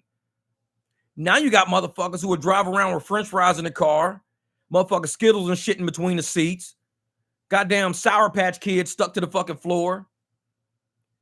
They'll take a picture of the outside of their car, but not the inside of their car. Or they'll go get it detailed once a year when it's finally fucking clean. Take a picture of it. Man, look at my car. Woo, that inside of that bitch nice. That inside motherfucker nice. Well, what it looked like before? Oh, it was okay. It was cool. It was a little dirty, though. A little dirty. It was cool, though. See, they never told you that part. They never took pictures of that part. But the motherfuckers in a real life know. The motherfuckers in a real life that really roll with them on the internet, like, dude, his car was a piece of shit. It had Sour Patch Kids all on the floor, fucking Skittles and shit stuck everywhere, French fries up under the seat, motherfucking crumpled up motherfucking McDonald bags and shit in the back. We know how he is because we know him in real life. See, y'all just see him on Facebook. Y'all don't know how he really lived. So he could tell y'all anything. Ejectocito, cuz. That Tyree shit. But that's the era that we from. We're from the era of accountability. The social era, you don't have to be accountable for shit. You can make up shit as you go. Only post the good shit. Only say the good shit. You could create a whole fucking fabricated fucking life in this goddamn computer. But I'm not from the era of the computer. I'm from the era of shit, real recognize real. You got to be real. And motherfuckers realize when you real because they sat and they chatted with you. They talked to you. They understand you real. And I'm not one of those motherfuckers going to walk up with some bullshit linguistical fucking, maze of words like, today, the trajectory of my income with the diagonal, dimensional, incremental. I don't even fucking talk like that. I know those words exist, but motherfucker, I don't talk like that. My degree, when I had to write papers and shit in college, I had to write like that. Well, the trajectory of the diaphragm, of the dialysis, of the integram, of the integral. Yeah, I had to talk like that in papers. Because I couldn't turn in the paper, go, man, this motherfucker right here who didn't fucking give Betty 3 apples, she was a bitch. She should have gave Betty the 3 apples because she had 10. The bitch would have had 7 left. She would have been cool. I couldn't write that as my fucking answer. They'd be like, who the fuck wrote this? That kid in the back. Is that motherfucker back there? Like, bro, all you had to say was Betty had 3 apples and gave Sally 7, 3 or 10 apples gave out, and now she's got 7 left. But see, when you're in school, you got to talk a certain way. You got to act a certain way because that's part of the system. That's part of the mental matrix they want to put you in. Of the more words you use that are big, like integral and algebraic, you're smart. I say no. Sometimes the bigger words you use, the fucking stupider you are because you can't even talk like a normal fucking person. Well, the computations within the algorithm without the diagram of the diagram and the parabola of the integrals without the second integer. Like, what the fuck are you saying? I'm saying subtract the 1. Okay. That's all you had to say, motherfucker, was subtract the 1. That's it. I get that. Subtract the 1. All right, cool. But these motherfuckers be talking in these big-ass, long-ass mazes of fucking words. I can't get that. And that's not me. And that's why you see a lot of channels out there. They sit up there and AI did half the shit on their fucking channel. Because it can't be how people really fucking talk. Can't be. Can't be. Tuber. Don't mind a Sour Patch Kid sticking in your shoes, goddammit. Real shit, real shit. Hey, Jama, yeah, they got me, man. $3.90, these raggedy motherfuckers. They be increasing their service fees. So I tell people, I did a video last year about tips missing, but service fees being weirdly high. I did a video about that when I said Uber stole my tip, got proof of it. I did that shit last year doing an ASU student, or maybe it was 2 years ago. 2 years ago, because I had the BMW last year, so it was 2 years ago. Because the kid paid $16 for the ride. $16 for the ride, ASU. And I was going from like, I think it was Apache, a little bit south, and then dropping the second kid on Washington. They paid $16. I got $5 for that. But the kid tipped me. He says, dude, I'm going to increase the tip. He increased the tip sitting in my fucking passenger seat. When I opened the fucking app, I got $5. The goddamn service fees and shit and all that was about $10 fucking dollars. I was like, they gave me $5, but all these service fees comes up to like $10. They stole my fucking tip, reclassed the shit, and made my service fees all higher. They've been doing this shit. That's why I've been telling people, look at these service fees. Look at them. Look at them. And I'm one of those people, man. I don't mind the apps knowing who the fuck I am. I mean, you know my first name, last name, my license plate number, the cars I fucking drive, the apps I use. I can give 2 shits. What you can't do is say that I'm not telling you the truth. That's one thing you can't do. You can't say, well, Jeff's lying. We gave this motherfucker $800 yesterday. He's lying. They'd see it in my app if I wasn't lying. You see exactly what the fuck goes on. I show my whole fucking screen. I can give a fuck less. Jeff, you ain't made no fucking money, you dumb motherfucker. You made $75. I'm like, that tells you how shitty my market is. I'm just letting you know. My market's shitty. I made $75. It's shitty. So you could sit here and say, well, if you just took all these fucking rides, you would have been, no, because then I'd be like out of a whole tank of gas with $75. At least I got 3/4 of a tank with $75. But these motherfuckers will do, I made $75 all. Yeah, you took 50-cent-mile rides. You drove 150 fucking miles, and now you got $75. I maybe drove 30 miles and I got $75. It's just how shit works out. Same amount, same fucking gross, but my profit margins are a whole lot higher than yours. That's all. And that's the nature of business. That's how we do business.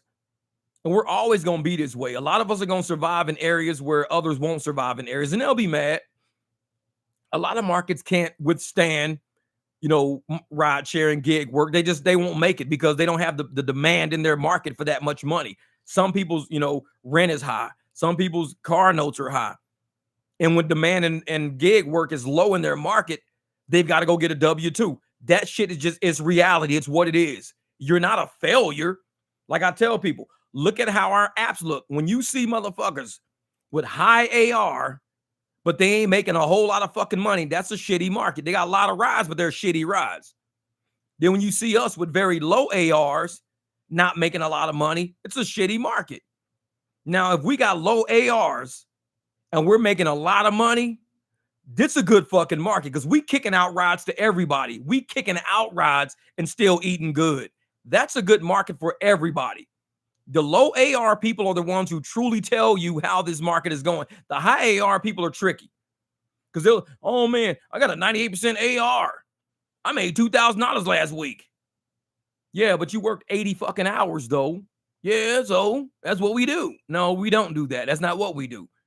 Because anybody can make $2,000 driving in 80 hours. An idiot can do that shit. I could train a fucking chimpanzee to do that shit.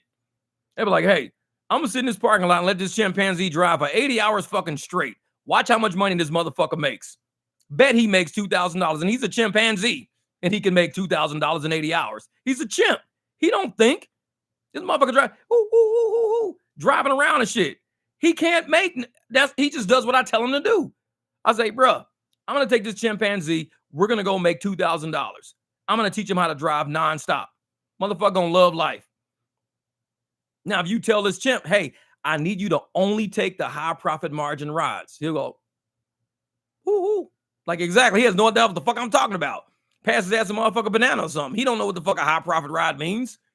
He's like, he's happy just to be driving because I'm teaching him something. But it's like, once you start getting to the point of business and then the point of a higher cognition and to a higher level of thought, rides start making sense. Policies and procedures start making sense. Markets start making sense, whether it's a shitty market or a good market. You can't say, well, if you make $2,000 a week, that's a good market. Not if it's costing you $1,000 in gas to make $2,000. It's not a good market. It's a shitty fucking market. Man, I had to go through like 4 tanks of gas just to make $1,000. Yeah. Going through 4 tanks of fucking gas to make $2,000 is not smart. You should better go through 2 tanks of gas to make $2,000 because in 1 tank of gas, I can get 400 miles from a tank, 400 miles. If I can go $3 a mile, that's $1,200 I can make out of 1 tank of fuel, $1,200. I could do that twice a week. It's $2,400 in 2 tanks of fucking gas. That'll tell you that's a really good market. But at 50 cents a mile, that means 400 miles of driving is going to pay me $200. 400 miles is paying me $200. To get to 2,000, I need to do that 10 fucking times. I got to drive 4,000 miles to make $2,000. I got to fill up my tank 10 fucking times that week. That's 7 days. I'm filling up at least once a day. Minimum once a day. Some gas from one day might trickle over into the next day. You got to fill up 10 fucking times to make $10,000. I mean, $2,000. It's not a good market. It's not a good market. The low AR drivers are the ones that tell you how good the market really is because they're the ones who are thinking while they're driving. They're the ones who are calculating and doing analysis as they're driving. They're the ones who will say, I'm banging out a lot of $2 a mile rides, banging out a lot of $3, $4, $11, $22 a mile fucking rides. I'm making $40 an hour, only driving 3 trips, banging out $40 an hour. Each trip I do is like $15, and I'm only going like 6 miles. So I'm going 18 miles an hour, 18 miles in 1 hour, but I'm making $45. 10 hours, I'm making $450. It's like, we could do this shit all fucking day. We could do this all day. But if somebody tells you, well, I worked for 10 hours, but I made 300 and I drove 42 fucking trips, 42 trips at an average of 10 miles. So you drove 420 miles, 420 miles to make $300. You drove 420 miles to make $300. It's not a good ratio, because even at $1 a mile, you should make $420 at 420 miles. That's the ratio you be looking at. So the higher your AR is, doesn't indicate how good the market is. The demand is there, which is why you're getting so many rides. The demand is there. Sure, the demand is there. But the market is shit. They'll send you shit rides all day as long as you take them. You change the market by saying, we're tired of being a low-income market. We don't want to be a low-income market anymore. Low-income, high-volume markets.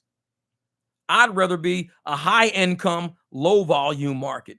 Make my income so high that I could afford all this shit around me. Make my income so high that I could pay for all this shit and save some money. Make my income that high, but keep my volume low. Don't have me out there doing a million motherfucking rides, burning all my gas, my time, just to afford life. I don't need to be working on 80 motherfucking hours a week just to afford life. Life is not work. We work to make a living. We don't live to just be working. We don't do that shit. Smart motherfuckers know better. And a lot of people, well, I'm not smart. I'm a hustler. You're a fucking chimpanzee. That's what you are. You learn how to drive, and you're doing exactly what these apps will tell you to do. Slave apps. That's what they are. And as long as you're willing to stay that way, they're going to treat you that fucking way. Because the moment you stop saying, I'm not taking no more shit rides, they stop sending you shit rides. It's funny how that works. Because I've been doing this shit for this December, October will be like 5 years of me doing this. 5 years. And it's only gotten worse as far as the markets go. The fares been worse. But how am I making more money? You can't tell me these markets are good. Ain't no motherfucker out there gonna tell me the markets are better today than they've ever been. No. My profits are better today than they've ever been. But my ride count is low. My gross is low. But my profit margins are so high, I don't have to gross that much. Because if I'm making $2,000 a week, but it's cost me $1,000 to make it, I'm really making $1,000 a week because I've gave $1,000 a week up to the gas tank, to the fucking food I've been eating, to whatever instant expense I've been doing, I've given it away instantly. So I'm really taking home $1,000 a week. That's it. Why not just make $1,300 a week? I can make $1,300 a week, and I can spend $200 to make it. Instead of spending $1,000 to make $2,000 and ending up with $1,000 net, I'd rather spend $200 to make $1,300 and end up with $1,100 net. So I'm $100 higher than what I used to been. My profit margins are higher. I'm $100 higher with profit margins, and my expenses are way fucking lower. That's why the bank account grows. Profit margins. If you're spending less, that means not a lot of money's coming out of your bank account. You're spending less. It's just basic fucking math. You're spending less. So therefore, you don't have all these minuses down your fucking screen on your bank account. You don't have a lot of minuses. You got a minus here, 3 or 4 days pass, you got another minus, 3 or 4 days pass, you got another minus. Now, when you look at those high AR drivers, they have minuses every single day.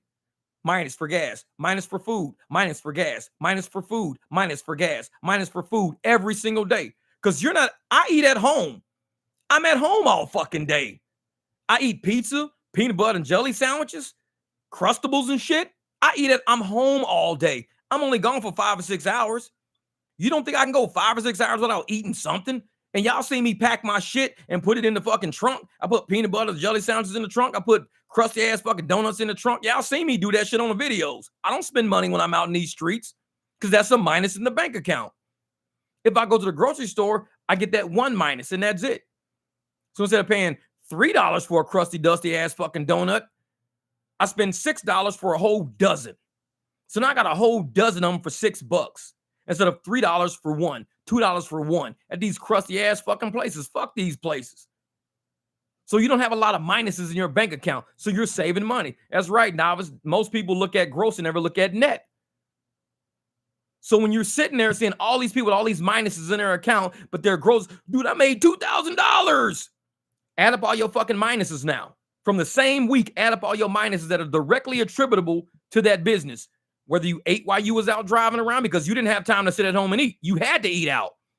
So you're spending, you're on the road 12, 14 hours a day. And you can't tell me that you went 12 to 14 hours on this motherfucking road and your ass didn't stop and eat somewhere. You can't tell me that. So you probably ate lunch while you was out, minus 15. Got a little snack, minus 6. Then had to eat dinner while you was out, minus 20. You $41 in a hole that day. $41 in a hole that day for 7 days. You $280 in a hole just from eating. You're minus 280. That's that. Minus 280. So if you're at $2,000 for the week, subtract 280 from that 2,000. You're now at $1,720. You're at $1,720. Now, you're at $1,720. If you put in, let's say, $60 a day in gas, times 7, it's another $420. You're at $1,720. You subtract $420. You're now at $1,300 even. $1,300 for 80 hours of work. $1,300. Divide 1,300 by 80. That's basically what you're fucking getting. Less than $20 an hour. You're getting like $15 an hour. You're getting $15 for every hour you're out there. I made $150 in 1.5 hours last week. I just put the video up this morning. $150 in 1.5 hours when you sitting up there getting $15 an hour because you taking every fucking ride that's out there. Who do you think's going to win this? Because when you sit up there and I'm getting $150 in an hour and a half and you're getting $15 an hour for 80 hours. So that means in 1.5 hours, I did 150. You got to do 10 hours and what I can do in 1.5 by cherry picking and just not taking bullshit. It's all about your net. It's about your net. A lot of people like to focus on gross because they don't understand calculations. They don't understand business. Like you said, look at your net because you're not running a nonprofit. A lot of these motherfuckers are running a nonprofit because they're not making profit. They don't even look at profit because to them profit don't matter. They're running a nonprofit.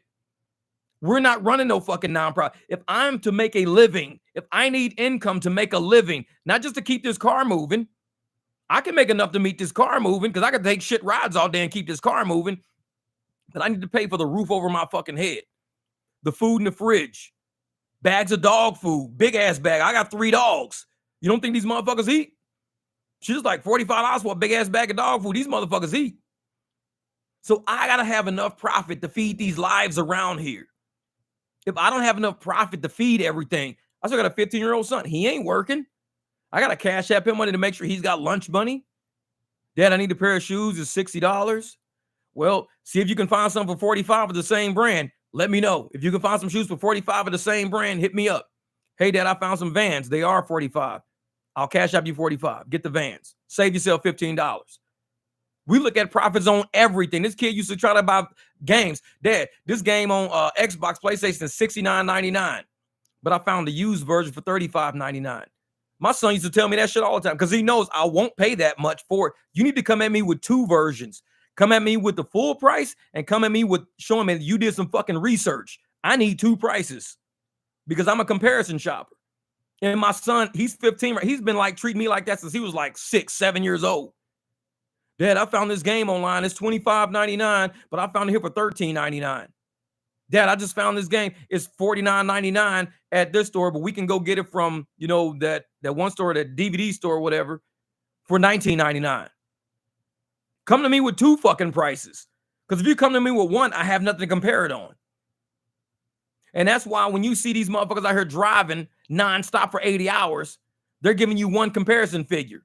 I made $2,200. Okay, give me another number. Like what number? Like I need to know how many hours you put in, how much gas did you put in, and what's your net profit looking like? Oh, that shit don't even matter, man. That shouldn't even matter. Oh, it matters. Unless you're running a non-fucking profit, it don't matter. But you got to give me more than just 1 number. But so many people are focused on 1 number. Oh, I made $2,300 last week. $2,400 last week, $2,100 last week. Give me a per hour. Well, I was online for 87 hours. I kind of thought so. Because at that number, with the way you think, yeah, it would take you about that long to make that. If you tell me you can do that shit in 50 hours, you're making $40 an hour. But if you're telling me it's 80, you're making like 25, 26 an hour. Take off all the hours for gas. I always say take off about $5, $6 an hour for fuel. You're making about $19 an hour. And if you're out that fucking long all fucking day at $19 an hour, you're out that long, you're eating out. So you're spending money eating all day. You spend about $35, $40 a day eating while you're out. So knock off another $4 an hour off the 19. Now you're down to $15 a fucking hour. Because you can't tell me you out in these streets for 12 to 14 hours and you ain't eating some shit out there. Oh, you eating some shit out there. I leave 4 or 5 hours. I stop through every once in a while, reload my motherfucking bag up because I stay in my area. I stay in my zone. Profit margins. Profit margins. Motherfuckers call me frugal because I still shop at the Goodwill. Profit margins. Because if I shop at the Goodwill, I can afford a microphone like this. If I shop at the Goodwill, I can afford headphones. I can afford a fucking telescope when we go out to the desert because I shop at the Goodwill. Life is one huge profit margin. That's it. And if you ain't making no profit in life, you getting your ass kicked in life. And it's too many motherfuckers looking at the gross. We all gonna spend time doing something. You can spend time fucking time off. You can spend time wasting time, or you can invest time. Spend it or invest it. But no matter what, how can you profit off of this time?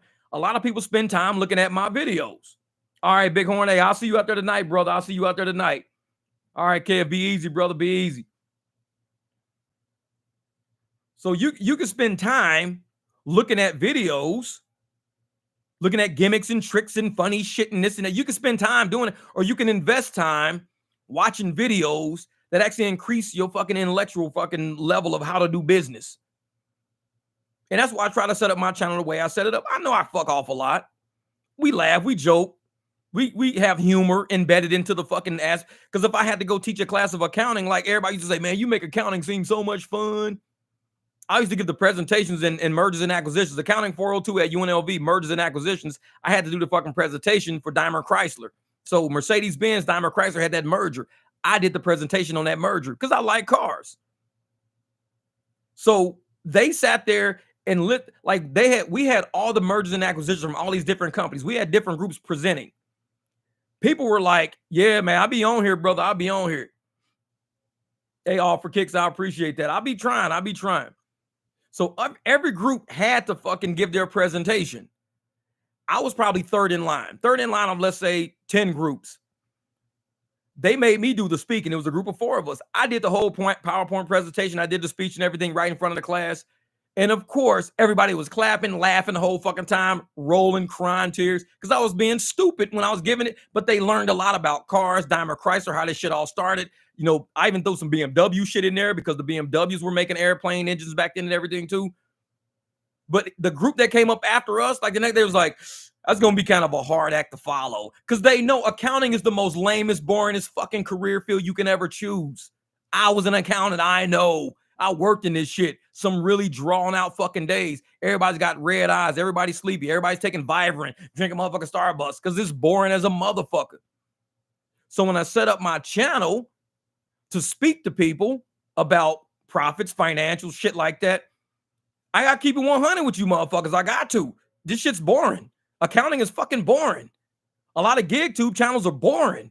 I keep it 100 with you. It's only so many times when the motherfuckers say, look, $2.49 for 11 miles. I'm going to see if I do this to see how much money I could lose to show me losing money, to show you guys how funny it is to watch me losing money.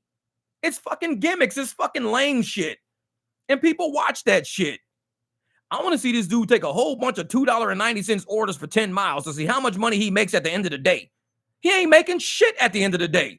He going to open his phone and they going to have a number. It's going to say not shit. Because say, how much you make today? Not shit. Like, dude, it's not a dollar sign. No, it just says not shit. I ain't make shit. Because only a idiot would think $2.90 working all day, taking up these shit rides and burning all your fucking gas is truly profitable. You're spending more in fuel. If you're spending $5 an hour in fuel, You're taking $2.90 fucking offers, and you're getting about 2 an hour because they take about 25 minutes. You're getting 2 an hour to go 10 miles. You're making $5.80. So that means you're getting 80 cents for every hour. 80 cents for every hour based on how much gas you're spending every hour. You're spending 5. So you're at plus 80. If you're out there all fucking day at restaurants, you're eating. You're spending $40 a day eating. If you work 10 hours, subtract 4 off of every hour. So instead of plus 80, you're minus $3.20 every fucking hour you work. Not shit. You didn't make shit today. You lost. That's why there's no dollar number on your thing. How much you make today? I ain't make shit. Ain't no dollar number. You see a dollar number, but that's your gross. How much did you make today? I ain't make shit. This ain't a motherfucking nonprofit. How much did you make today? When I ask a motherfucker how much you make today, you can give me the gross, but you see on this is the only channel, the only fucking channel where drivers will say, I made $230 in 4 hours. The rest of these motherfuckers never say they hours. On these channels, they never say hours. Ever. I made 500 today. Running 2 apps for 16 fucking hours, though. They never say the hours. None of these motherfucking channels say the hours. None of them. Because they see on our channel, oh, $133 in 3 hours. Damn, 133 in 3 hours. 133 in 3 hours. Damn, good shit, dog. Oh, man, I just made $92 in an hour. 92 in an hour. Yeah, I had a reservation, plus I got a $50 tip on that. This is the only channel where motherfuckers will tell you how much they made and how long it took them. No other channel does that. These motherfuckers are all about the gross. Oh, man, I made $300 a day. Cool. Running 3 apps for 16 hours. Anybody can, like I said, a chimpanzee can do that shit. Because all you got to do is tell that motherfucker to drive. We are a true business channel. And I tell people that not in an arrogant sense, but in the sense of you need to know what fucking room you walked in when you walk in here. There's a lot of smart motherfucking drivers in here. A lot of smart drivers, which is why I applaud motherfuckers when they in the comments saying how much they made and how long they drove. Man, I can only get out today for 4 hours, but I made $215. What? $215 in 4 hours. They had a symphony going on downtown, man. I was banging out $50 a fucking hour. Damn. That's because we know how much it costs. If I'm running my car and fuel at $5 an hour in fuel, if I'm eating out all day, subtract another 4. So I'm $9 an hour of expense I'm creating. Just direct expense I'm creating is about $9 an hour every fucking day if I eat out for 10 hours a day. But if I fix my shit at home, the $4 don't exist. I'm only spending $5 an hour. That's it. These channels don't tell you shit like that. They just tell you gross. They don't give you estimated net. When you look at my old videos, I did analysis. I did Uber Eats analysis, Lux analysis, Lyft analysis, Uber analysis. I did all analysis on my old videos 2 years ago. Look at those videos. When you open them, you're going to see a spreadsheet in each video. In that spreadsheet, at the very bottom of each spreadsheet I do, I have assumptions. Because in accounting, we have assumptions. Assumptions are extra expenses that you probably don't think about, indirects. So my assumptions are I may have driven in my app. It calculates me driving this many miles in my app. But let's assume I was 3 miles away from each trip. This is how much I made per mile. If I'm at least 3 miles, then I do another set of assumptions up under there saying if I'm at least 5 miles away from each pickup. So if I'm 5 miles away on the pickup, then this is my new per mile. I don't just go by gross numbers. We do assumptions. Assumptions are assume you have to spend money to make money. What are you making now? Assuming you had to spend money to make it. He says, I just fast all day till I get home. Hey, brother, you hear on some of my videos, I be like, man, I'm hungry as a motherfucker, man. I'm hungry as a motherfucker. I be saying that shit. Because I'm like you. I don't eat this shit out in the streets. I fuck around, eat this shit, end up sharting in my motherfucking car. I don't want to be a charter, motherfucker. I want to be charter, not charter. You need that shirt. Uber charter, not Uber charter, motherfucker. Fuck that. I want to charter your ass home. I don't want to shart in this motherfucker. I want to charter you, not charter you. Fuck. So I don't eat that shit when I'm out, man. We sitting in the seat already. We in the fucking sitting on the toilet goddamn position, driving a motherfucking car. You fuck around, fart. You like, oh shit, I don't think that was a fart. Yeah, it's good for you to fast, man. You got to recharge your body. Let your body get rid of all these toxins and shit. Fast. Fasting is good for you. Research that shit. And that's why sometimes I won't eat all fucking day. I'll eat in the morning and I'll cruise all fucking day. I don't eat when I'm out. You fast. You fast while you're working. It keeps your brain clear. It helps you focus better. Because food, that's why around Thanksgiving and places like that, food has chemicals and it makes you sleepy. It makes you drowsy. Motherfuckers eat too much. They want to go take a nap somewhere. Food does not keep you sharp. What keeps you sharp sometimes is hunger. Look at lions after they eat the kill. Lions after they eat the kill are the easiest lions to fuck up. Because after they eat the kill, they're laying in the weeds. They're laying by the tree. They're sleeping with the pride. But when these motherfuckers are hungry, when they fucking you tell me you're gonna fuck with a hungry lion. When a lion is hungry, he got his eyes on you. This motherfucker is sharp. He is alert. He got to stay on his shit because he's like, we about to eat. So when I'm out driving, I don't eat. I'm a lion in these motherfucking streets. I'm hunting down some good ass rides. These other motherfuckers, they ain't lions. They've ate already. They sitting around taking shit rides. They tired. They wore the fuck out. They eating at McDonald's. They eating at Dairy Queen. They eating all these. Fuck all that. You got to stay hungry. Fasting is the way to keep your mind sharp. Keep your ass focused. Research fasting. It's all about focus and direction. And a lot of motherfuckers don't understand. Well, I want to be full.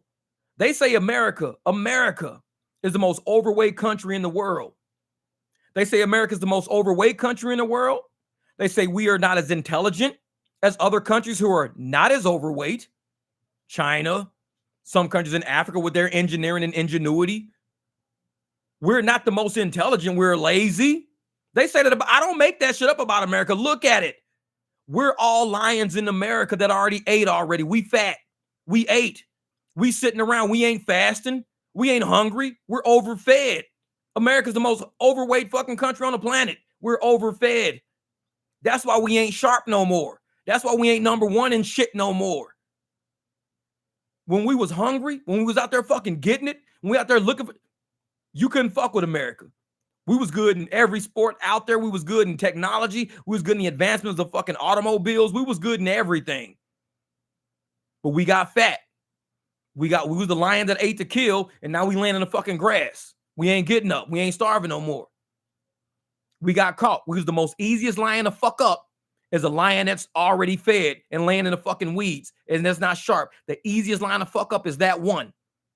In America, it's easy to fuck up, and we easily got fucked up, which is why we in the position we in right now. We got hung, we got fat, we got lazy, we wasn't hungry, we wasn't trying to get it no more. Athletes used to be underpaid.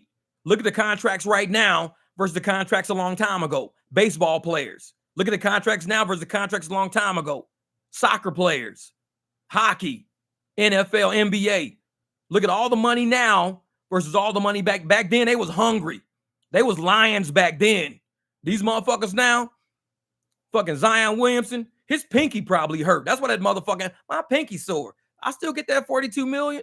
My pinky hurt, man. Look, you see that little mark on my pinky? I can't play. He ain't no fucking lion. Zion is not a lion. That's the way you got to say it. Zion is not a lion. These motherfuckers now ain't as hungry as they were back then. Back then, they weren't overfed. Back then, they was trying to get money. They was trying to get contracts. They was trying to get notoriety, trying to get fame. They was trying to get shit. Now, these motherfuckers' pinkies hurt. My pinky hurt. We overfed these motherfuckers. And a lot of drivers are the same way. Ask them. The multiplier was amazing back then.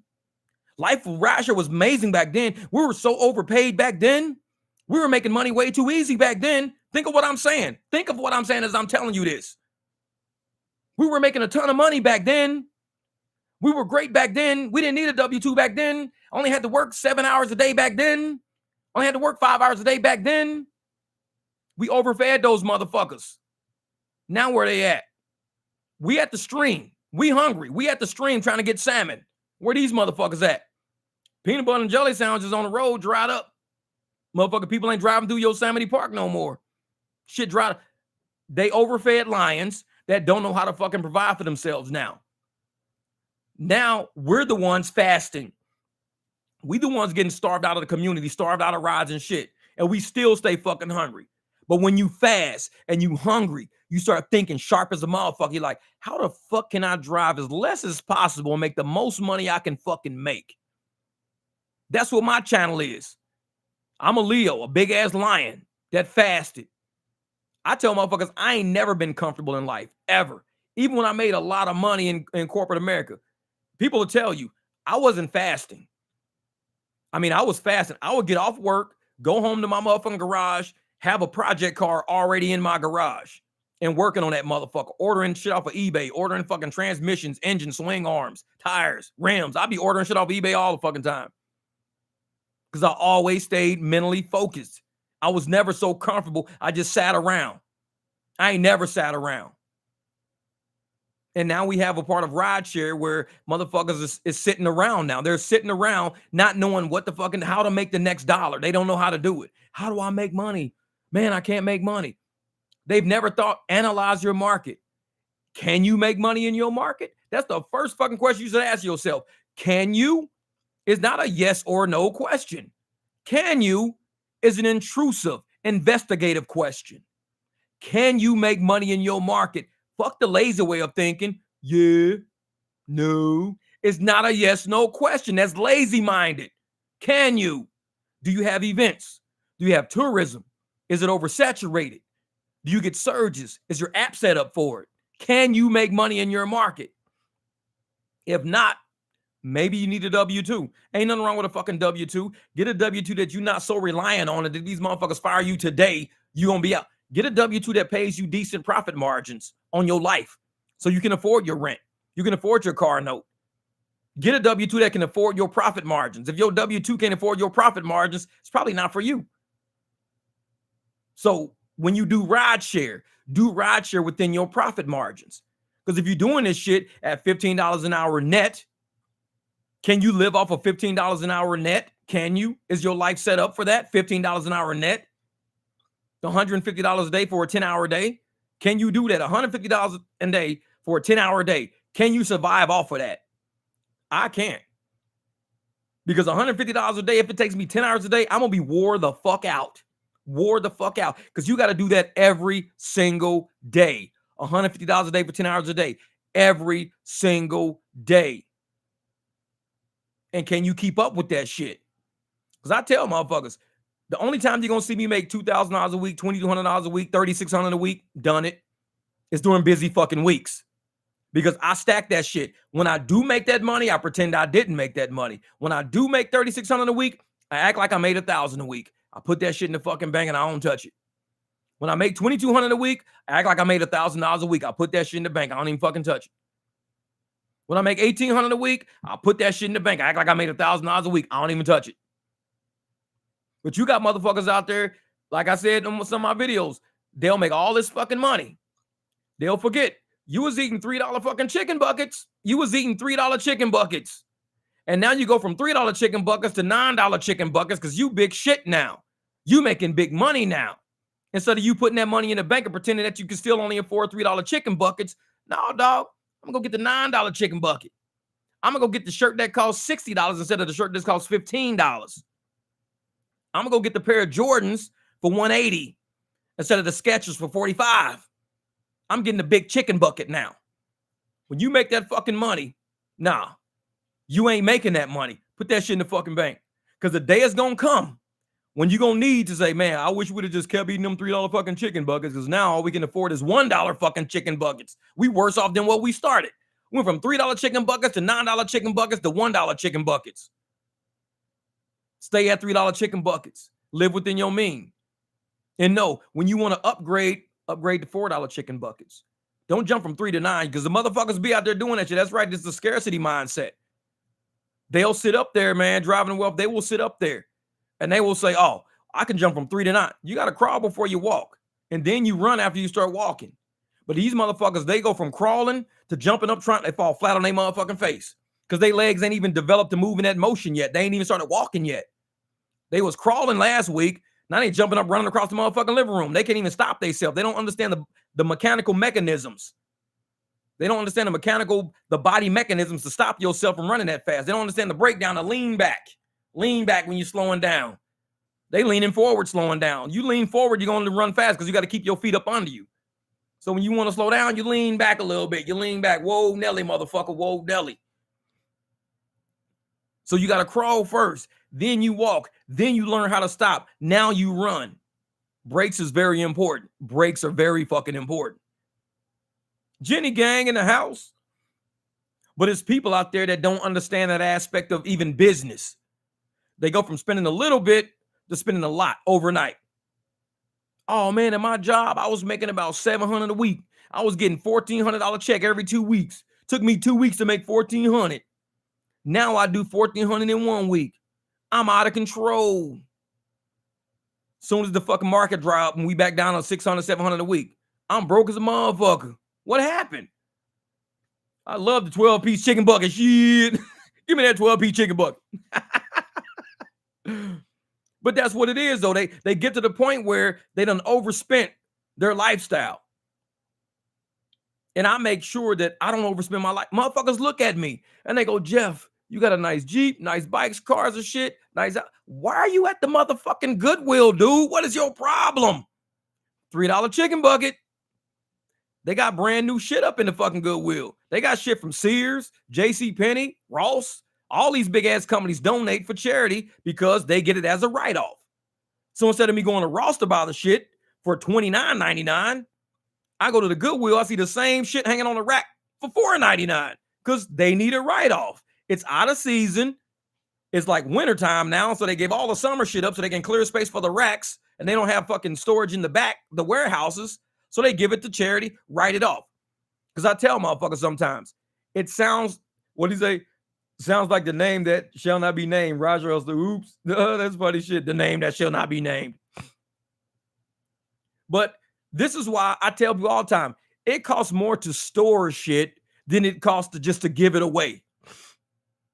Imagine how much a storage facility will cost these big ass warehouses. They've got to pay $14,000 a month for a warehouse, $14,000 per month. Money out the door as an expense, $14,000 a month as a warehouse.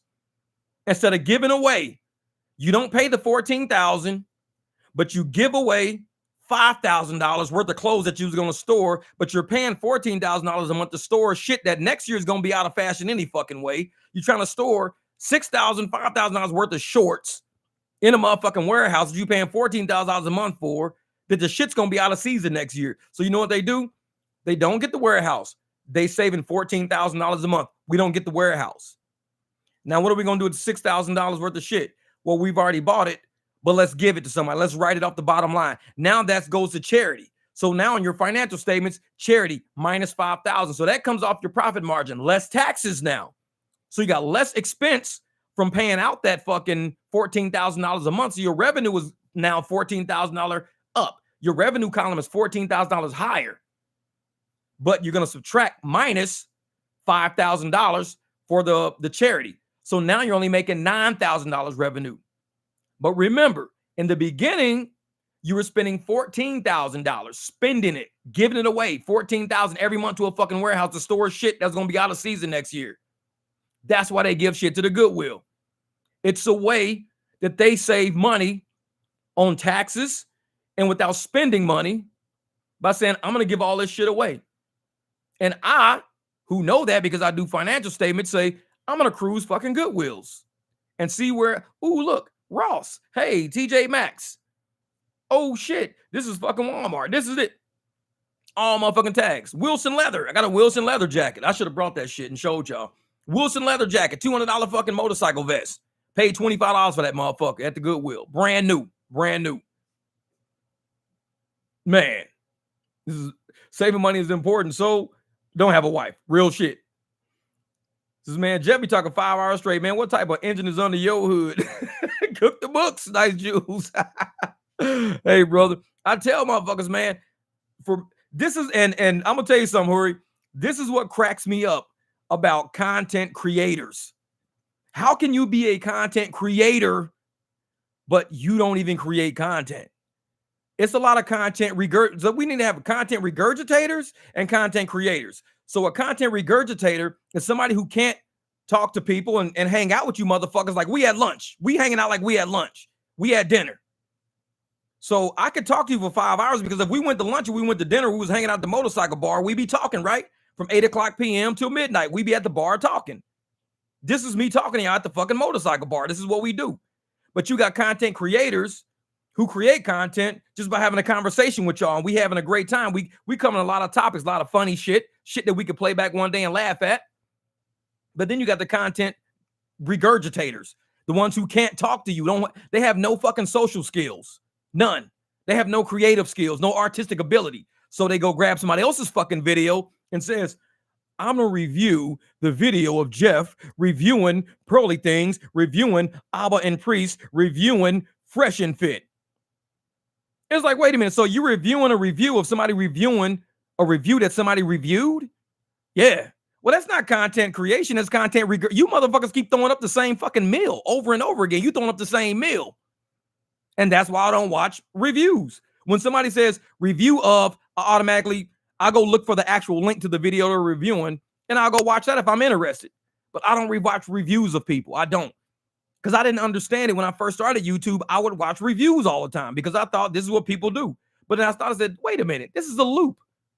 Because they're reviewing a review of a review that somebody reviewed when they reviewed the person that reviewed the original person they reviewed. What the fuck? This is a loop. It's a loop. And they're all saying the same shit. Ooh, I disagree with the review that agreed with the review of the other. So I disagree with that review.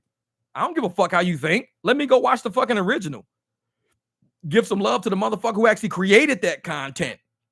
Give the original content creator love, not the content regurgitator. Why do I want to give the content regurgitator some love? Fuck them. They basically making me buy some shit that they puked the fuck up. They puked it up. Now I'm paying them for the puke. I want the original meal. Give me the original meal. Let me see the original dinner. Now some shit you fucking puke back up in the toilet and be like, hey, see what I just reviewed? That's puke, motherfucker. Like, no, I want the original meal. Take me to the original spot. And for me to talk for 3 hours, 4 hours, 5 hours, is me living with y'all. We're alive right now. So when people say, what's under your hood? Man, it's life. It's life in this motherfucker. 50 years of life is in this motherfucker. 50 years of knowledge. 50 years of being fucked over. 50 years of learning how to get past the fuck over. Man, yeah, exactly. 73, and we both drive the... Man, that's my year. That's my old race number, 73 too. You know, like Silver Fox said, hey, money is important, so don't have a wife. We learn that shit through experience. Because a motherfucker will marry you. Talking about, I love you. You're my, dream man. You're this and that. You get the divorce court. These motherfuckers lie so fucking fast. No, I have no idea what he's talking about, Your Honor. That's in his name. It's not in my name. I don't know what it... Bitch, you bought the motherfucker. What are you talking about? You was at the cash register. You could sign for the shit because we were married. You signed for it. You bought that. It's not in my name, Your Honor. I don't know what he's talking about. I'm not liable for that. So, you want to save some fucking money? Date a motherfucker forever. If you want a government contract called a marriage, knock yourself the fuck out. That's a government contract. Because if you love somebody, this is content creation. Trust me on this shit. If you love some fucking body, you can love them without a sheet of paper telling you that you love them. Because you can be in love with somebody without even marrying their ass. You could be in love with them, head over heels in love, do anything for them, fucking sacrifice your life for them and never be married to them. Or you could be married to them and can't stand a motherfucking ass. So you can't tell me love equals marriage and marriage equals love. It shit don't work like that. Love is love. Love is love right out the fucking bat. Marriage is a whole nother fucking contract. That's the government's asset and liability classification contract. Me about myself, all my assets are mine. All my liabilities are mine. I married this woman. My assets are now hers. My liabilities are now hers. Her assets are mine. Liabilities are now mine. If we choose to break up the corporation between me and her, we have to dissolve that corporation. They call it dissolution of a marriage. Dissolution of a marriage and dissolution of a corporation are the exact same fucking thing. Look it up. When you dissolve a corporation, there's equities. There's liabilities. There's a lot of shit you got to split up. When you dissolve a marriage, there's equities. There's liabilities. There's a lot of shit you got to dissolve. You have to do motions, counter motions. You have to do fucking, addendums. You've got to do affidavits, all to end a fucking marriage. You can't just say, I don't like you no more, motherfucker, and walk off. No, you can't even in the corporation like that. When you split up a corporation, you got to do an addendum, affidavits, motions, counter motions. Marriage is a corporate contract. It's a government corporate. Because you telling me If state and religion should be separate, let's say state and religion are separate, that means I should be able to go get married in the church, and the church recognizes it, and that's it. And if I want to get divorced, I go back to that same fucking church and I say, hey, since you married us, can you end us? It don't happen like that, though, do it? You get married in the church, but the church has to be classified by the government as being a nonprofit organization called the fucking church that's not taxable. The church has to go get ordained to do what they do by the state. So the church is now a state agency now. It's literally a state agency. They're ordained by the state. So you go get a marriage license from the state, you bring it to a church, which was ordained by the state. You present that to the church to say, hey, the state gave me a right to marry this woman right here.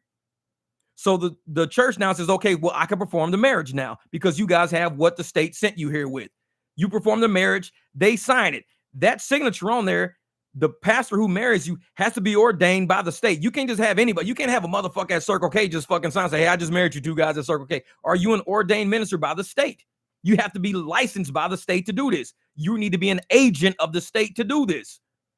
So once they sign that paperwork, you're now sanctioned, somebody sanctioned by the state, ordained by the state, registered by the state, now has married you. You are now a corporation recognized within that state now. And it's a federal contract. Now you recognize all over the states with that. It's a federal contract now. So your assets and your liabilities travel with you from state to state, match with this fucking person. You're a corporation. You're a unit now. It has nothing to do with love. I ain't even brought up love yet. We ain't even talked about fucking love yet. We're talking contract right now. We ain't even talking love. Like I said, you can have love without fucking marriage. The Tyrone will marry you ASAP. This motherfucker a crusty ass donut, and this motherfucker will marry you on the spot, right by pump number 6 with that dusty ass motherfucker squeegee. I now pronounce you husband and wife. Here's some holy water. Don't hit me with that dusty, nasty shit, motherfucker. That mop water. This is holy water, motherfucker. What you talk about? Like old dusty ass fucking squeegee. So that's just the legality of a marriage, not the love of a marriage. And that's why, Silver Fox and I, we think alike. And Ronald, same shit, man. We think alike. And so once you do that, now your money and your assets and your property, everything is linked in with that person because you gave the state the permission to honor you and to register your corporation, Mr. and Mrs. Watts Corp. That's what you are now. If Mrs. Watts wants to leave the corp or Mr. Watts wants to leave the corp, you got to come back to the state. This time you don't go to a church, though. We got somebody else for you that we ordained. He's a judge. So a pastor married you, but a pastor can't divorce you. A judge can do both. A judge can marry you and a judge can divorce you because you need somebody that's ordained by the state to begin your contract. But now you need somebody that's ordained by the state to end your contract. And because there's so many legalities within this contract, you got to say, bring an attorney who knows family law. Because if you don't know family law, you can get fucked. There's a lot of ins and outs of family, a lot of technicalities of family law. You get fucked if you don't know family law. So, because it's not a criminal matter, it's a civil matter. So you come in and you get all this done and you can bring criminal evidence into a civil matter. And you say, the reason why I'm divorcing him is because of this, and this is domestic, whatever. Now you're bringing criminal evidence. And even though you're bringing criminal evidence into a civil matter, you cannot be tried as if it's a criminal court. It's still civil court. So if you say, well, he beat me up 2 days ago, I got police records right here showing he beat me up. I got hospital records. Well, after your civil divorce is completed, now you have to go to a whole nother criminal court, which is outside of the confines of the corporation, and press criminal charges against that person. It's a whole nother court. And so I believe that I would rather love somebody. I would rather love them and not have the state involved in my shit. Because I don't want to take none of her property. I don't want none of her fucking assets. I don't want none of her liabilities. If I want to pay off her motherfucking car, I'll pay off her motherfucking car out of the generosity of my heart. The state doesn't have to tell me, you need to pay off her car. If I love this woman, I'm going to pay off her car because I'm her fucking man. I'm her woman. She's my woman. If I'm going to pay for her fucking, her mortgage on her house, is because I'm her motherfucking man. I'm paying that shit off because I love her. It ain't because I'm married to her. You ain't got to tell me to do shit. But what a marriage does, it says you are now obligated as part owner of this corporation to cover those assets and those liabilities. You are now part owner. You have to, out of obligation. With love, all the obligation is straight. Is like you are not obligated. This is all just free will. Love is free. It's free will. Marriage is an obligation. You ain't got to obligate me to shit. If I love you, I care about you, you care about me, take care. We ain't even got to like each other every fucking day. We don't. We might argue about you. Motherfucker, you sat there and let the dogs at the front door and the dog came back in. He was wet as a motherfucker. You mad as a motherfucker now. But we still love each other. We just mad. That's all. But when you mad at each other to the point of you being married and you want to get divorced, you have to lose a lot of shit because the corporation has to be dissolved. It's the dissolution of a corporation. Shit's got to be dissolved now because they so mad that we got to split. And that means the contract in this marriage has to split this fucking corporation. You're going to take that car. I'm taking that motorcycle. I get some of your money. What up, all praises? Hey, I'll probably work about 9 tonight. Go out about 9, get warmed up. Shit don't really start till about midnight, but I go out about 9 just to warm the car up a little bit, get the tires nice and warm, fucking on the highway. No, I'm just kidding. But that's why I say marriage and love are two totally different things. If a woman says, I don't want to marry you ever, but I'm going to stay with you, that lady loves me. She loves me. Because the moment a lady says, well, if I'm going to stay with you, you got to marry me, this bitch is out for something. She's trying to get something. It's like, why you got to marry me so fucking bad? What the fuck's up? I just need to be married. My mom said I need to be married. My grandma said I need to be married. My uncle said, hey, girl, if you don't marry that man. Yeah, 2 years later, we in divorce court, dissolving the corporation. And I lost half my shit. That because when a motherfucker want to marry you real bad, why you want to marry me so bad? I just love you. Then love me, motherfucker. Ain't nobody telling you can't love me if you're not married to me. I mean, you love me, I love you. We go on cruises together. We buy motorcycles and shit for each other. We buy clothes for each other. We grocery shop for each other. Bought you a dog. You bought me a cat. Motherfucker, we love each other. But if we ain't married, the love ain't real. No, if we're married, you can dissolve that shit. You can't dissolve love. Love is free. It's free. The government has no contract on love. Love is free. I love you. You love me. It's free. The government pushes marriage because there's money involved in the legalities of it. It's corporations. There's a lot going on with marriages. Marriages are technically stable. They used to be. They're not stable now because 1 out of every 2 marriages will end in divorce. 1 out of every 2 marriages will end in divorce. But how many relationships are you in that end in divorce? If you don't get married, you can't get divorced. I mean, it's not fucking possible. If you don't get married, you don't get divorced. So therefore, 0 relationships end in divorce, but half the fucking marriages end in divorce. And divorce is expensive. It's money. So half the people married got to spend money. The people in relationships, the only money they got to spend is getting a new fucking apartment, coming up with a new car. But when you're married, you got attorney's fees, court filing fees, domestication of an affidavit. You got, domestication of a foreign court order. If you and your kids move to another state, now you got to domesticate that in another state. So you've domesticated it here, which means you got to fly back there to get it, release jurisdiction. They release jurisdiction. You domesticated it in this new state. It's a lot of shit involved in that. So love is love. It's free. Love is, motherfuckers say, I don't ever want to marry you. I'm like, girl, shit, I love you. Jeff, I would never marry your ass. I'm like, shit, let's get together. Fuck that. I could never marry a guy like you, Jeff. I fucking can't stand you. I hate you. I would never marry you. Shit, you my kind of girl. Fuck yeah, let's do this shit. But the day a motherfucker meet me, I love you so much. I just want to marry you. I'm like, you're getting too close. Scoot the fuck back. I want to marry you. Is there any way I can just have your last name? Bitch, you can go to the courthouse and change my name to your last name. It costs you like $125 to change your name to Watts. Costs you about $125. But if you were thinking marriage is the only way you can have my last name, no, bitch, you don't know the law. Legally, you can go down to the courthouse and change your motherfucking name to my name. You could be Deborah Watts, Betty Watts, Victoria Watts, Virginia Watts, whatever the fuck you want to be. Change your name at court, $125. But if I marry you, it's going to cost me way than $124, $125 to get rid of your motherfucking ass. No. And that's what it is. Never married, but committed. And that's what people forget about. Commitment raised 3 boys. They're grown now with their own families. And I'm happy papa with 3 granddaughters. All good. There you go, Mr. Gambit. That is real life. That's motherfucking real life.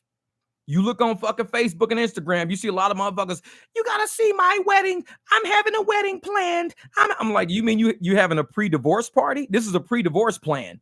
That's all this is. It's pre-divorce. It's not a wedding, it's pre-divorce. Because you motherfuckers could have thrown a party a long time ago. Like Uncle Ruckus, back off. For real. Like you could have parties for all your friends being in love. Hey, we just rented out a ballroom in a hotel. We having a big ass party for all our friends to get together, bring some cake and shit. For what? Just because we love each other. We having a love party, goddammit, a love party. We don't need a fucking wedding reception. This is a love party. Bring somebody you love, motherfucker. Married or not.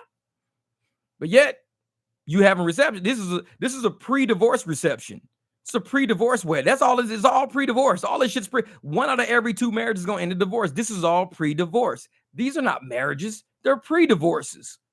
Like, hey, man, me and my girlfriend going out to the courthouse. I just bought her a new ring. Why, y'all getting married? No, we getting pre-divorced, motherfucker. We finna get pre-divorced. Shit, she said I do, motherfucker. Yeah, exactly. It's more like a funeral for the man instead of a wedding. Real shit. Like, dog, I'm getting pre-divorced. Why you think they got prenups? What do you think a prenup is? Think of what a nuptial is. A nuptial is a ceremony of love. A prenuptial means, I love you, bitch, but you ain't taking everything from me. That's a prenup. That's basically what it is. Because motherfuckers keep it 100. Contracts are contracts. It's kind of like having an addendum before you enter into business with somebody. If you have an addendum before you sign the final contract saying, in the terms of service, the TOS of this motherfucking marriage, the terms of service means no motherfucking crusty dusties before 8 o'clock p.m. Shit like that. You have all these prenuptials. You got shit you sign before the real shit happens. It's pre-divorce. It's all pre-divorce. That's all it is. But they just call it prenuptial. It's pre-divorce. And me, I'm more like saying, I'd rather just be in love with you, share shit with you. Yeah. He says, I just got divorced earlier, so this shit is hilarious. Mr. De Niro, man, I'd even divorced my damn self. Trust me, this shit is no fucking fun. Because you got to deal with this raggedy motherfucker. And you know this motherfucker gonna lie in court. They done lied to their attorney. They done lied to all their friends. They done lied to every fucker. Now I got to deal with this lying motherfucker sitting across from you that was just like months ago, I love you. You're the best thing that ever happened to me. Lying motherfucker. You was lying to me then. Shit, you still lying, motherfucker. You was lying to me then, and you still lying in court today. You lying motherfucker. So I'm glad I got rid of your lying ass. But it's like, and that's the bullet we dodge, because sometimes you gotta live life with these lying motherfuckers in your house. It's like, wait a minute, I gotta live the rest of my life with this lying motherfucker? Like, no. So why get divorced? Oh, Wes, you know me, man. We get in, man. This is content creation, baby. We create content. This ain't content regurgitation. This is content creation. No, I'm just kidding. But yeah, so if you love somebody and you're in love with them, there needs to be no government intervention. No, just love these motherfuckers. And then when you sit up there and if shit sours out and the love is lost, you're still amicable and you're still friends and everything. Service 13 terms of news. Never pay full price for crusty, dusty donuts. If you do, we're done. Yeah, but once you're done with the love and everything and you amicably split and you walk, usually it's amicable. Divorce is a weapon. Divorce is a very powerful weapon. It's like people that use children as weapons.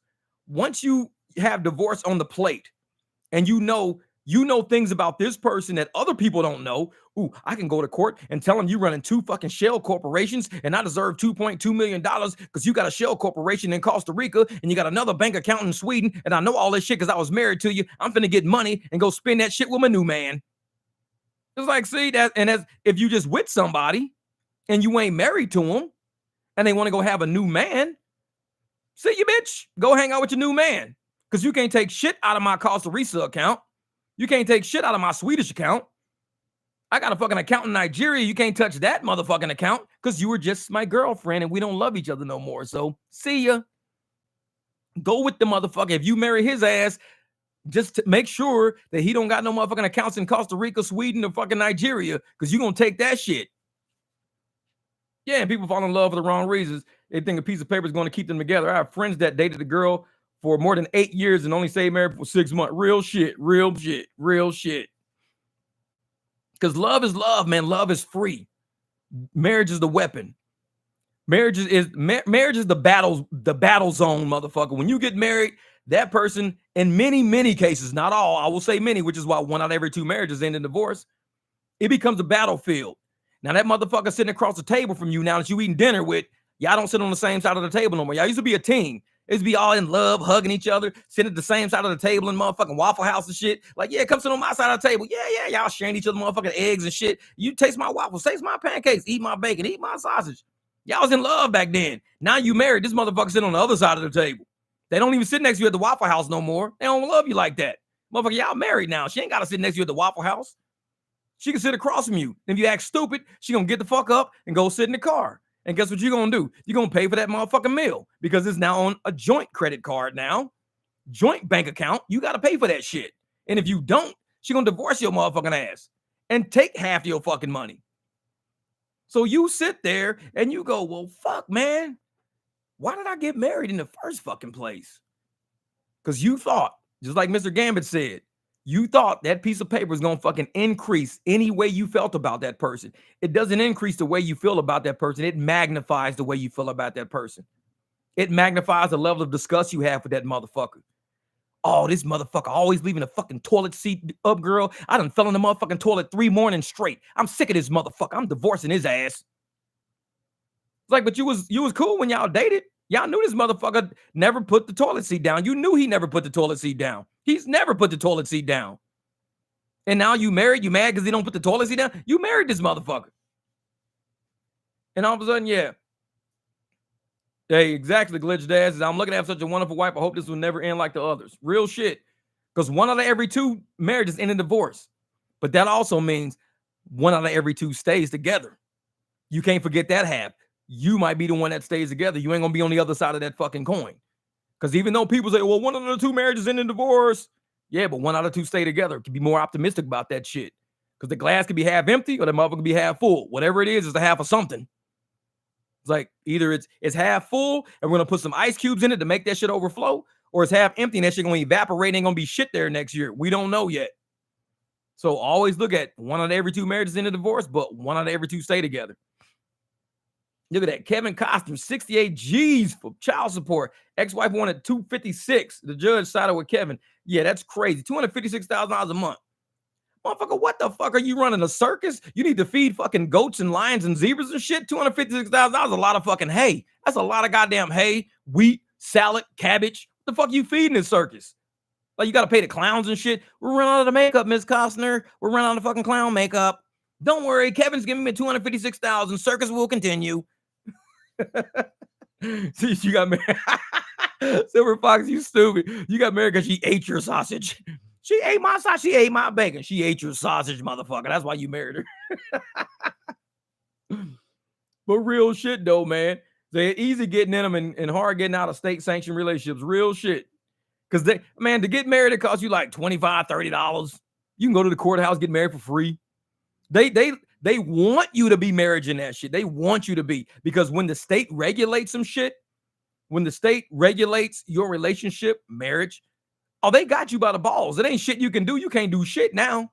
You got to get attorneys. Attorneys got it. Courts got it. You got to file motions and shit. All those fees and all that money goes to pay the government. When you file paperwork, pays the government. Oh, yeah, you filed this motion, but it's missing 2 affidavits. You don't have an affidavit of income and you don't have an affidavit of residency. So you got to refile. Another $65. Go.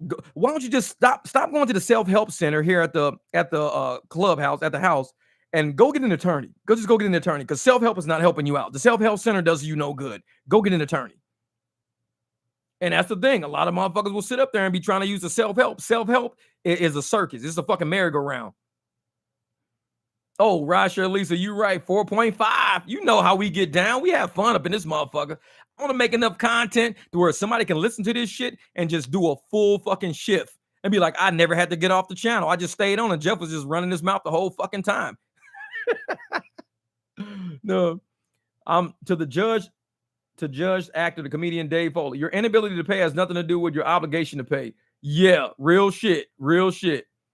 Cobb Mobile says, damn, still alive after a 100-mile trip. That's right, baby. We still up in this house, man. We still up here. We was waiting on you to get back. Now we can end it. Hey, everybody, I'll see y'all. Cobb Mobile's back. We the fuck up out of here. No, I'm just kidding. I'm fucking with you, dog. I'm fucking with you. Hey, my day it's only 3 o'clock right now, so I still got time to go sleep a little bit, get up. Like, hey, But no, we had a pretty good live. Then we got, damn, Dr. Dre pays $2 million. Damn, $2 million a month. Fucking crazy shit. He was like, I'm in Orlando at the moment. There's supposed to be a hurricane or some shit down there. But yeah, but for real though, man, we have a lot of discussions about a lot of crazy shit, you know, like marriages, relationships, stuff like that. But it's real, you know, because we're human and we're all gonna go through some shit in life. A lot of us have been through some shit in life, and it's totally cool. It's totally cool. And I don't mind speaking about it. I tell motherfuckers, you ain't gotta use names and shit like that and all that. Yeah, fuck all that. I'm doing content tonight, baby. I'm getting out. Yeah. I still got to finish editing this video I got in here from 2 nights ago, but I'm going to drop that one. I'm going to do some content tonight to drop next week. This is going to be funny. I hope. You know me, I try to keep it business, but I got to keep it a little bit entertaining, at least so I can actually have fun listening to the fucking edits. If I'm not having fun listening to my edits, it ain't a good video. I'm like, nah, fuck this shit. It's garbage. Click. Be done with that whole night. Delete the whole night. It's not fun. Oh, gosh, Lisa had a great day today with catering. So with Lisa, when you go do catering, do you have to actually go in and set it up, or do you just drop the stuff off to somebody that's setting it up? Like, I don't understand how catering actually works.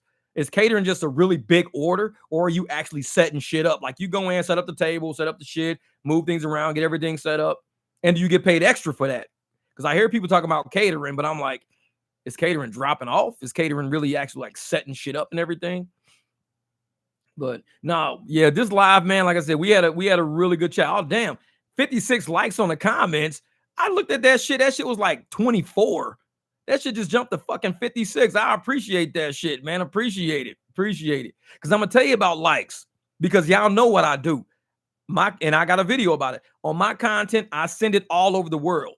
So people hear me talk about Kyle Mobile Vets. I'm talking about rideshare Lisa, Driving to Wealth, Ronald. I'm talking about everybody. These people will hear y'all voices and hear who y'all are overseas. Because when the Czech Republic is playing videos, it shows how long of these videos the Czech Republic is watching. So the Czech Republic hears me talking about y'all. The Czech Republic hears me say things about y'all. Mr. Gambit, the people in the Czech Republic, people in Zambia, motherfuckers in Afrikaans, whoever speaks Afrikaans, because I use that too. They gonna look at what Mr. Gambit wrote. They're like, damn, what is Mr. Gambit talking about? He's talking about California alimony payments. The judge decided you got to pay like she's still your wife sometimes for life. Yeah, they need to end those lifetime payments, man. Fuck that. Sheesh. Lifetime payments for alimony is not happening. No. Move the fuck on.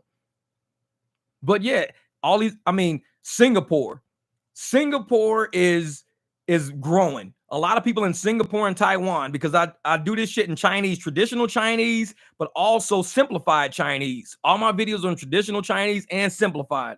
So a lot of people overseas over there are watching it. Thailand, people everywhere. I put this shit in Turkish. Somali, I do it in Somali. I do this shit in Portuguese, Brazil, and Portuguese, Portugal. Not just Portuguese of one or the other.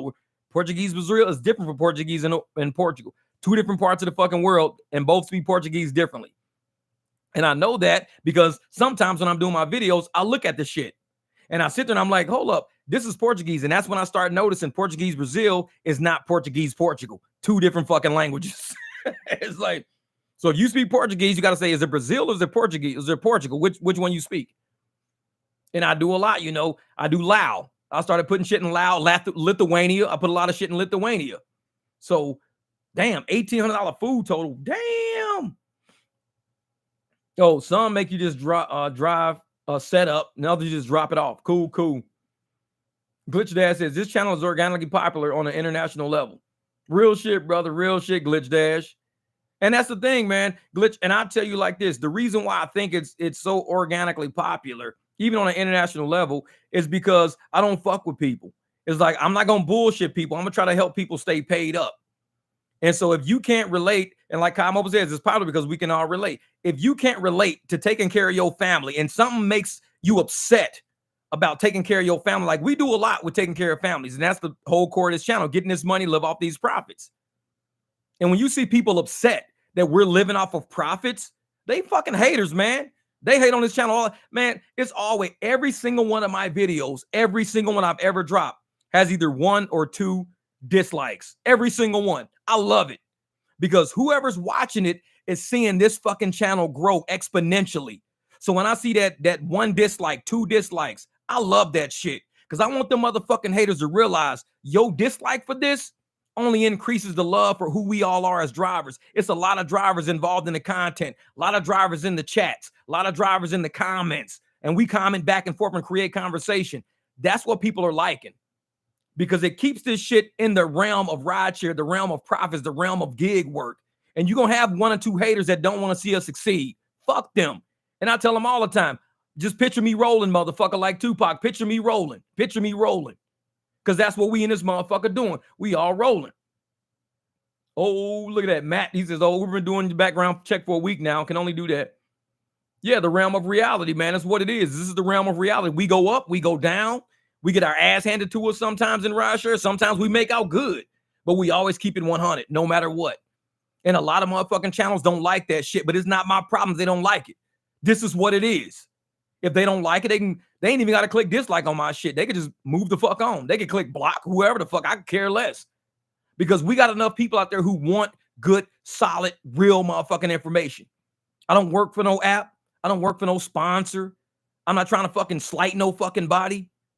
I could die in a week from now in a accidental accident or some fucking crazy shit. I could die in a week. And everybody gonna be like, at least we know this motherfucker kept it 100. He wasn't one of them phony motherfuckers that was this way one day, and the next day he was like, oh, nah, fuck that. Nah. Yeah. She said, whoever is disliking the video apparently isn't watching. Otherwise, they be laughing too hard to hit it. It's a platform for real gig workers to come together and talk, commiserate, and learn. Thank you, brother Jeff. No problem, Glitch, man. That's my man Thomas right there. There's no problem. And we keep it 100 over here, man. Like I said, people know who we are. They know how we feel. They know how we roll. And all we can do is just hope for the best for each other. I can't wish for somebody to fail. You can't wish for somebody's failure. The Uber CEO disliked the videos. Probably. That motherfucker like, man, fuck this dude. He's back. Fuck him. We need to hurry up and deactivate his motherfucking ass. He's showing too much. He's making people way too smart to what we're doing. Next video, the one I got in my phone, is going to really sharpen some motherfuckers up, I hope. Because like I said, even today, it was a motherfucker on my comments. Oh, Ubers, they're going to get rid of all the cherry pickers. I hope the next fucking video I drop makes that motherfucker go, well, because I tell people, you motherfuckers ain't got no receipts on shit you say. Go to Uber Legal, go wherever you got to go, and find out what they mean about deactivation and acceptance rates. You need to find that. These motherfuckers talk out of their ass all the time on YouTube. They always talking out of their ass. And I just keep coming with shit. Uber Legal shit. Uber support shit. I come out of something every single time, and these motherfuckers never put a link or have a really good retort other than, well, my cousin said, well, my uncle said, my friend said, my girlfriend said. Like, if you listen to her, you in the same fucking boat as she in, because she don't know shit either. It's like, go find this shit, man. Go find this shit. Come on, but Uber CEO just like the video. That's funny shit. And see, and that's the thing, man. I'm gonna always be a channel that's gonna be, I think, easy to digest. I might not be easy to listen to because I say shit a lot. I say motherfucker a lot, but I'm easy to digest. I'm easy to understand and comprehend, I would think. Very easy to comprehend because I keep this shit on the level of me. I don't put this shit on a level of algorithmic Uber shit, engineer shit. I don't keep it on that because I'm not on that fucking level.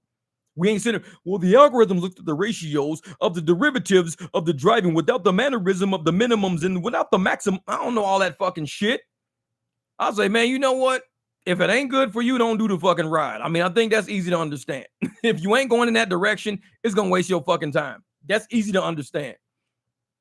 Exactly, Lisa. Motherfuckers be saying that shit. Well, I heard it somewhere. Somebody told me one time.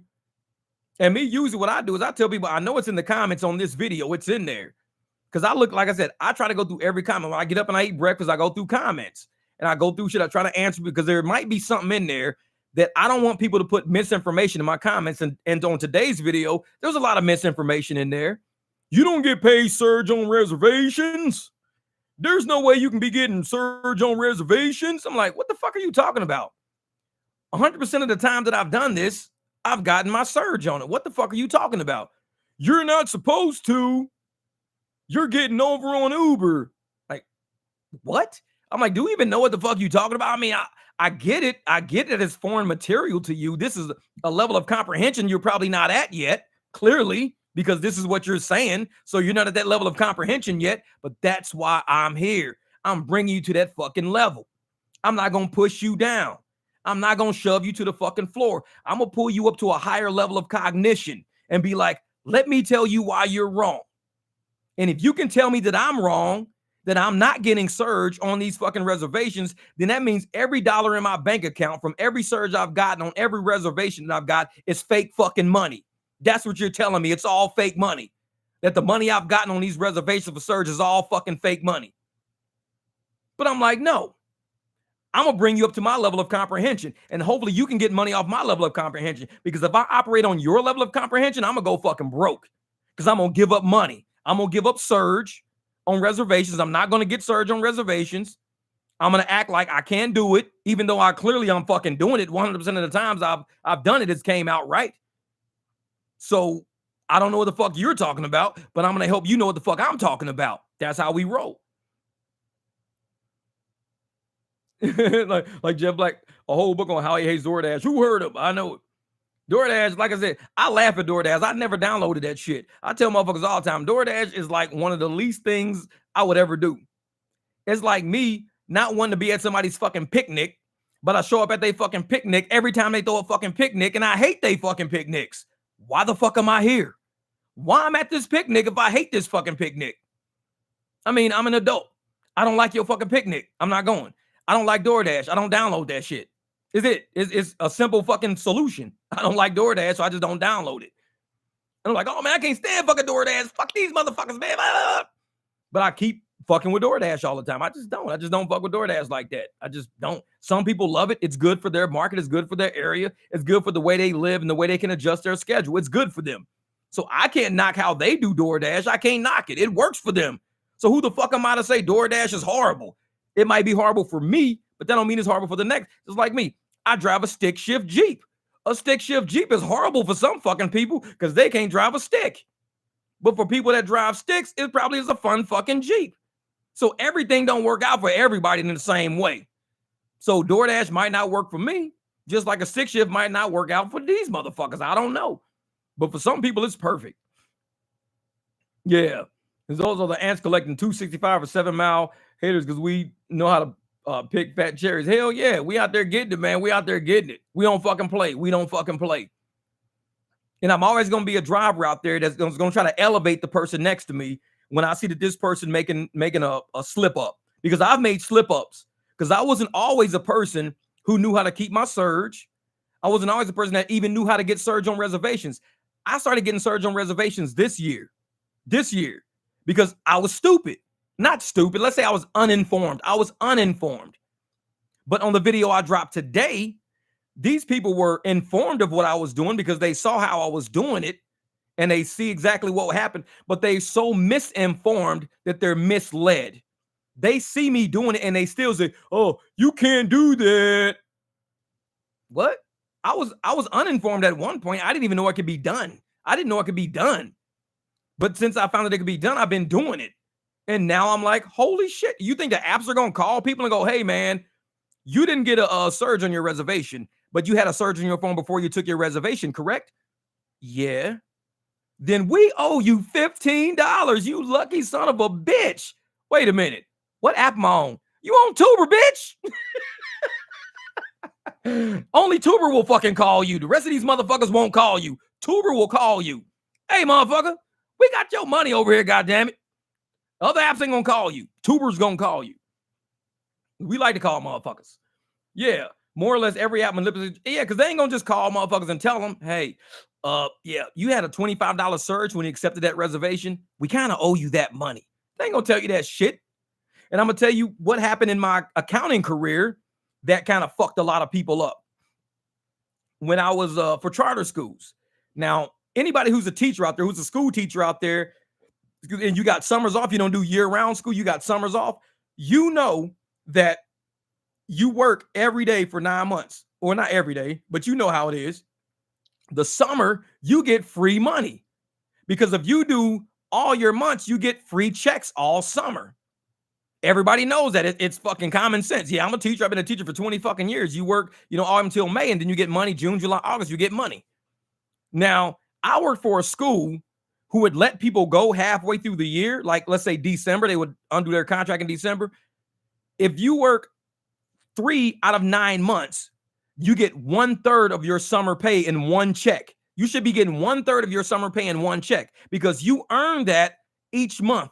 You earn that money all the way up till 9 of the 9 months. When you're at 9 of the 9 months, they owe you one full summer check and they pay it to you in biweekly increments.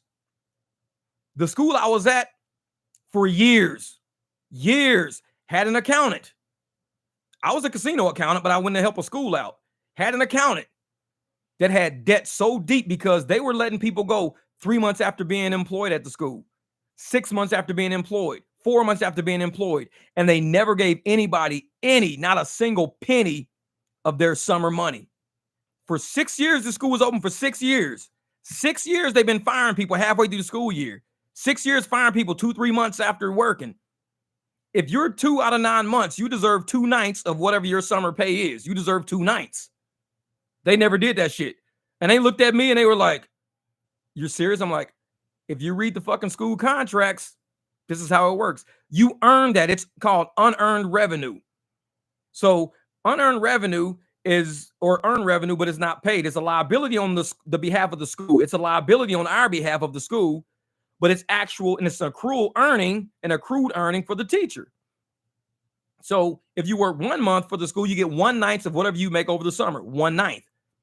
Once you get to 9 nights, they owe you your entire summer pay. So you get checks bi-weekly until school start again. Schools don't even tell teachers this shit. They don't tell teachers this shit. A lot of them don't even know it. So you think these apps are going to tell you that you get money on reservations? If you have a surge before your reservation phone locks up, before you get that map on your fucking phone, if you got a $15 surge, that surge is for your next ride. Apps ain't going to tell you that shit. A lot of people don't understand accounting. There's a reason why accountants get paid what we get paid. Why I retired at age 38. There's a lot of reasons why accountants get the money they get. Why we have to go through the rigorous fucking accounting courses we have to take. There's a reason why. It ain't just business. It's not marketing. It's not finance. It's accounting. We account for everything. This business, from the moment it opens to the day it dissolves, we account for everything. PTO, we account for that. Expenses, we account for revenues, we account liabilities, we account for that. Assets, we account for that. Warranty periods on assets, we account for that. Just like with the school. This shit, hey, Lisa, if you get a surge, let's say your surge your reservation starts at 4 a.m., they're gonna lock your phone up at 3:40. So 20 M's for your reservation, they're gonna lock it up. Get a surge before they lock your phone up. Once you get a surge before they lock your phone up, screenshot the surge, screenshot it to make sure you get it. Do the reservation. When the reservation ends, if that surge is not on there, send that screenshot to Uber and say, "You guys did not include my surge on my reservation. Hit me back and let me know." I guarantee you're going to be like, "Holy shit, do you know how much money I lost?" I'm like, "Probably about the same amount I've lost. In 4 years of doing this shit, probably about the same amount I fucking lost." Because I didn't know I could do that, but I do it now. But yeah, just like when I was working with the school, these motherfuckers had to replace the HVAC units on the roof. School is 6 years old. I said that shit before. The school is only 6 years old. The HVAC units on the roof have 10-year warranties. Warranty company came in, or a repair company came in. They gave me an invoice, $32,000 invoice. A $32,000 invoice for the HVAC units on the roof. I'm like, what are you giving me an invoice for? For those, because they were the original installers and everything. I said, this is the problem with that. I said, for one, those are fixed assets. Anything that's over a year, it's not an expense. It's a fixed asset. So we can depreciate that. We've been depreciating those. They have a 10-year depreciation schedule based on the warranty alone. It's 10 years. You motherfuckers installed that shit 6 years ago. This is a 6-year-old school. Yeah, man, I'm going to go take a nap, brother. I said, this is a 6-year-old school. Those are 10-year warranted units. Why do I have a $32,000 invoice in my fucking face right now? You're not talking to me. You're not telling me what's up. Because if y'all the original installers, I'm looking for this vendor in my folder. I see the vendor's name because this shows us buying them. So I got the paperwork for the original vendor shit. But where is all of our warranty information? Where's the serial numbers of those units? Where's everything that shows that this is a fixed asset? I need to know, why are these not fixed assets? You can keep this $32,000 fucking invoice and eat that shit because you know what you're doing. You trying to double dip on a warranty because you know you replace those units, you return them for free. Those are 10-year warranties. You return those for free. And now you come into a school. You're coming to a school, an at-risk charter school for black students, young little black kids in this little poor-ass fucking neighborhood, and I did the work for them. And you trying to rip this school off for $32,000 fucking dollars. If you don't get this fucking invoice out of my face, they never billed me for them motherfuckers again because they knew. Jeff knows he caught on. Motherfucker, I'm a fixed assets accountant. I work for Bally Gaming. When I was at Bally Gaming, I had over 50,000 machines distributed all over the fucking world. All over the fucking world. We developed the machines and the E-Primes right there in Las Vegas on Sunset Road. I was the fixed asset accountant. We had Fast 2000. Fast 2000 was the fixed asset system that's run by Encore, Encore. You import all your assets. It automatically generates your amortization schedules, depreciation schedules, everything. Tells you the value of all your assets on the spot with a click of a fucking button. That's what I did for that company. You don't think I can do that shit for 2 fucking units sitting on top of the goddamn roof? I can do that shit by hand with a pencil and paper. That's easy, motherfucker. I did 50,000 fucking games distributed all through Las Vegas, all through Reno, fucking down in Manila, Philippines, goddamn South America, Delaware. Delaware, they don't have property taxes, which is good because I didn't have to create property tax schedules for the machines we had in Delaware. But everybody else, we had sales and use taxes. We had sales and use and property taxes for shit. So these motherfuckers walk into this school knowing that the person before me wasn't as smart as me and was getting over on this little school for at-risk kids. These were all black at-risk kids. They were, you know, they needed special education training, a lot of shit because they couldn't work out in public schools all the time. And they pulled me out of casino to go work at this school to help these people out. And I'm like, you're trying to take advantage of this school because these are and like I said, this was the same school I worked at that was taking out loans to make payroll. I said this shit in my last life. They were taking out loans just to make payroll. By the time I left that school, all bills were paid and they had about $400,000 in the bank with all bills paid. They never had to take out school loans. They were being taken advantage of by contractors all the time because people knew. Oh, E-Love, I'll be running it, man. I'll be running it. I'm going to be off in like 10 minutes. I'm not going to do this shit past 5 hours. I think YouTube's sick of my ass by now. But yeah, this is the same school I talked about where I was like, contractors are really eating these people the fuck up. They're eating this money up. These kids need education. These teachers need to be paid fucking more. These teachers were paid less than the Clark County public school teachers. Clark County's public school teachers was being paid anywhere from $10,000 to $15,000 more in the exact same position. But we had the fucking money in charter. We had the money. But they were fucking these people over. They pulled me in from casino. And I said, the fuckery stops here. These motherfuckers didn't like me. Oh, they did not like me. Because I would hand the motherfuckers they had. Because I'm like, you're not going to play me like I'm an idiot. Like I don't have an accounting degree. You're not going to play me like some, come in talking to me sideways. Motherfucker, you install shit on a roof. I do accounting. We are not the same. If you ask me to install this shit on the fucking roof, I'd blow the whole motherfucking building up because I don't know how to do that shit. That's not what I do. Jeff, install these HVACs on the roof. Next day, fire department fucking blew the whole fuck. Yeah, exactly, because I don't know what the fuck I'm doing. But when it comes to this accounting shit, oh, you talking to the wrong one, motherfucker. Because I'm going to check you on some shit. This is what I do. You do what you do. I do what I do. These motherfuckers never brought another invoice to that school. Those were 10-year warranty units on a school that was only 6 years old. That building was only 6 years old. So how are you trying to rebuild me for shit that's got 10-year warranties on them? Get the fuck out of my face. Because you double dipping. You got paid for the originals, and now you want to come in and get paid for the warranties on top of that. You double dipping. I don't fuck with people like that. I don't. And don't play me like I'm stupid. I know people look at me. I'm a young brother from the fucking hood. They see me, and they think this dude ain't that damn smart. Bro, don't let the skin color fool you. Don't let the skin color fool you, motherfucker. Please don't. Because you can try me. You can. I don't give a fuck. I was born to 2 black fucking parents. That's why I'm black. I was born to 2 black parents. But you don't know about the energy in me and the level of intelligence in me. You only seeing who you see. And you've already prejudged me as being not an educated fucking person. You have no idea about the energy inside of me. What I've seen, what I've done, what I've learned, the knowledge I've acquired. I was only born to 2 black parents. That's what makes me black. My intelligence level does not make me black.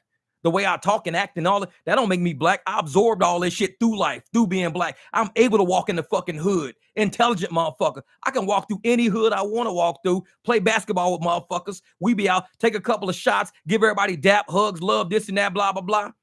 Because of my shell. I'm black.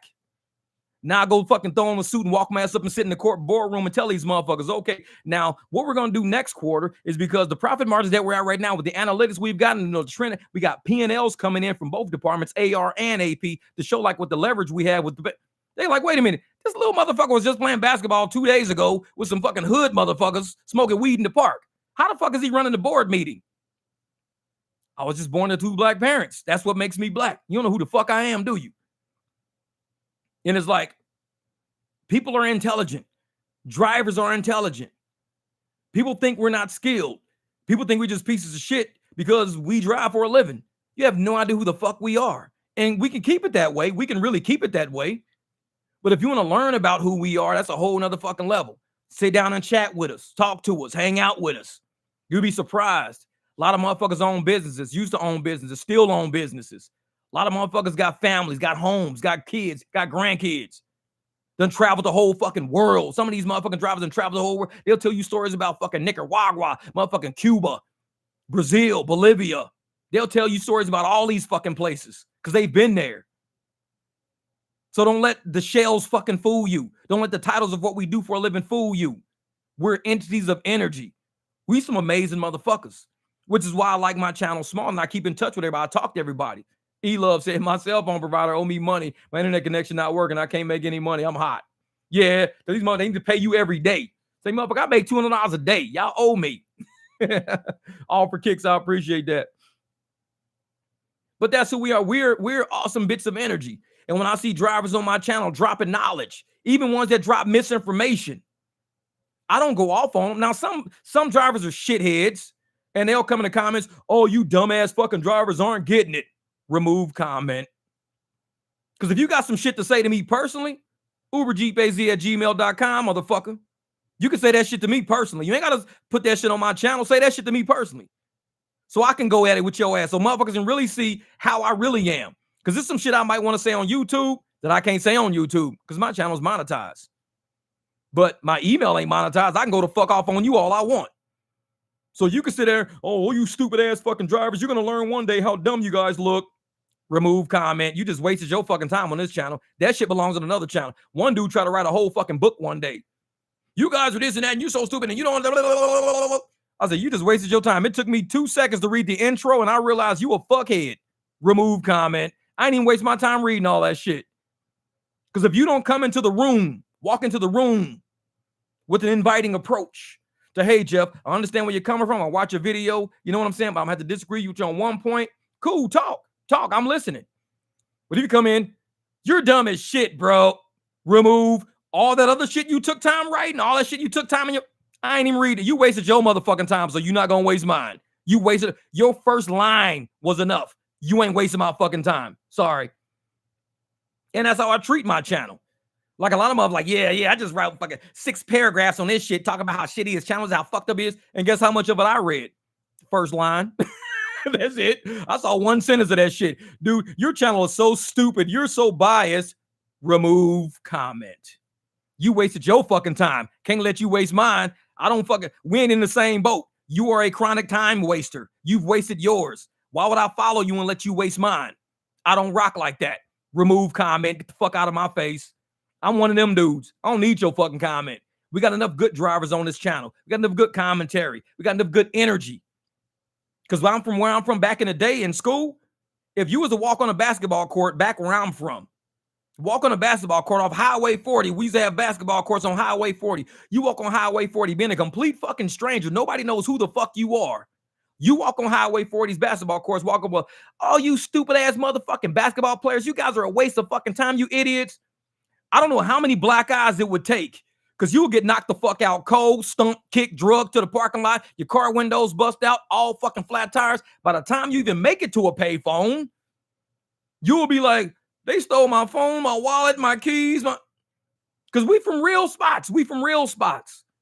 So when motherfuckers on the internet try to jump on my channel, you're such a biased, stupid... Remove comment. I've read enough. You walked into the room wrong, motherfucker. I'll punch you in the face quick. Remove. I don't even read the rest of that shit. It's a waste of my time because I got drivers I want to talk to. I got drivers I pay attention to. So I'm not going to waste my time reading some raggedy motherfucker shit on my channel. I don't do that. I don't waste my time. If you disagree about something, disagree about it respectfully. Say, dude, I gotta disagree with you on this shit. And this is why I'm thinking I should disagree with you, Jeff. Because if you think about fucking, the markets in Colombia, because Uber is worldwide and the markets in India, have a fucking conversation with me. But you walk the fuck in the room to myself, you such a fucking idiot. You're one of the dumbest channels. Remove comment.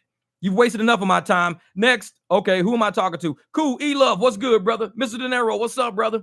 That's who I talk to. I don't waste my time with you raggedy motherfuckers. I don't waste my time with y'all. Why should I? Dude, my time is what I could be in the car making $30, $40, $50 an hour. Why am I going to go back and forth with a raggedy motherfucker who just wrote 4 fucking paragraphs of stupidity? You wasting my time now. You've already wasted yours. For me to read that shit is now always, I read a sentence, second sentence. And that's why in corporate America, my boss used to always say, whenever you're writing an email and you're including everybody in the email, deductive reasoning, inductive reasoning, look up deductive, D-E-D-U-C-T-I-V-E, inductive, I-N-D-U-C-T-I-V-E, inductive reasoning and deductive reasoning. It's when you state something in the beginning and then give supporting facts, or inductive is when you talk about something and at the end you have a conclusion. Inductive because it's at the end. Grubhub, yeah. Still here, yep. Still doing Drubhub. That's what it's really called, Drubhub, because the shit's drub, motherfucker. Jenny, hey, I'm off in about a minute because I want to do this for 5. Maybe it'll go for 5 hours, 15 minutes. Yeah, but that's inductive reason. And so my boss has always told me, whenever you do a comment, an email, and you're including everybody. Now, if I do an email directly back and forth to somebody, that's just me and you. But if I really want to capture your attention, schlubhub. If I want to really capture your attention and captivate your audience, always start your sentence with something introductory to get them to read your next sentence. Follow up with the first sentence, third sentence. Like when Eminem raps, when Eminem raps, why everybody loves the way Eminem raps? Because his first sentence ties into his fifth sentence, which ties into his second sentence, which ties into his 10th sentence, which ties into his third sentence, which ties into his 15th sentence, which ties into his 8th sentence, which ties into his 9th sentence. When Eminem raps, he's doing inductive and deductive reasoning with wordplay. That's all he's doing. Because there's a reason why he said the first sentence, but you won't find out till you get to the fifth bar. You get to the fifth bar, be like, oh, now I see why he did the second bar. The second bar is going to tie into the 20th fucking bar. He's doing inductive and deductive reasoning the whole fucking time he raps. That's why I love listening to Eminem. He's a very intelligent rapper. He's intelligent. And I'll peep that shit out. Lil Wayne, intelligent, inductive, deductive reasoning. J. Cole, intelligent. Kendrick Lamar, intelligent. A lot of people don't like those rappers. They like the dumb rappers that say, I'm driving down the street. I'm about to pack my heat. I'm walking with my feet. That's stupid. It's stupid. But you got simple-minded motherfuckers that listen to that shit. And they will be like, I'm driving down the street. I'm packing my heat. I'm moving my feet. And they love that. They sound like a bunch of idiots saying that shit. Then you get Eminem, Kendrick, J. Cole, Joyner Lucas. These are all inductive, deductive reasoning rappers. Inductive, deductive, tying everything together. The whole motherfucking rap is one rap. It's all one thought. But it's so fucking clean and crisp of a fucking thought. You don't understand what was said until after you sit back and go, damn, that rap was sick as a motherfucker. That shit was sick. But it's going to take you the whole rap to understand it. And that's why when I write, everybody's like, Jeff, man, you should be a writer, dog. You should be a writer. Say that shit on Facebook all the time. You should be a writer. I'm inductive and deductive the entire time. Hey, I'm still live, man. I'm out of fucking juice because I didn't bring the second one in here. Fuck. I didn't think I was going to be on this long. Real shit. Man, that's my man Juan Vargas. But I'm going to be off in like 10 minutes. I'm done with this shit. No, but that's why when people used to be like, hey, man, exactly. You woke up from a nap, I'm going to take mine. Yeah, but motherfuckers used to tell me, Jeff, man, you need to write a book because it's all about inductive reasoning and deductive reasoning. If I'm talking to you in the beginning, any comment you ever read, look at any comment I've ever wrote. And if it's a long comment, tell me if you read the end of it first, then go back to the beginning. I bet you'd be like, this motherfucker just talked in a whole fucking circle. Inductive reasoning, deductive reasoning. Because I want to at least talk to you in the beginning and tell you what I'm about to say everything I got to say. And at the end, I'm going to reiterate. And this is why I just told you everything. Because I'm in the beginning, I'm going to say, I'm going to tell you some shit. And this is why. I'll tell you everything. And this is why I just said what I said. Inductive reasoning and deductive reasoning. It's an art form. It's an art form. And a lot of great rappers have used that art form to become really great lyricists. Because when you can captivate somebody's mind, you captivate their soul, captivate their spirit, you got them locked in. They're going to love you because you educate. You ain't, I'm walking down the street. I'm packing my heat. I'm moving my feet. That shit don't excite me. That shit don't excite me. It excites simple-minded people because that's their level of cognition. But when you know you think on a different level of cognition, it's going to take something else to fucking move you. My channel is small. The reason why my channel will always be small, because I have a certain level of cognition a lot of simple-minded motherfuckers ain't gonna get. They don't like the messenger. They don't like the way I deliver my message. But I guarantee everybody in this motherfucking chat, everybody in these comments, we're gonna have way more money than the rest of these simple-minded motherfuckers. I guarantee that. The only way they're gonna get money is to say, fuck Jeff, raggedy motherfucking ass, but I'm gonna listen to his video any fucking way because I think I'm gonna use some of his techniques. That's the only way they're gonna get money like us. Otherwise, fuck them. And I tell people, we are a different breed of driver on this fucking channel. We're a totally different breed of driver. A breed of driver that Uber doesn't like. I said this like 6 times in this video, but the next video I drop, I got it in my phone right now. You motherfuckers gonna understand exactly why all of us are loved by Uber, hated by Uber, but Uber caters to us. Uber gives us what we want. I want to drop this video so fucking bad, but I got to do edits. I would drop raw video. I would. But sometimes there's air pockets in my videos. Like when I be driving, like turning the left turn or turning the right or doing something, and I cut that air pocket. I don't like them air pockets because it loses people. Air pockets. Like if somebody was talking, say, hey, man, guess what? See, you thought I fucking froze, didn't you? That's what air pockets do in videos. I don't like that shit. So I take air pockets out. So I go, hey, man, guess what? Yesterday I was cruising and shit was cool. I like that shit to flow. I like that shit to flow. Yeah. And I tell Immortal, man, is hard to say, but I think Liv, oh, man, hey, Liv loves you because you get way more Lux rides than I've seen any fucking body in this last period of time. That's why I said you're going to be the motherfucker just notoriously making 2 G's a week just because they love you. They don't like me no more. Those motherfuckers hate me. But Immortal, you right, man. Channels with 10,000 subs, we get to know each other. We get to like talk to each other. We get to hang with each other. Once you get 100,000 subs, 2,000, a million subs, how these motherfuckers relate to the people they fucking with? They don't. So they've got to make videos now. And the only time they get to read any fucking thing is through a super chat. Because they can't, they chats be going like this. They don't see shit. So they can't even stop for a break. And look, like me, I can stop every once in a while and look at the chat and be like, okay, I see something. Those motherfuckers chats go like this. The only time they can see something, they have to go back into the super chats and click on super chats to read them. I don't ever want my channel to be that size. If my channel gets that big, I'm going to break that bitch off like AT&T, Bell, South, and all that shit. I'm going to break that motherfucker off. Be like, for everybody that's new, go to this channel. Stay off my old fucking shit. All my old people say on my old channel. New people, go over here. Don't get on my old shit because I'm going to fucking delete your ass immediately. I'm going to block you if you get on my new shit. My old shit. Go get on my new shit. The channel's too big. Fuck that. And I wish there was a way we can limit how many people are on the channel because I would really stop that shit at a certain point. Because to me, it's not about the number of subs, but the quality of subs, the amount of interaction we have, the way we watch videos, the length of time we watch videos. That's what my channel is about. Subs ain't never made a difference. Once you pass 1,000 subs, everybody's the same. Everybody's the fucking same. Because I can pass 1,000 subs. If one of my videos had 1 million views on it, I'd get the same that somebody with 100,000 subs that had 1 million views on their video. We'd have the same thing. We both have 1 million views on the exact same fucking video. I had 1,000 subs that got monetized. They had 10,000 or 100,000 subs that got monetized. We'd be the exact same. Shit wouldn't be no different. So it can't be about subs. I love the fact that I can keep it real and chop it up with y'all. That's one thing I do love. And it's like the moment it got too fucking big, Juan Vargas get lost in the man. I'm like, where the fuck is Juan Vargas at, man? I'm looking in the chat. Juan Vargas, where you at, dog? E-Love, where you at, motherfucker?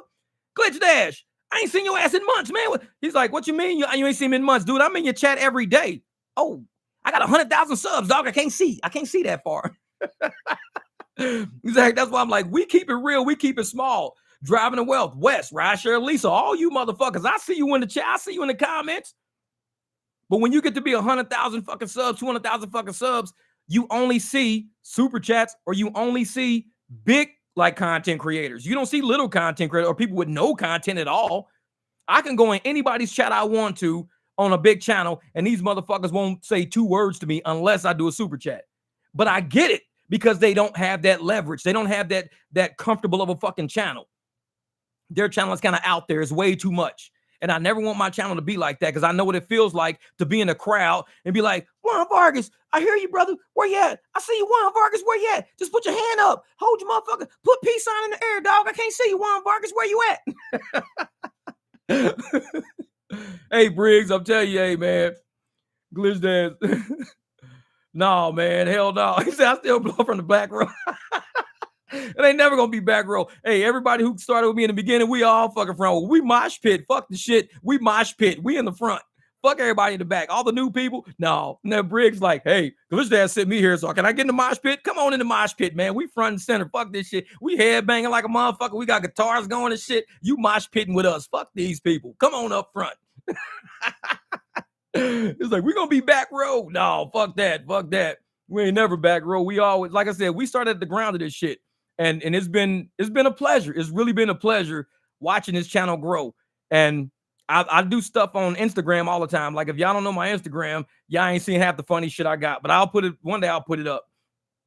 But it's like, I remember when I was getting like $8, I had like 1,500 comments, man. He says, "You a real MVP." Hey, Antoine, I told motherfuckers we create content around here. To me, it's like hanging out with y'all at lunch, hanging out with y'all at a biker bar. If we ever went out riding bikes and we sat down, ate pizza, drank beer, kicked back and all this shit, this is what it would feel like. It would feel, but I'd hear y'all, but see, I have to read y'all comments. So like people out there that are listening to this as a podcast can say, okay, Antoine Williams said 5 hours. You the real MVP, bro. LOL. See, if they're listening to that, they're going to hear that as they drive. Most motherfuckers will be like, I got to sit and watch the chat. No, you ain't got to watch the chat because every once in a while I can look over and see the chat and I'll read the chat.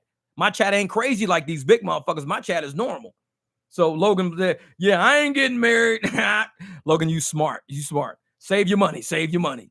Tell you what, just fall in love with the girl. Throw a massive motherfucking party. We'll all show up at the party. We'll call it a love fest. It'll be Logan's Love Fest. You walk in, everybody got heart balloons and shit. We got to wear heart socks. Everybody got on heart ties. It's Logan's Love Fest. It's better than the fucking wedding reception. And that's the name of it going to be. Logan's Love Fest. Better than the wedding. So we can all come to Logan's Love Fest. Fuck that shit. And everybody got a fucking, here's a toast to not getting married, you motherfuckers. Yeah. Everybody like partying and shit. Welcome to Logan's Love Fest. Love Shack. Love Shack be doing that shit, man. Fuck that. It's about Logan's Love Fest, where we don't ever want to get married. We just want to love, baby. Hey, man, marriage is the ultimate trap. Hell yeah, for real. Hey, and at Logan's Love Fest, we're going to have shit like that on the walls. Marriage is the ultimate trap. Everybody going to have like different banners and slogans all over the wall. Marriage is a scam. Divorce is the easy way out.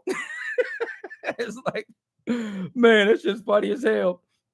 He said, yeah, forget all that. Forget all that. Oh, Ricardo says, why don't you get on Rideshare Garage? Because I had to start doing my own channel stuff, man. I had to start doing my own channel. Like I said, if I can talk for 5 hours straight by my fucking self, imagine me on a panel with 8 motherfuckers just like me. We never get shit done. I can talk for 5 hours by my damn self. I don't need no fucking help. Fuck that shit. But yeah, man, marriage strike is a thing. Yeah.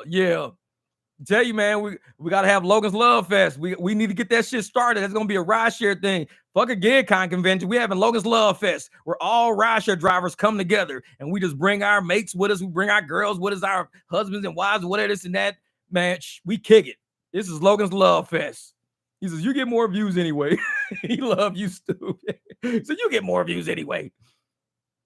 So we need to come up with instead of a GigCon, we're going to come up with Logan's Love Fest, where we love rideshare, rideshare love us, well, rideshare hates us, but we're going to bring girlfriends, boyfriends, kids. It's Logan's Love Fest. And we're going to teach our kids, marriage is a trap. They're going to see that shit all over the walls. Marriage is a trap.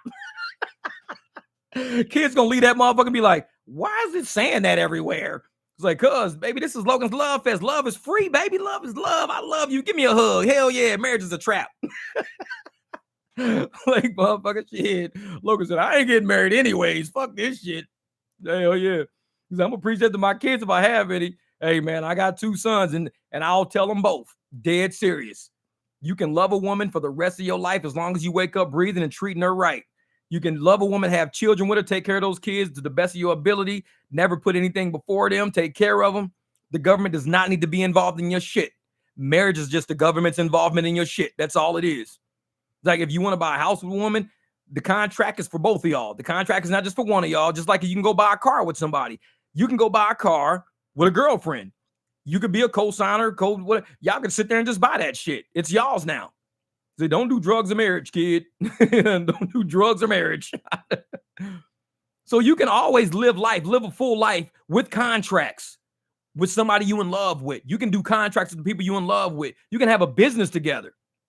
You can be the owner. She could be the co-owner. Like she could be the owner. You could be the co-owner. You don't need marriage is just a corporate. It's a corporate entity sanctioned by the state. That's all it is. So if you love somebody, love those motherfuckers like they should be loved and give them the best that you can give them. Because if you ain't going to love them right, fucking let them go. Fuck it. Be like, hey, see, it won't cost you shit. It won't cost you shit. But man, state marriage is not the business. Right. And we at 5:14. I told you I was going to go to a 5:15. And here we go. Y'all started me back on that shit again. We already went over marriage already. Love. We ain't doing this shit again, man. We ain't doing this shit again. But all right. So what we'll do is the next video will say, this video brought to you by Logan's Love Fest, where marriage is a trap. Fuck that bitch. Get out of there. We're gonna have to have a fucking intro commercial with fucking Logan's Love Fest. This video is sponsored by Logan's Love Fest, where fuck that bitch, you don't need it that bad. Love her. It's like shit. That motherfucker said, I ain't getting married at all. Shit. Man, he said, that's a question. What time you use the word on Fridays?